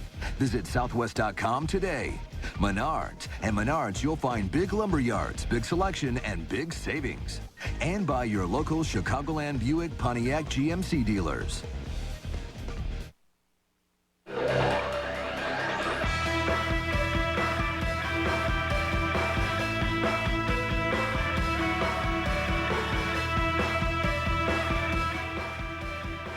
The Cubs fall to the Mets 6-2, so New York evens up this series at 1 game apiece. The Cubs certainly can afford the loss. The Mets definitely needed this win. Hello and welcome to Lowe's Cubs postgame live. I'm Gail Fisher alongside Dan Plesac. Yeah, New York in a spot where they really need to get these wins. The Cubs probably looking more at various different pitchers, Dan, to see who's going to make this playoff roster. But this really came down to the bullpen. I mean, Marshall, he was okay, only 5 innings, and then it was really the pen that kind of made the deciding factor in the end. Well, Chad Gaudin had a rough night tonight. It's his first game back. He's missed a little bit of time, more than a little bit of time, and I'm sure he's right on the, as far as being on the postseason roster. He's on the bubble or in the mix of the guys that Lou Piniella and Larry Rothschild need to decide who are going to be those guys in the bullpen to make this postseason roster. Actually, Sean Marshall ran into a little bit of bad luck in the inning where he gave up the 2 runs in the 5th inning, a broken bat, ground ball that came back to the mound. He had to get out of the way of the bat, and then the ball hit the bat before Ronnie Cedeno was able to put a glove on it, and David Wright came up with a big 2-out, 2 RBIs, really to tie this game up at a 2-2. And then it was a battle of the bullpens.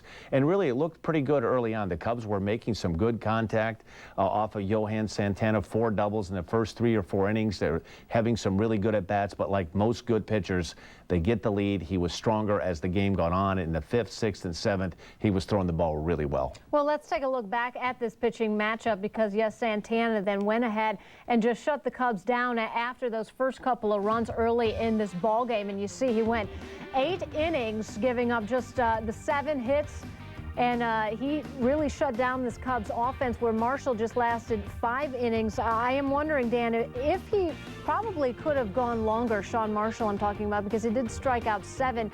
Was it the right time? He did tie the ball game up. Was it the right time to take him out? Well, I think you're at a point now where Lou Piniella and Larry Rothschild, they're trying to get some adequate work for the guys into the bullpen. And, you know, there's just a limited number of games left now to where you'd like to get almost like you do with your starting rotation. You'd like to set up your bullpen to where you're not going to use Marmol or Kerry Wood 2 or 3 days in succession. And I think you want to make sure that you give everybody out there a chance to do something the last 3 or 4 games of the season. And basically right now the Cubs are in a position where they played themselves into a spot where, you know, they don't owe anything to the New York Mets. They don't owe anything to anybody else in the National League as far as how they're going to arrange their pitching, the way they're going to use their bullpen, who's going to be in the lineup, how many innings their position players are going to play. They've earned that right by having the best record in the National League. I think what you're going to see for the next couple of days anyways, you're going to see Lou Piniella, Larry Rothschild try to use some of the guys in the bullpen that haven't pitched in a day or two to try to get them a little bit of rhythm. And I think one of the keys is going to be the next 3 or 4 games for Bobby Howry to see if they can get him back in sync. And I think if you see him, you know, starting to throw the ball well, there's a pretty good chance he's going to be on that roster too. And let's face it, the Mets did have the right man on the mound in Johan Santana. He is our Felco star of the game. Dan, what kind of adjustments did you see Santana make in this one, since the Cubs did get a couple off of him early on? Well, one of the things that makes him so devastating is that pitch right there to Alfonso Soriano. He has a tremendous straight changeup, and there's another one to Ronnie Cedeno. The key to that, Gale, is he throws hard enough, 91 to 93 miles an hour. You can have a great changeup, and there's another terrific one, an 81 mile an hour straight changeup, but he throws 92, 93. The key to the changeup is you have to have enough juice on your fastball so that you make hitters go up there and respect that you can throw a fastball by him. The last thing any hitter wants to do is go up there and get jammed or get tied up on a pitch on the inside half of the plate. And if you throw 89, 90, or 90 plus like Santana does, that makes you go up there as a hitter thinking you have to be ready to hit off of the fastball. And you become a little bit more susceptible to the straight changeup because you're telling yourself, I've got to make sure I'm quick enough to get to the fastball. And that little bit of just starting ahead, or you'll often hear the term called cheating, you know, to cheat to get to the fastball, it makes you susceptible. You get out in front of that straight changeup. And if it has dipping action like Santana's does, not only are you out front, but it's also dipping below the strike zone. Santana did get in some trouble too in that 8th inning, but New York let him work it out, and he picks up the win. We have to take our first break. Let's check out tonight's Buick Pontiac GMC opinion poll question as we take the time out. Which September call-up has the best chance of making the postseason roster? Is it Felix P.A., Micah Hoffpower, Randy Wells, Kevin Hart, or Casey McGee? Log on to ComcastSportsNet.com, click the link to Chicago, then go to the Cubs page to cast your vote, and we'll have the results later on Lowe's Cubs Postgame Live. If you missed today's Cubs game, Comcast customers can go to channel 999 and watch Cubs games on Comcast Sportsnet On Demand.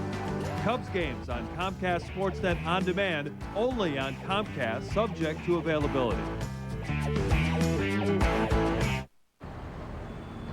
Hey. Oh, hi. No, it's pretty quiet. I think I'm just going to take my lunch now.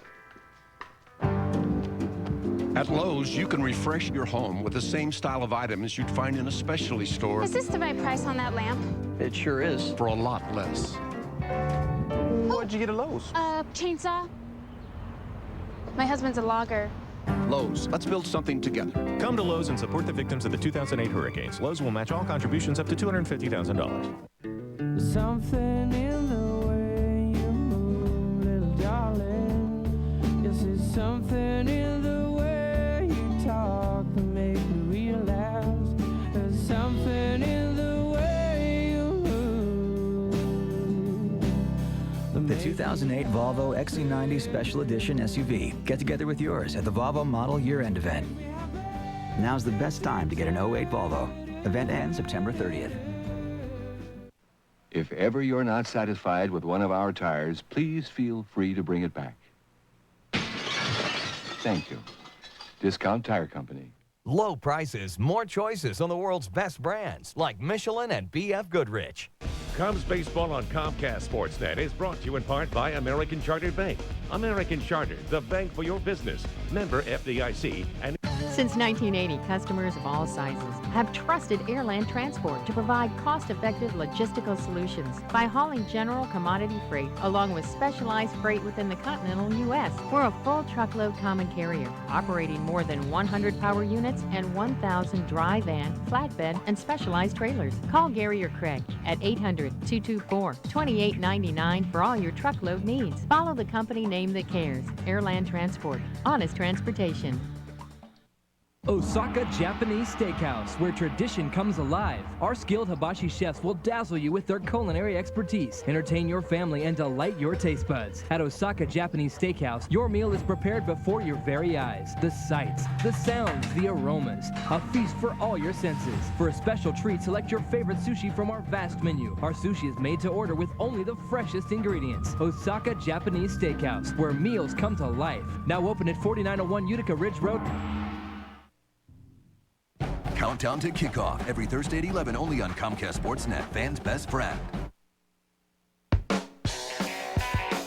Coming up later on Sports Night, we'll have the latest on Lou Piniella's plans for the Cubs playoff roster. While the White Sox push for the postseason heats up in Minneapolis. We'll bring you all the highlights and post-game reaction.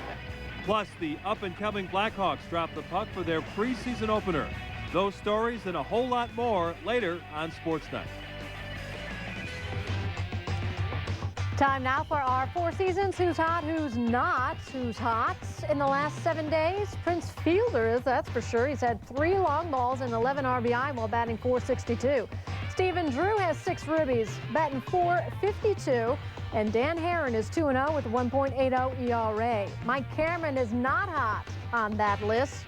He's only hitting .111 right now with 12 strikeouts. Lance Berkman's hitting about 100. And Braden Looper is 0 for 2 with a 5.54 ERA. Welcome back to the show, everyone. Dan, talking about getting hot, could Kosuke Fukudome be heating up right now? He had a couple of hits in this game, an RBI. Well, they could really use him. And one good sign, I mean, we've all been critical the last couple of weeks. He hasn't been the same player as he was the first 6 or 8 weeks of the season, but he had a couple of really good at-bats off of as tough a left-hander as there is in baseball, and Johan Santana stayed in very well, pulled this ball and hit it with authority down the right field line, and here he just kind of soft serves one into left field. A very good sign. If they can get this guy back to being close to the player he was the first month and a half of the season, it would be a huge shot in the arm for the Cubs. Taking a look at this lineup, of course, not a whole lot going on here because of Johan Santana. The Cubs only had 9 hits total. Casey McGee got on base and, of course, scored a run there. And then taking a look at Reed Johnson, who had an outstanding game, 2 for 3 with an RBI, and he also got on base with a walk. And our Kawasaki stat of the night, Dan, since you love the statistics. I'm a numbers guy, is Gail. Reed Johnson and how well he does against Santana for his career. There's no rhyme or reason. You see a statistic like this off of Johan Santana, 12 for 22, 545. It just goes to show you that there's no justice in baseball. It's just us. There are some statistics that would surprise you. Right-handers against left-handers hitting under 200. For whatever reason, Reed Johnson sees the ball really well out of Johan Santana's hand. And basically, that's what it boils down to. You talk to any hitter and they tell you that I'm seeing the ball really well, or every pitcher has a different release point, a different delivery, and for whatever reason, he's able to eliminate and focus on that release point of Johan Santana. He stays back on his changeup.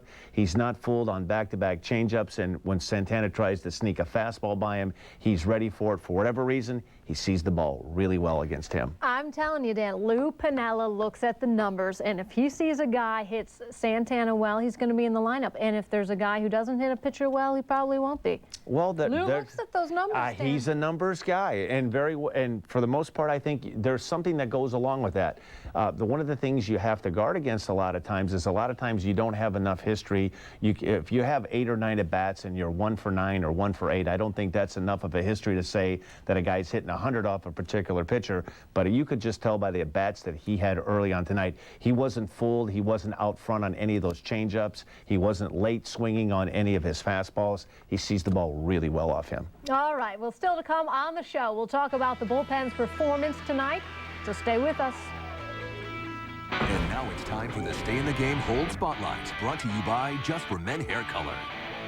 But first, here's a look at our Just for Men hair color Stay in the Game Hold Spotlight. Kyle McClellan leads the National League with 30 saves. Carlos Marmo is one behind with 29.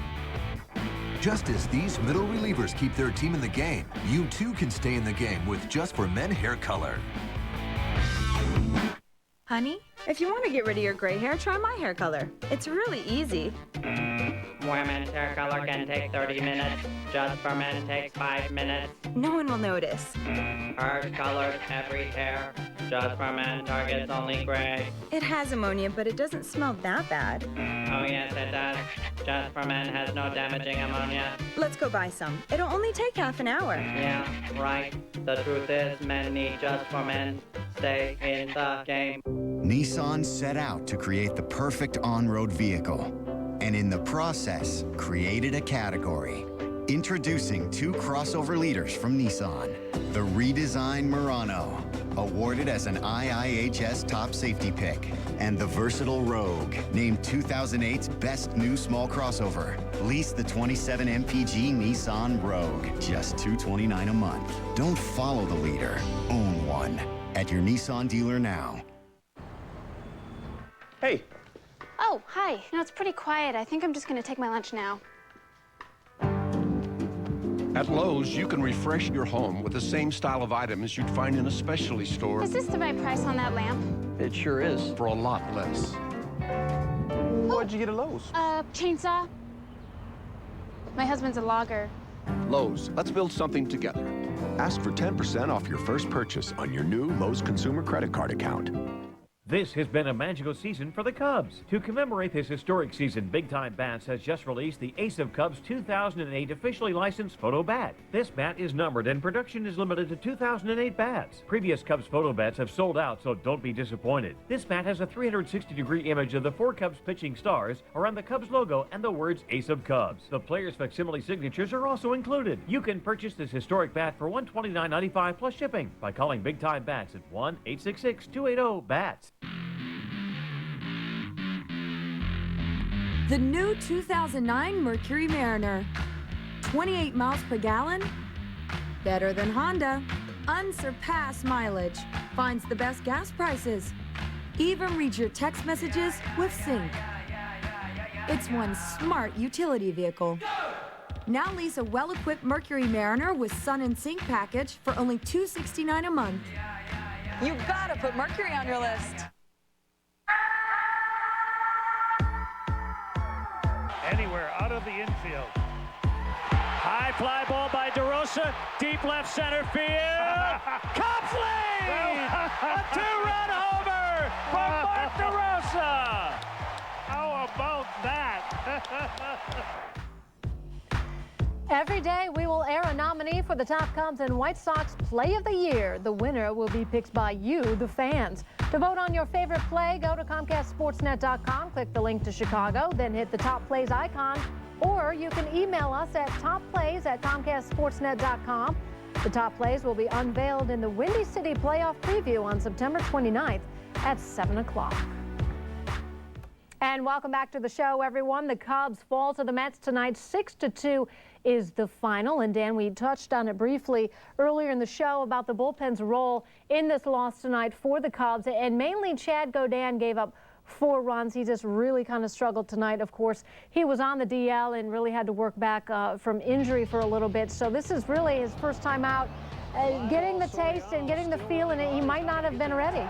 Well, the start getting off, Carlos Zambrano here with this blooper down the left field line just inside the chalk, and then a slow roller right here where he probably should have went directly to try to get this ball and try to cut that runner off, get the ball and make a tag. Delgado scores on the errant flip to first base. And then here's kind of the floodgates started to open up. A base hit through the right side of the infield, and now you have the bases loaded, and Reyes, who can really fly, gets a ball on the inner half of the plate and drives one just inside the bag here at first base. And then, yeah, we had that triple, and the floodgates opened up a little bit, and we'll see Reyes here with the triple.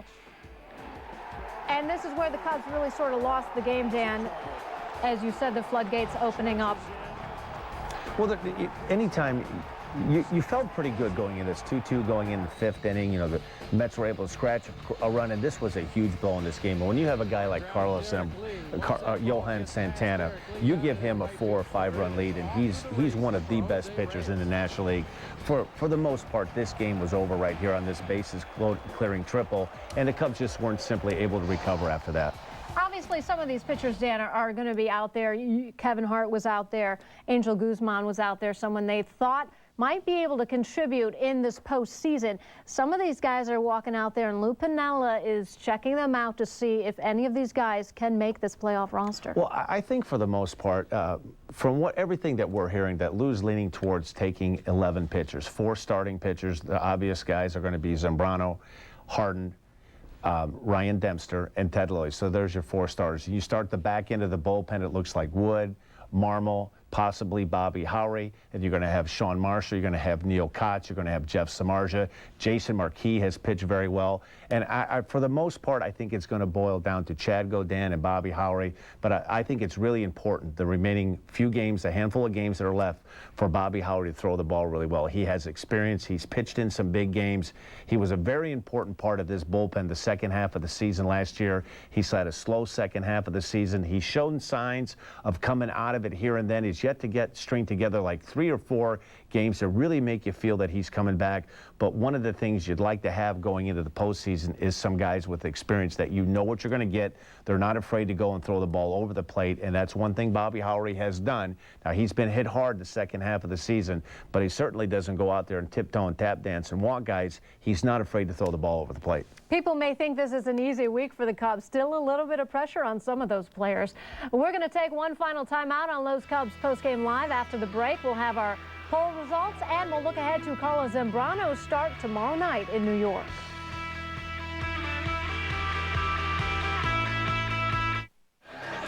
Cubs Postgame Live is presented to you by Lowe's. Let's build something together.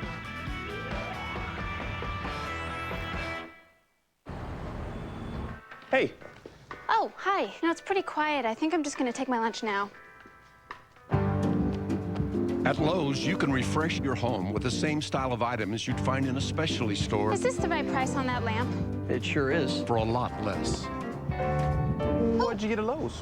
Chainsaw. My husband's a logger. Lowe's, let's build something together. Come to Lowe's and support the victims of the 2008 hurricanes. Lowe's will match all contributions up to $250,000.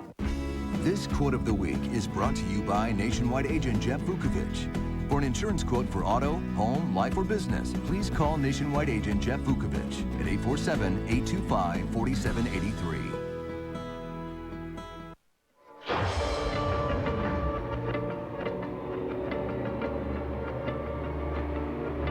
At Infinity, we believe acceleration should feel less like a quick burst of speed and more like a limitless force of nature. The 306 horsepower G from Infinity. 0.9% APR now available on the 2008 Infiniti G sedan. Save on chamber door, storm, and screen doors now at Menards. The classic split view model features a durable aluminum frame with retractable screen, only $139. The Regal full view has a 2-inch thick overlapping frame and nickel hardware, just $155. All Amana, Whirlpool, and Maytag ranges and microwave range hoods are on sale. This self-cleaning smooth top range is only $479. This 2 cubic foot microwave range hood is only $239. Save big money at Menards. Syndicate Hub Finer Menswear is having the biggest sale ever. Nearly everything in the store, now 50% off. Stop in now for half-off suits, sports coats and ties, dress shirts, sports shirts, belts, and more. Now 50% off. And this includes big and tall sizes. Come in now for Syndicate Hub's huge 50% off sale. Syndicate Hub, 2211 East 52nd Street in Davenport, just off of 53rd and Jersey Ridge Road. Syndicate Hub Finer Menswear. Sports Night, tonight on Comcast Sportsnet, fans' best friend. Welcome back to Lowe's Cubs postgame live. Earlier in the show, in our Buick Pontiac GMC poll question, we asked which September call-up has the best chance of making the postseason roster. And you believe it's Felix PA. 48% of you, 40% going for Micah Hoffpower. Casey McGee, Randy Wells, and Kevin Hart have virtually no chance in your minds. And you know what, Dan? We probably should have added Angel Guzman, although at this point, considering the way he's pitched his last few outings, I'm not sure he would make the roster either.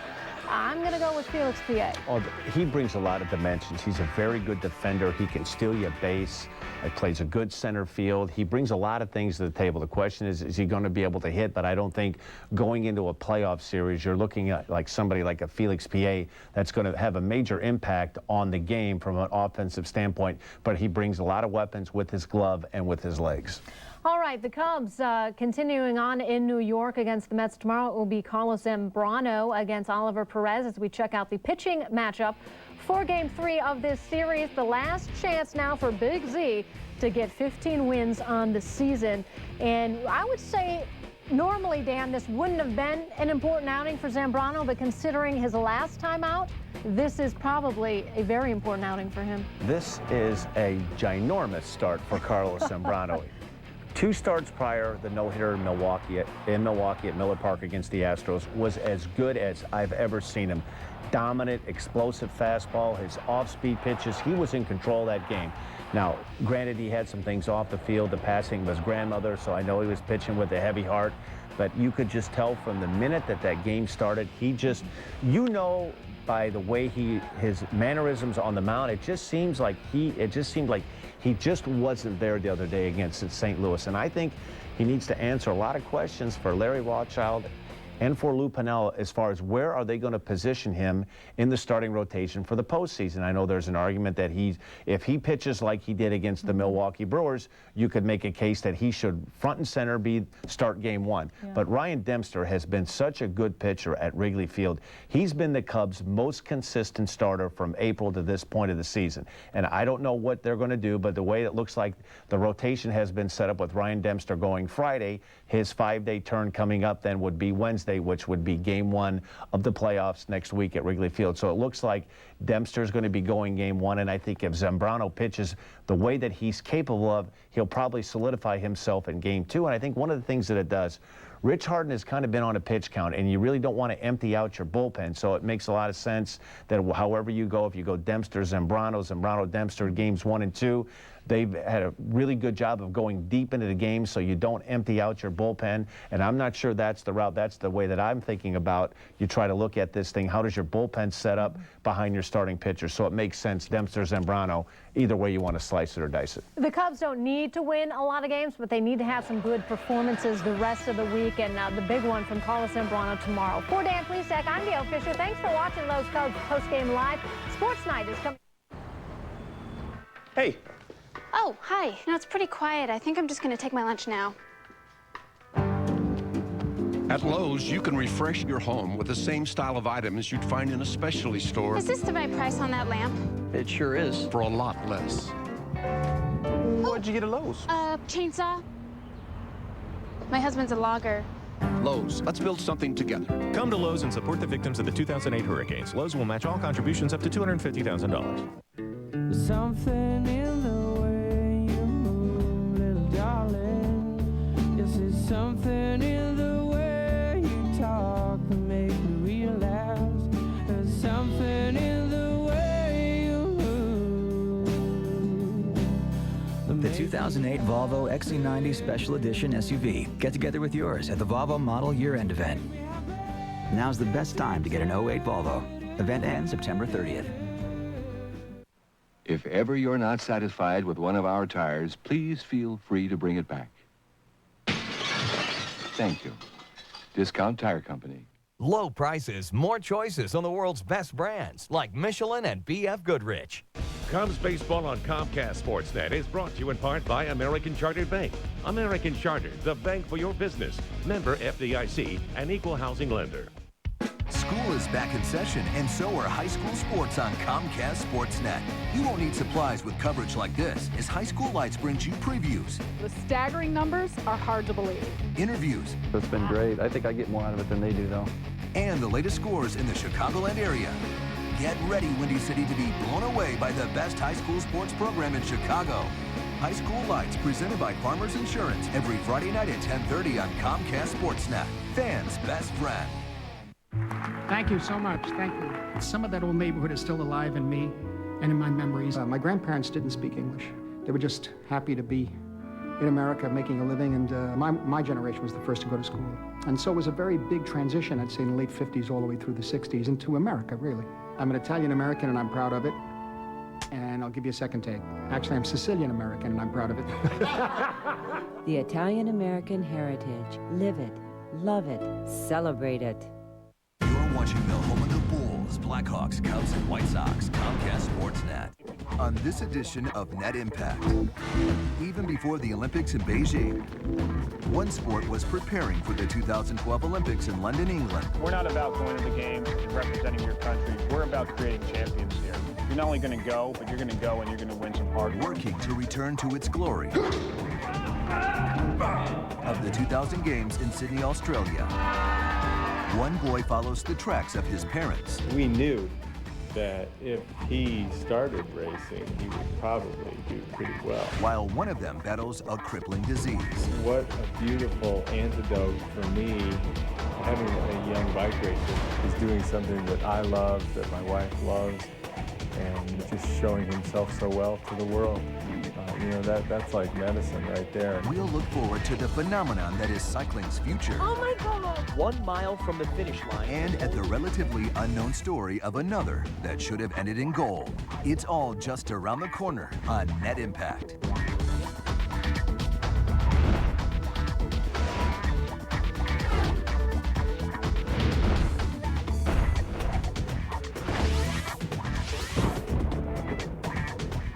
You're looking at the Penn Relays, the oldest track and field event in the United States. Here now from the site of the relays in Philadelphia is Ron Burke. Welcome to Franklin Field on the campus of the University of Pennsylvania. This is a stadium known throughout the world for producing Olympic champions. The same can be said about a venue located about 60 miles north of here in Trexlertown, Pennsylvania. Although few in the United States know the significance of the place they call T-Town.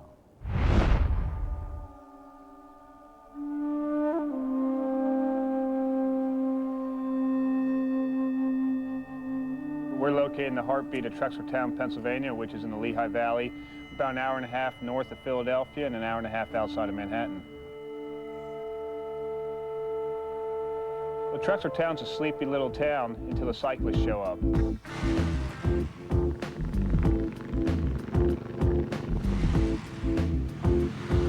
Valley Ford Cycling Center, Trexlertown, Pennsylvania, the place to be for world-class bike racing. My name is Marty Notestott. I'm a 96 Olympic silver medalist and a 2000 Olympic gold medalist. My name is Aaron Hartwell, and I'm a 6-time Olympic and World Championship medalist. We were two guys with a purpose and a dream, and that dream right now is to lead from the East. We want to lead American track cycling from the East Coast, and at some point dominate worldwide cycling with our up-and-coming bike racers.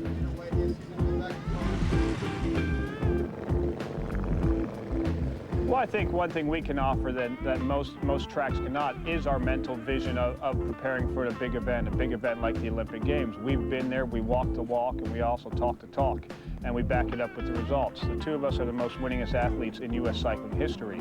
15 combined world and Olympic medals between the two of us. Cycling is the world's most difficult sport. You don't become an Olympian for the financial reward. You become an Olympian because of the passion involved in your sport, what you're trying to accomplish, and being one of the greatest athletes in history. So it's the greatest thing that's ever happened to me, and I think our goal here at the Valley Ford Cycling Center is to create as many as possible.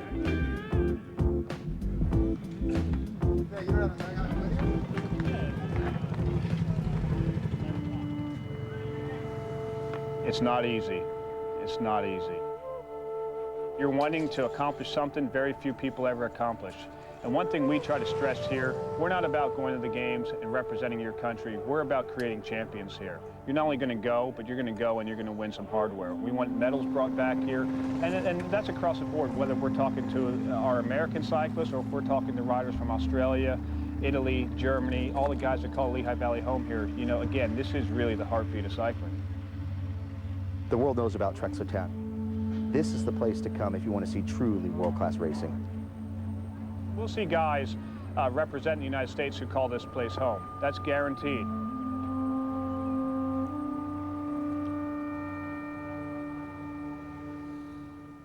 When we come back, T-Town had produced gold, silver, and bronze, but in Beijing, the U.S. was shut out. Where was the missing generation? And I have an opportunity to focus the same way I would be focusing and preparing if I was going to the Olympics. The tragedy of Trexler Town and one man's will to win, despite a devastating loss. And later, My name is Taylor Finney. I'm 18 years old and I'm from Boulder, Colorado. there's a new star on America's horizon with a pedigree made for medals. I think genetics play a lot of part in my rivaling in the sport of cycling. I think having the Finney name has just been a very positive experience for him. And he knows he's going to make his own way. You can't give results in cycling to anyone. You have to earn them. And he's clearly showing us that. When Net Impact returns. The end of summer savings event at Tough Shed. Through September 30th, save 50% on new shed upgrades. Tough Shed storage buildings and garages, coast to coast. To find the store nearest you, call 1-800-BUY-TOUGH or visit toughshed.com. You never know who's going to drop by Chicago Tribune Live. Jonathan Taves. It was incredible to spend the whole year in Chicago, especially watching the progress that our team made. Tommy Harris. I never thought about injury until I got hurt, right. And you really respect it afterwards. Tom Arnold. If you hate a Cup fan, you're a bad person because it's been 100 years. And weekly visits from Nick Swisher. See, I've got the CSN facing y'all too. I got this thing locked in. Chicago Tribune Live, weeknights at 5:30 on Comcast Sportsnet. The best name brands, the best people, and the best prices. That's what you'll find every day at Grant's Appliances, Electronics, and more. Our huge selection across all major and specialty brands gives you choices you won't find elsewhere. And you won't beat our prices, period. Grant's has the appliances and TVs you're looking for to complete any room in your home. And our highly trained sales professionals are always here to help. Plus, we offer free home delivery and customer support 7 days a week. Grant's has been family owned and operated for over 80 years. Nobody beats Grant's prices, nobody. We love it! We love it! We love our lives! The sisters night out and all the dads are home with the kids because I'm here with my best friends. They're fun, it's exciting. The lavables are good too. The lavables are good. We love Benny the Bull. It's our first game, all the excitement, everything's really crazy. To meet new people, it's just better in real life. We love it live! Don't be late. Don't be late to the Bulls game. The end of summer savings event at Tough Shed. Through September 30th, save up to $2,000 on a Tough Shed garage. Tough Shed garages and storage buildings, coast to coast. To find the store nearest you, call 1-800-BUY-TOUGH or visit toughshed.com. Road cyclists travel upwards of 60 miles an hour on a 15-pound frame, and little else separating each rider from disaster. Here again from Philadelphia and the site of the largest one-day road race in the U.S. is your host, Ron Burke. In the year 2000, two athletes from Trexlertown, Pennsylvania were set to defy their sport's danger and carry the U.S. to Olympic prominence for years to come.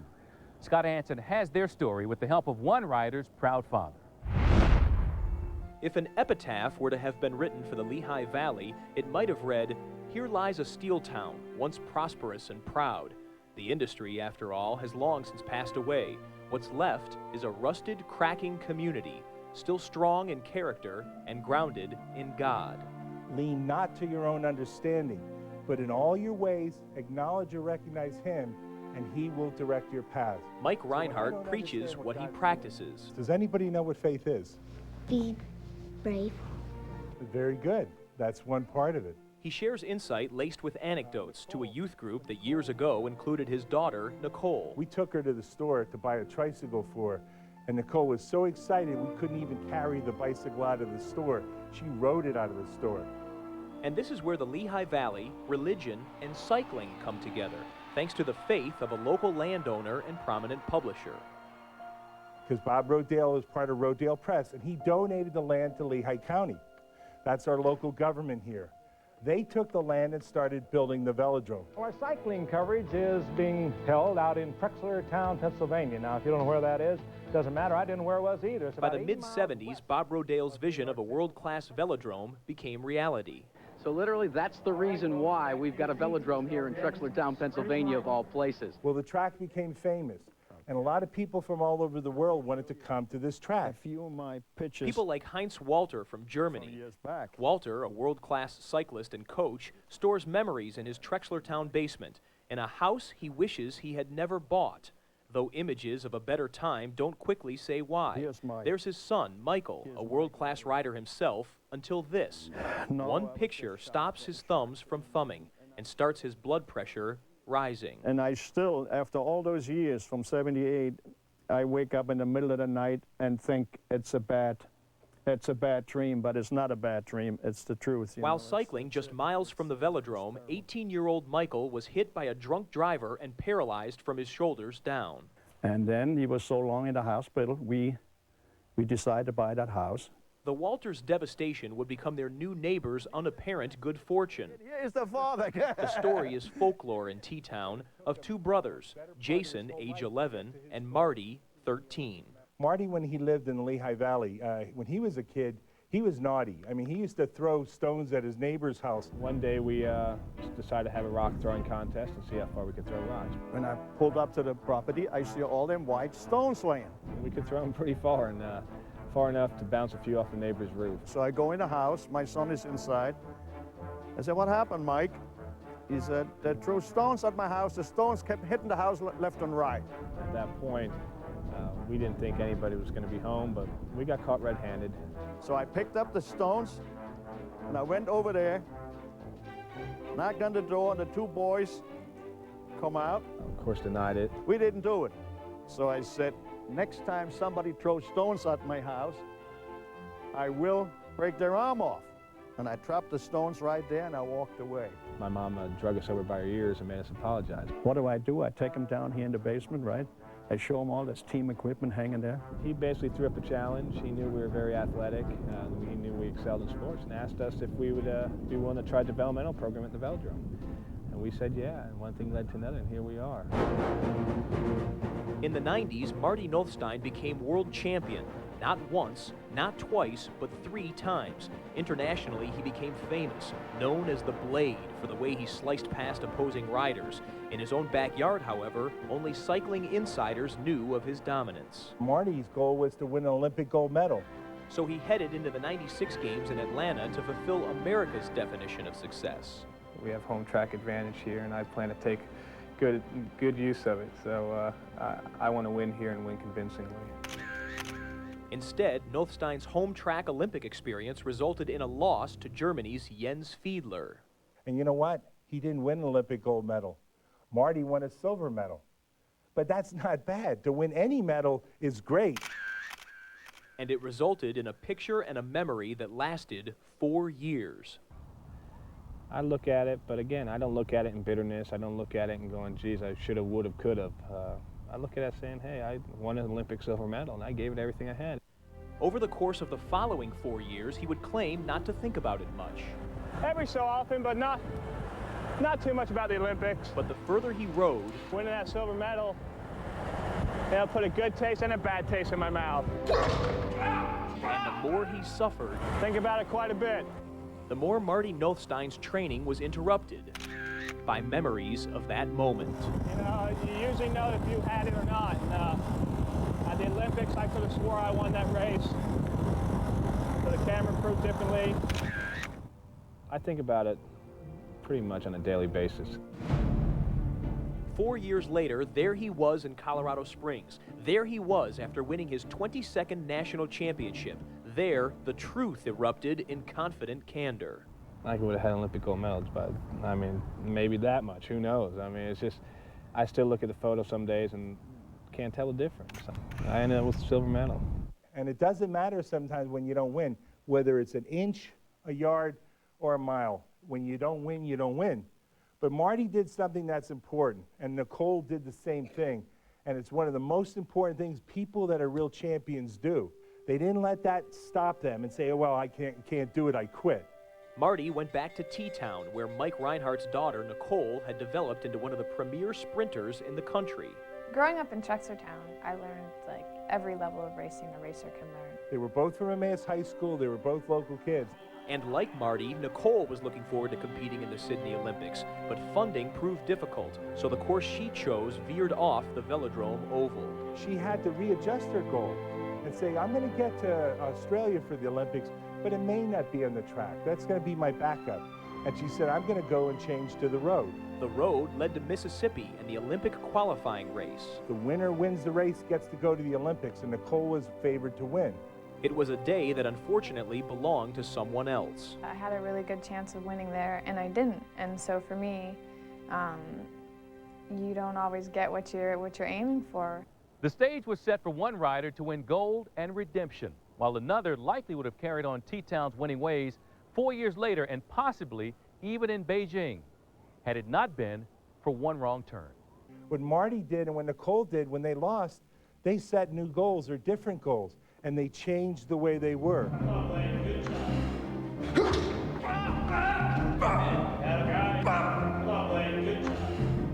4 years after losing the gold in Atlanta, Marty Nolfstein had chiseled his 6'4", 220-pound body into an even leaner 200 pounds. He went to the games in Australia more confident than ever. There's no question about it. There's no secret. There's two guys in this country that carry cycling, and that's myself and Lance Armstrong, and we're the cream of the crop, and I'm not afraid to be outspoken about it. His attitude has offended other U.S. cyclists. Getting all burly and being outspoken is it's not going to make you any friends, you know. But unfortunately, they don't say that to my face. So I mean, that's how chickens half of them are. You know, I don't train to make friends, but I'm sure you'd ask them guys, you know, is he a badass? And they'd say, we better believe it. Give me a kiss. Instead of teammates and opponents, How'd Daddy do? Nolfstein chooses to spend time with his family. And alone in the gym, alone on the track, I just try to think of how I could better myself. or simply alone somewhere thinking on his bike. A lot of times I'll be thinking, man, I want to get home and get to my kids. I love my children, I love my wife. They're my motivation, my inspiration, and you know, I also race for them. I take pride in seeing them at their competition some days, and seeing the look on my son's face when I put a gold medal around his neck, or give him the balloons or flowers, whatever we win. We always tried to tell her, Family values, after all, are the essence of T-Town. you may beat other people, but you don't want to beat up on other people by bragging and by trying to be boastful and try to think you're better than them. Because you know what? Whenever you think that, there's always someone bigger, faster, or stronger there that'll beat up on you. Instead of Australia, Nicole Reinhardt set her sights on the BMC series, 4 road races offering an unprecedented purse for an unprecedented achievement. They could win $250,000 if they won 4 races in this race series. It's a challenge.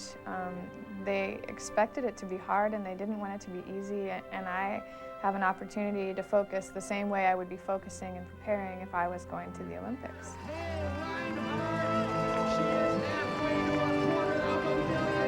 She won the first and then the second. It was great that I won the second race, but you know, I knew that I could win the race. Going into the third, I had to talk to myself a bit in the race, just tell myself that, you know, $250,000 shouldn't be easy. But after winning the third race of the series, it now truly appeared all 4 were attainable. You know, we'll see what happens in Boston. We kind of knew she could do it, but when she won the third one, that's when we were like, wow, you know, this is, you know, we're definitely going to Massachusetts to see you. So the Reinhardts drove to Arlington, Massachusetts, where the race had been moved from Boston to include one particular imposing hill, and Nicole was a sprinter, not a climber. And people started talking about the hill, and I said, okay, well, there's a hill. You know, I can train for a hill. I ride the hills all the time. After a pre-race pep talk and a good luck kiss from Dad, Nicole was set for the race of her life. Her approach was an almost Nolfstein-like confidence. It's going to be a huge victory. My friends and my family are here from all around the country. We had about 19 family members up there, and it was the most exciting race that we had ever seen. Members of the Saturn team have crashed, and that Nicole Reinhardt was, in fact, in that group. Then excitement turned to concern. Early in the race, word came to the Reinhardts that Nicole had gone down in a crash. But we heard from the announcer that she got up and she was back in the race. Problem was she was way behind. So the Saturn team worked together as a unit, and they all dropped back in the race. And finally, with 3 laps to go in the race, Nicole caught up, and the crowd was excited. Saturn has moved to the front. From their vantage point at the finish line, the Reinhardts were in position to witness their daughter's crowning moment. To be able to cross the line and win and have this huge bonus waiting for you, I'm sure it's going to be quite exciting.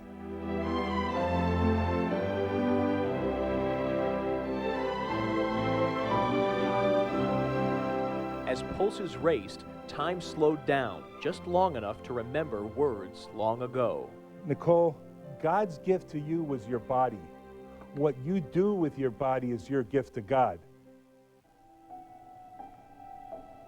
Then time stopped altogether. Oh my God! 1 mile from the finish line, Nicole was descending from that infamous hill. She hit a huge bump and just lost control of her bike, and she was trying to keep it up and hit the sidewalk and then hit a tree. I saw her in the beginning of the race, and if I knew this was going to happen, I wish I could have, said bye to her. At 1:27, on the afternoon of April 17th, Nicole Reinhardt was pronounced dead. She was 24 years old. In Australia, word of Nicole's death was withheld from Marty Nothstein as he attempted to qualify for the gold medal race. Soon after, he received the news. But 4 years of pressure and perseverance were up to the challenge of heartache. Flat out because he's got a bit of a gap on Nothstein, but this man has accelerated like a missile. He's come right up on the back of Russo. Russo is fully committed and the legs on there. Marty Nothstein has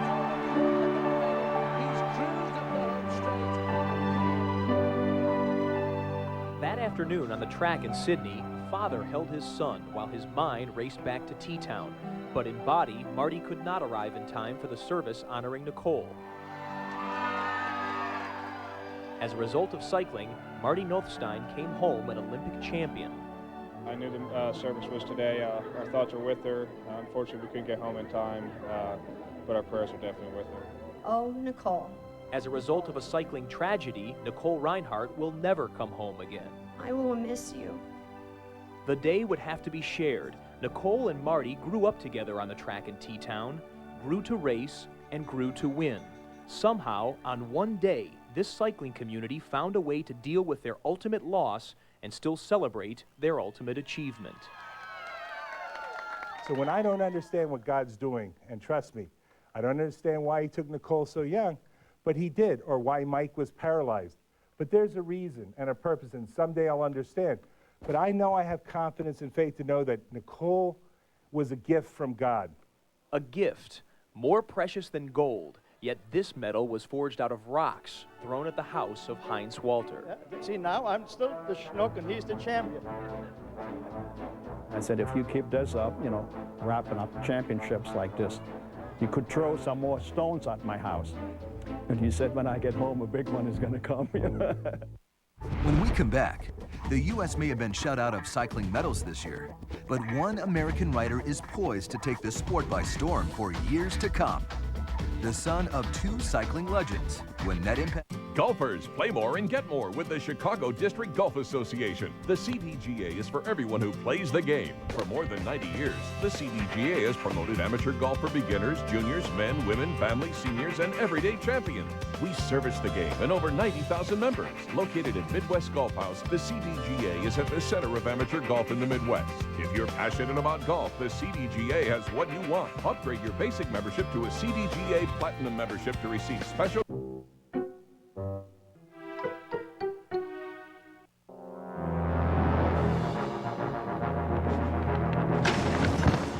Must-be Flames hockey season. Season 20-game mini, 10-ticket flex pack. Group and individual ticket plans now available. QCFlames.com and 764 puck. Flames fever. It's spreading.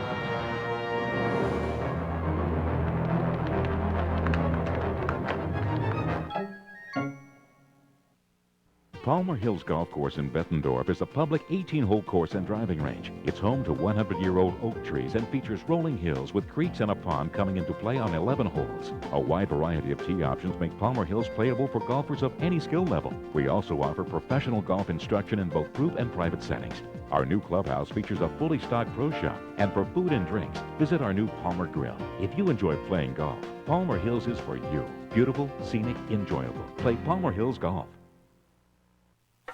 Working for Diddy would just open up the entire world for me. I want to see if I'm tough enough, if I'm strong enough. How far I can really push myself if I really want something. To live the dream, you have to work for it. We got 5 minutes to figure it out. Now you're embarrassing me, though. I want this job. I need this job. Come on.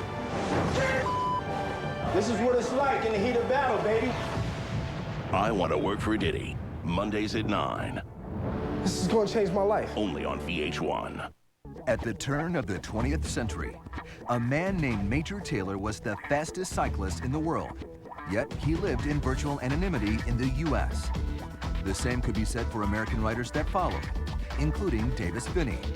Here again with his story is Ron Burke.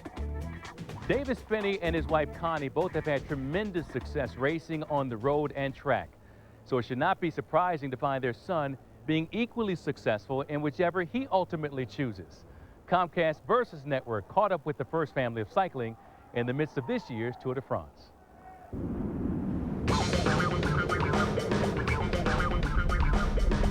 My name is Taylor Phinney. I'm 18 years old and I'm from Boulder, Colorado. My mom is an Olympic gold medalist. She won the first women's Olympic road race.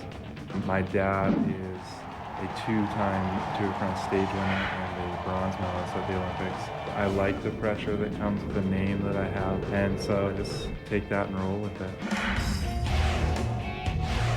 I actually first got into cycling at the 2005 Tour. I was just following the race with my dad, and I was just overwhelmed with how cool it was, and I just wanted to do that.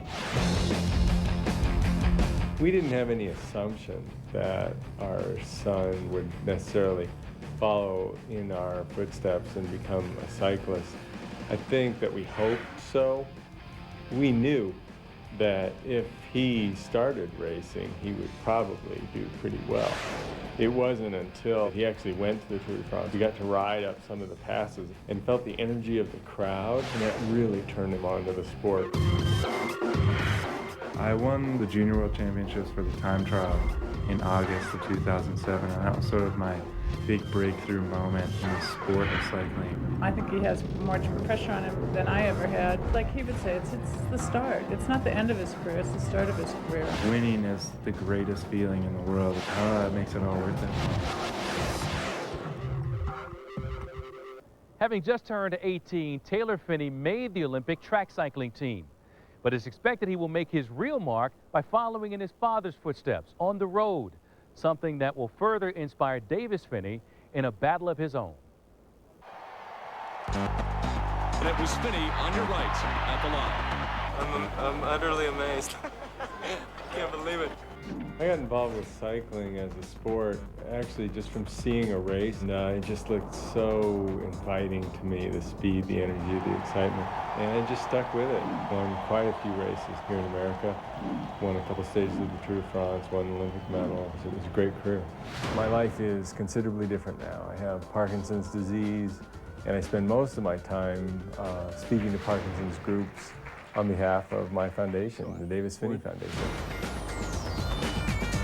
And now that my son is becoming the next big thing on the cycling scene, both Connie and I have had to up our game a little bit and give him some amount of our expertise and advice. I think genetics play a lot of part in my rising in the sport of cycling. I think having the Phinney name has just been a very positive experience for him. And he knows he's going to make his own way. You can't give results in cycling to anyone. You have to earn them. And he's clearly showing us that. What a beautiful antidote for me. Having a young bike racer is doing something that I love, that my wife loves, and just showing himself so well to the world. You know, that's like medicine right there. And so he gives me a lot of what I would call curative moments, where there are moments where I'm not thinking about the fact that I have Parkinson's disease. I'm just purely reveling in his ability and his results. We wish Davis, Taylor, and their entire family all the best. And that will wrap it up from Franklin Field, where we're sure to bring you stories of even more Olympians in the years to come. For all of us at Net Impact, thanks for being with us, and have a great night.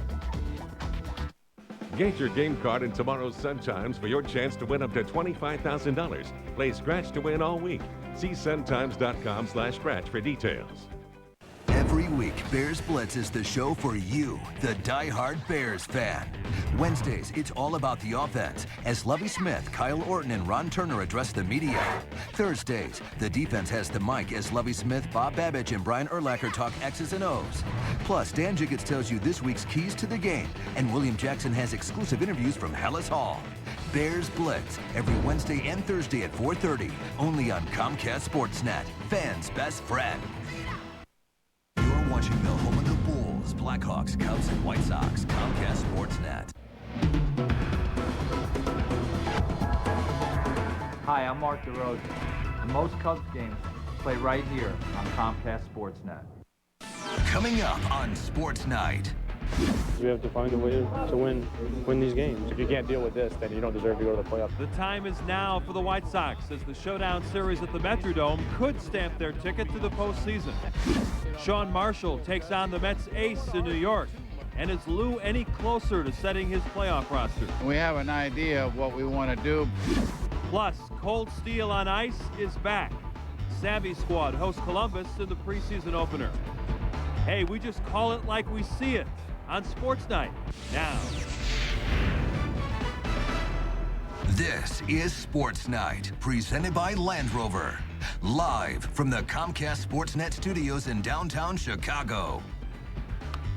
Good evening, everyone. Welcome into Land Rover Sports Night. Pat Boyle, Mark Shanowski with you. Lou Piniella getting his regulars some rest for the postseason, while the White Sox are trying to nail down a division championship in their least favorite stadium. Yeah, the Metrodome has been a house of horrors. They entered tonight's game just 1-5 there this season, 87 and 104 all time at the Homer Dome. Ozzie didn't shy away from the question of whether or not Javier Vasquez is a big game pitcher. Guillen answered matter-of-factly, he isn't.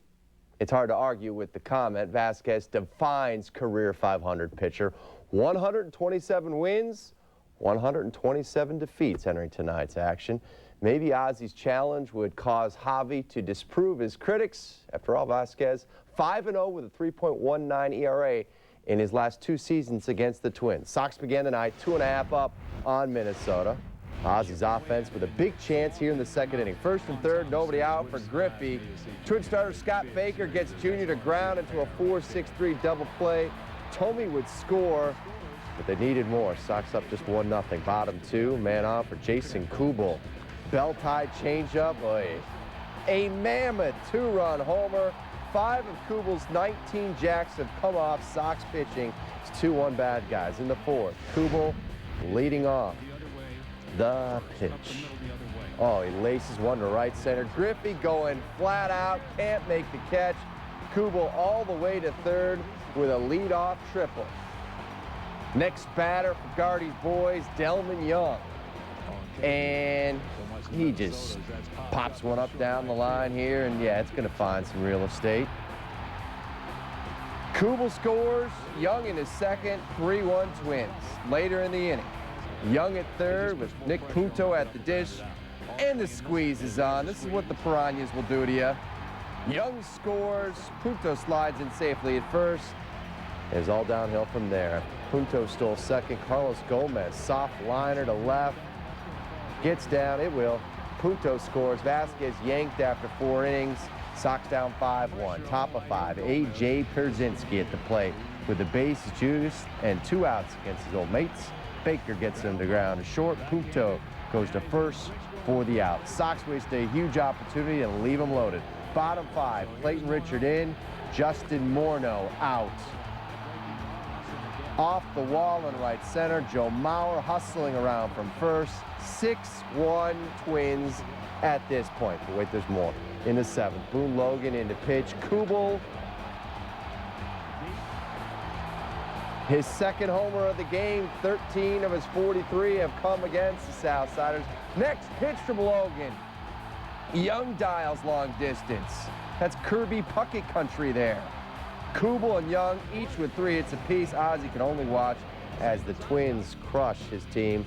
9-3 was your final. Ken Griffey Jr. with some window dressing in the 9th inning. He had a 2-run home run. It passes Sammy Sosa for 5th on the all-time list now. with 610. Sox fall to 1-6 at the Metrodome this season. Vasquez just the 4 innings. Richard and Logan allowing 2 runs each. The Twins pounding out 12 hits altogether. So let's take a look at the AL Central standings and the wild card right now. The Twins just a game and a half back now with 2 games left in this series. Wild card situation, the Yanks 6 games back of the Red Sox. You can catch the rest of the Sox Twins series right here on Comcast Sportsnet. We'll have the next 2 games for you. Chicago Tribune Live and Sports Night will get you set for each till Talking DJ will have the call Wednesday and Thursday night at 7 o'clock. Our Chuck Garfien is with the Southsiders all week. He'll have clubhouse reaction to tonight's loss a little bit later on in this edition of Sports Night. And now to the Cubs, who are spending the first part of their week out at Shea Stadium. This could be a preview of next week's National League Division Series.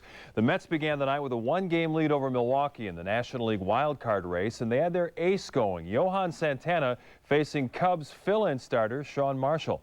Now just 6 games remaining at Shea Stadium. They'll move into a new ballpark next year. And former Mets third baseman Howard Johnson, Hojo, helping in the festivities. Cubs third baseman tonight, Casey McGee filling in for Aramis Ramirez's second inning. McGee puts one off the wall in left, and he'll scamper into second with a double. Kosuke Fukudome getting some regular playing time in the final week. He doubles to right field. McGee will score. That gives the Cubs the early lead. Fukudome with 2 hits on the night, trying to win back that regular job in right field. Third inning, Ronnie Cedeno drive to right center field, and that's going to go in for another double. The 4th so far in the game against Santana, pitching on short rest.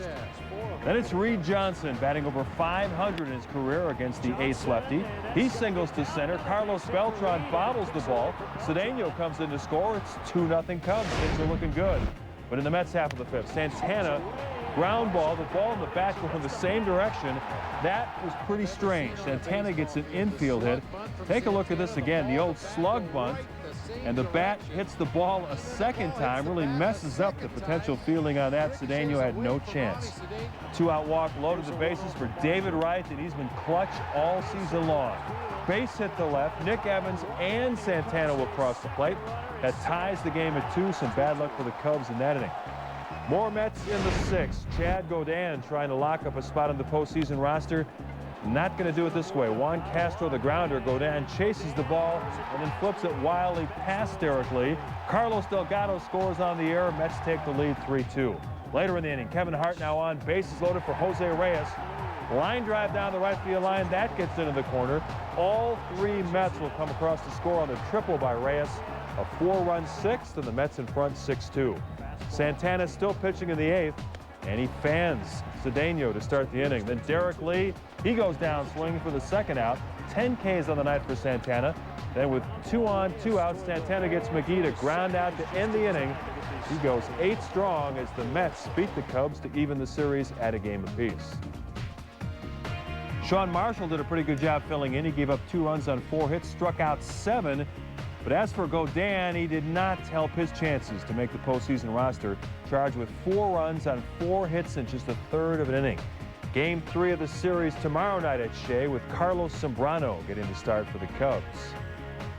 Let's check out the NL East leaders. The Phillies starting the night 2.5 games up on the Mets. They were hosting Atlanta.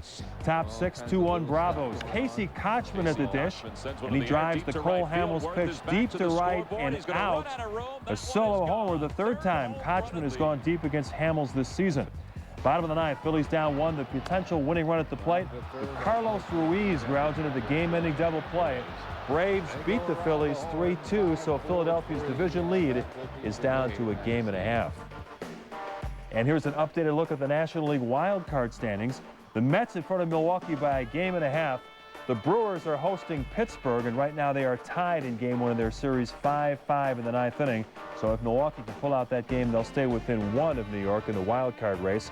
As far as those rest of the teams, too far back with time running out to the regular season. Coming up later in the show, we'll hear from Cubs manager Lou Piniella, get some of his thoughts on trying to put together the 25-man roster for next week's division series. And our baseball schedule here on Comcast Sportsnet continues tomorrow night at 7 p.m. We'll have Game 2 of the White Sox Twins series from the Metrodome. Thursday and Friday, we'll have both of Chicago's teams in action. The White Sox will be on the main channel both days, with the Cubs available on Comcast Sportsnet Plus, which is CLTV in most of the Chicagoland area. Blowing 2 fourth-quarter leads in the last couple weeks caused the Bears to rework their roster today. And another member of the dismal 2005 draft class gets the boot. Mark Bradley was waived today, and the Bears claim cornerback Marcus Hamilton off waivers to fill the void. Bradley, a second-round pick from Oklahoma back in '05, his tenure with the Bears riddled with injury, torn ACL in the middle of his rookie campaign. Never really recovered from that. He had arthroscopic knee surgery just last May and has barely been seen since. He was only on the field for 1 offensive snap so far this year. As for the guy they picked up, Marcus Hamilton, last week he helped beat the Bears as a member of the Buccaneers. A 7th-round pick from Virginia broke up a couple of pass plays, including a 3rd down play in the 3rd quarter on a pass intended for Brandon Lloyd. He had just been elevated from the Buccaneers practice squad. And then there was just one player left on the Bears' current roster that was taken by the team in the '05 draft. Only Kyle Lorton remains from the 6 players selected by Jerry Angelo that year. Biggest disappointments have to be the 2 top picks, Cedric Benson and Bradley, and the one they let get away, Chris Harris. I think Jerry Angelo would like a do-over on that one. All right, so we haven't even started the baseball playoffs. The Bears still in the first month of the regular season. And right now, hockey fans in Chicago are struggling to find some tickets for the Blackhawks preseason opener. Yeah, you heard me right. The United Center rocking for an exhibition game between the Hawks and Blue Jackets on September 23rd. They've come a long way. Cubs legend and broadcaster Ron Santo didn't make the trip to New York. Instead, he's at the United Center dropping the ceremonial puck to start the game. Way to go, Ronnie. Brian Campbell playing his first game for the Hawks after signing on as a free agent. Second period, no score on the power play. Duncan Keith sends it up to Pascal Pelletier. He fires the shot to the back of the net. Hawks grab the lead. 21 seconds later, they score again. Chris Versteeg, the breakaway, beats Frederick Narina for another goal, and the Hawks are up by 2. The Blue Jackets, though, would come right back. Jakub Voracek, nice pass to Jason Chimera for the one-timer. 3 goals in 57 seconds combined. High-scoring preseason action. And later, it's more Blue Jackets. The long shot is deflected by Yuri Novotny past young Corey Crawford for the goal. We're all even at 2 apiece. Now, in the period break, a young Hawks fan wins the face-off challenge. How about that shot from center ice? Mid-season form, another winner. Third period action, Blue Jackets attacking. Shots blocked, but then Alexander Picard hits in the rebound for the go-ahead goal. Hawks, though, would come back. On the power play, last season's Rookie of the Year, Patrick Kane. Perfect feed to Patrick Sharp. He buries it in the net. That's your game-tying goal. And 3 minutes later, it's more Blackhawks. Colin Fraser on the move, goes around the net. His shot will be blocked, but Troy Brower is right there to knock in the rebound. Hawks now in the lead, and they hold on, thrilling the sellout crowd with a 4-3 comeback win. And coming up later in the show, we'll head out live to the UC, where our Kerry Sayers will have player reaction to the Hawks' first preseason game and victory. Plus, Bulls GM John Paxson was a guest today on Chicago Tribune Live. Find out why the negotiations with Ben Gordon have been a difficult process. Charlie Weiss makes a decision on the status of tight end Will Yeatman. Following his weekend arrest, we'll have the details. And we'll catch up with some of the Bears who were out in the community today, still answering questions about Sunday's frustrating loss to Tampa.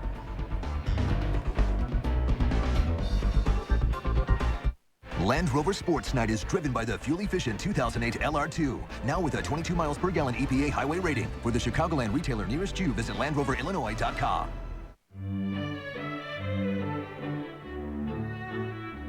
Sometimes, when people are confronted with an extraordinary sales event, they can behave rather badly.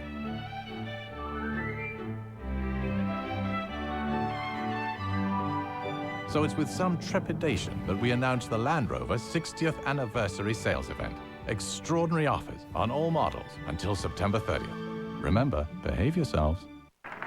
I can't believe I'm beating Billie Jean King.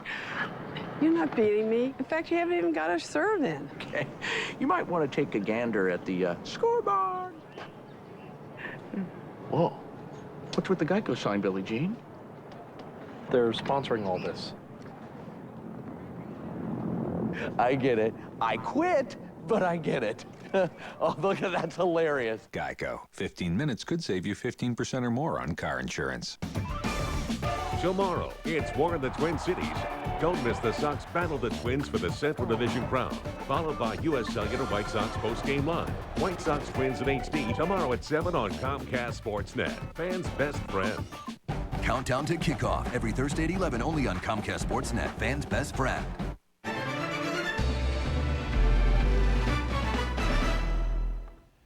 Welcome back. We've already showed you the Blackhawks preseason opener tonight. You know the Bulls aren't too far behind. They'll host their annual media day next Monday out at the Berto Center. Training camp starts the following morning, 2-a-day practice sessions. Bulls general manager John Paxson stopped by our studios for Chicago Tribune Live earlier today. He talked about the status of restricted free agent guard Ben Gordon. It's been kind of a difficult, summer and even into last year. Quite simply, it's really just a matter of we're far apart financially. Ben's representative have a figure in mind, we have a figure in mind, and this is not without us trying to look at objective criteria, and quite honestly, from our point of view, we feel like we've approached it the right way and have had a very fair market value offer on the table, but. This is a part of the business. I respect Ben Gordon, I really do. He's professional, he approaches the game the right way, and I know that he's not happy with how this has worked out, and neither are we for that matter, but that's looks like it's going to be our reality, and we need to make it work. That's kind of interesting. In hockey, they go with the playoff beards. Pax is going with the preseason goatee. It's a pretty nice look, trying to make his guys a little bit mean. Now, if Gordon signs that one-year qualifying offer, he'll join a crowded backcourt, which includes that man, the #1 pick in last summer's NBA draft, Chicago native Derrick Rose. Expectations are sky high for young Mr. Rose, but Pax realizes there will be some growing pains as he tries to adjust to life in the NBA. You have to temper expectations because it's not a given that he's just going to walk in and all of a sudden, figure out the league. As a point guard, he's got a lot to learn. He has got tremendous ability, and from what I've seen this summer, we haven't had our hands on him as much as we would like because as a first pick, he's been doing a lot of things to, that are required of him. But what I've seen in the gym is a guy who knows how to play. He's got a burst and a strength that most point guards don't have. And in our league, when you're defending guys on the perimeter, we've changed the rules. You can't put hand on, forearm on. He's got the ability to get by people. And when you can get by people in the lane, that's what the good point guards do, and that sets up everything else.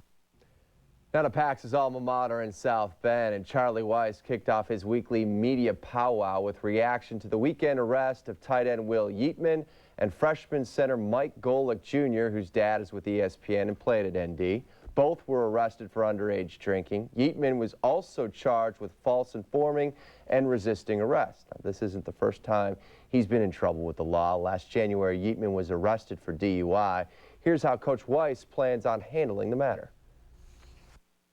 I'm still in the process of gathering information, but until further notice, I've decided to hold Will Yeatman from competition until his matter is resolved. Any other action as it relates to team rules, including the situation with Mike Golick, will be handled by me. From a team standpoint, both Will and Mike will be at practice, but Will, I'm not going to let him compete until unless we have resolution. I won't let him compete this Saturday unless we have resolution on this matter. It's probably a good thing Ron Zook's Fighting Illini had 2 weeks to prepare for this Big Ten opener coming up Saturday at Penn State. Joe Paterno has one of his best teams in the last decade or so. They'll present major problems for that Illinois defense on Saturday. Now, they do the same things that they've done in years now. They're always going to have a different wrinkle for you or a different formation and so forth. But usually if you look at good football teams, they're going to do the things that they do well. And you think about the number of years that offensive staff and Coach Paterno included, they have. There's an awful lot of experience in football. But yeah, they do some tackle pulls, a guard pull. They run the power play, and I mean they do some things at the zone play and the lead zone. And but they got their basic stuff that they're going to do offensively. They're very talented up front. As for Paterno, he had to watch the second half of Penn State's blowout victory against Temple from the press box last week. Turns out the 81-year-old coach hurt his right leg working on onside kicks during practice. But Joe Pa plans to be back on the sideline come Saturday. His biggest worry right now is trying to slow down Illini quarterback Juice Williams. I think you got to be balanced. Got to change up. You got to, hopefully, if there's a tendency as the game goes on, you can pick that up and take something away that they might want to use in a key situation. But it's a game of chess. But he's good. He can beat you running. If you overplay the pass, if you overplay the run, he can beat you throwing the football. They have a good screen game. Screen game hurt us last week against Temple. On it, we didn't do a very good job against the screen. So I mean, they're going to move the football. Northern Illinois continues one of their longest rivalries this weekend when they travel to Ypsilanti to take on Eastern Michigan. Both teams have just one win on the young season. The Huskies picked up theirs on Saturday when they dominated Indiana State 48-3. Head coach Jerry Kill says his defense will have their hands full this Saturday. Offensively, they're very good. Their last two games, even though they lost, they've had over 450 yards of offense. The quarterback that was injured, they've been playing too. The one that's behind him that's playing is really performed well. I think that we're very impressed with him, and they've got some skilled players that can run by you. They came to our home field and beat us here. You never want to give up a home win, and coach says you got to steal a couple wins on the road. That's how you make a bowl game. So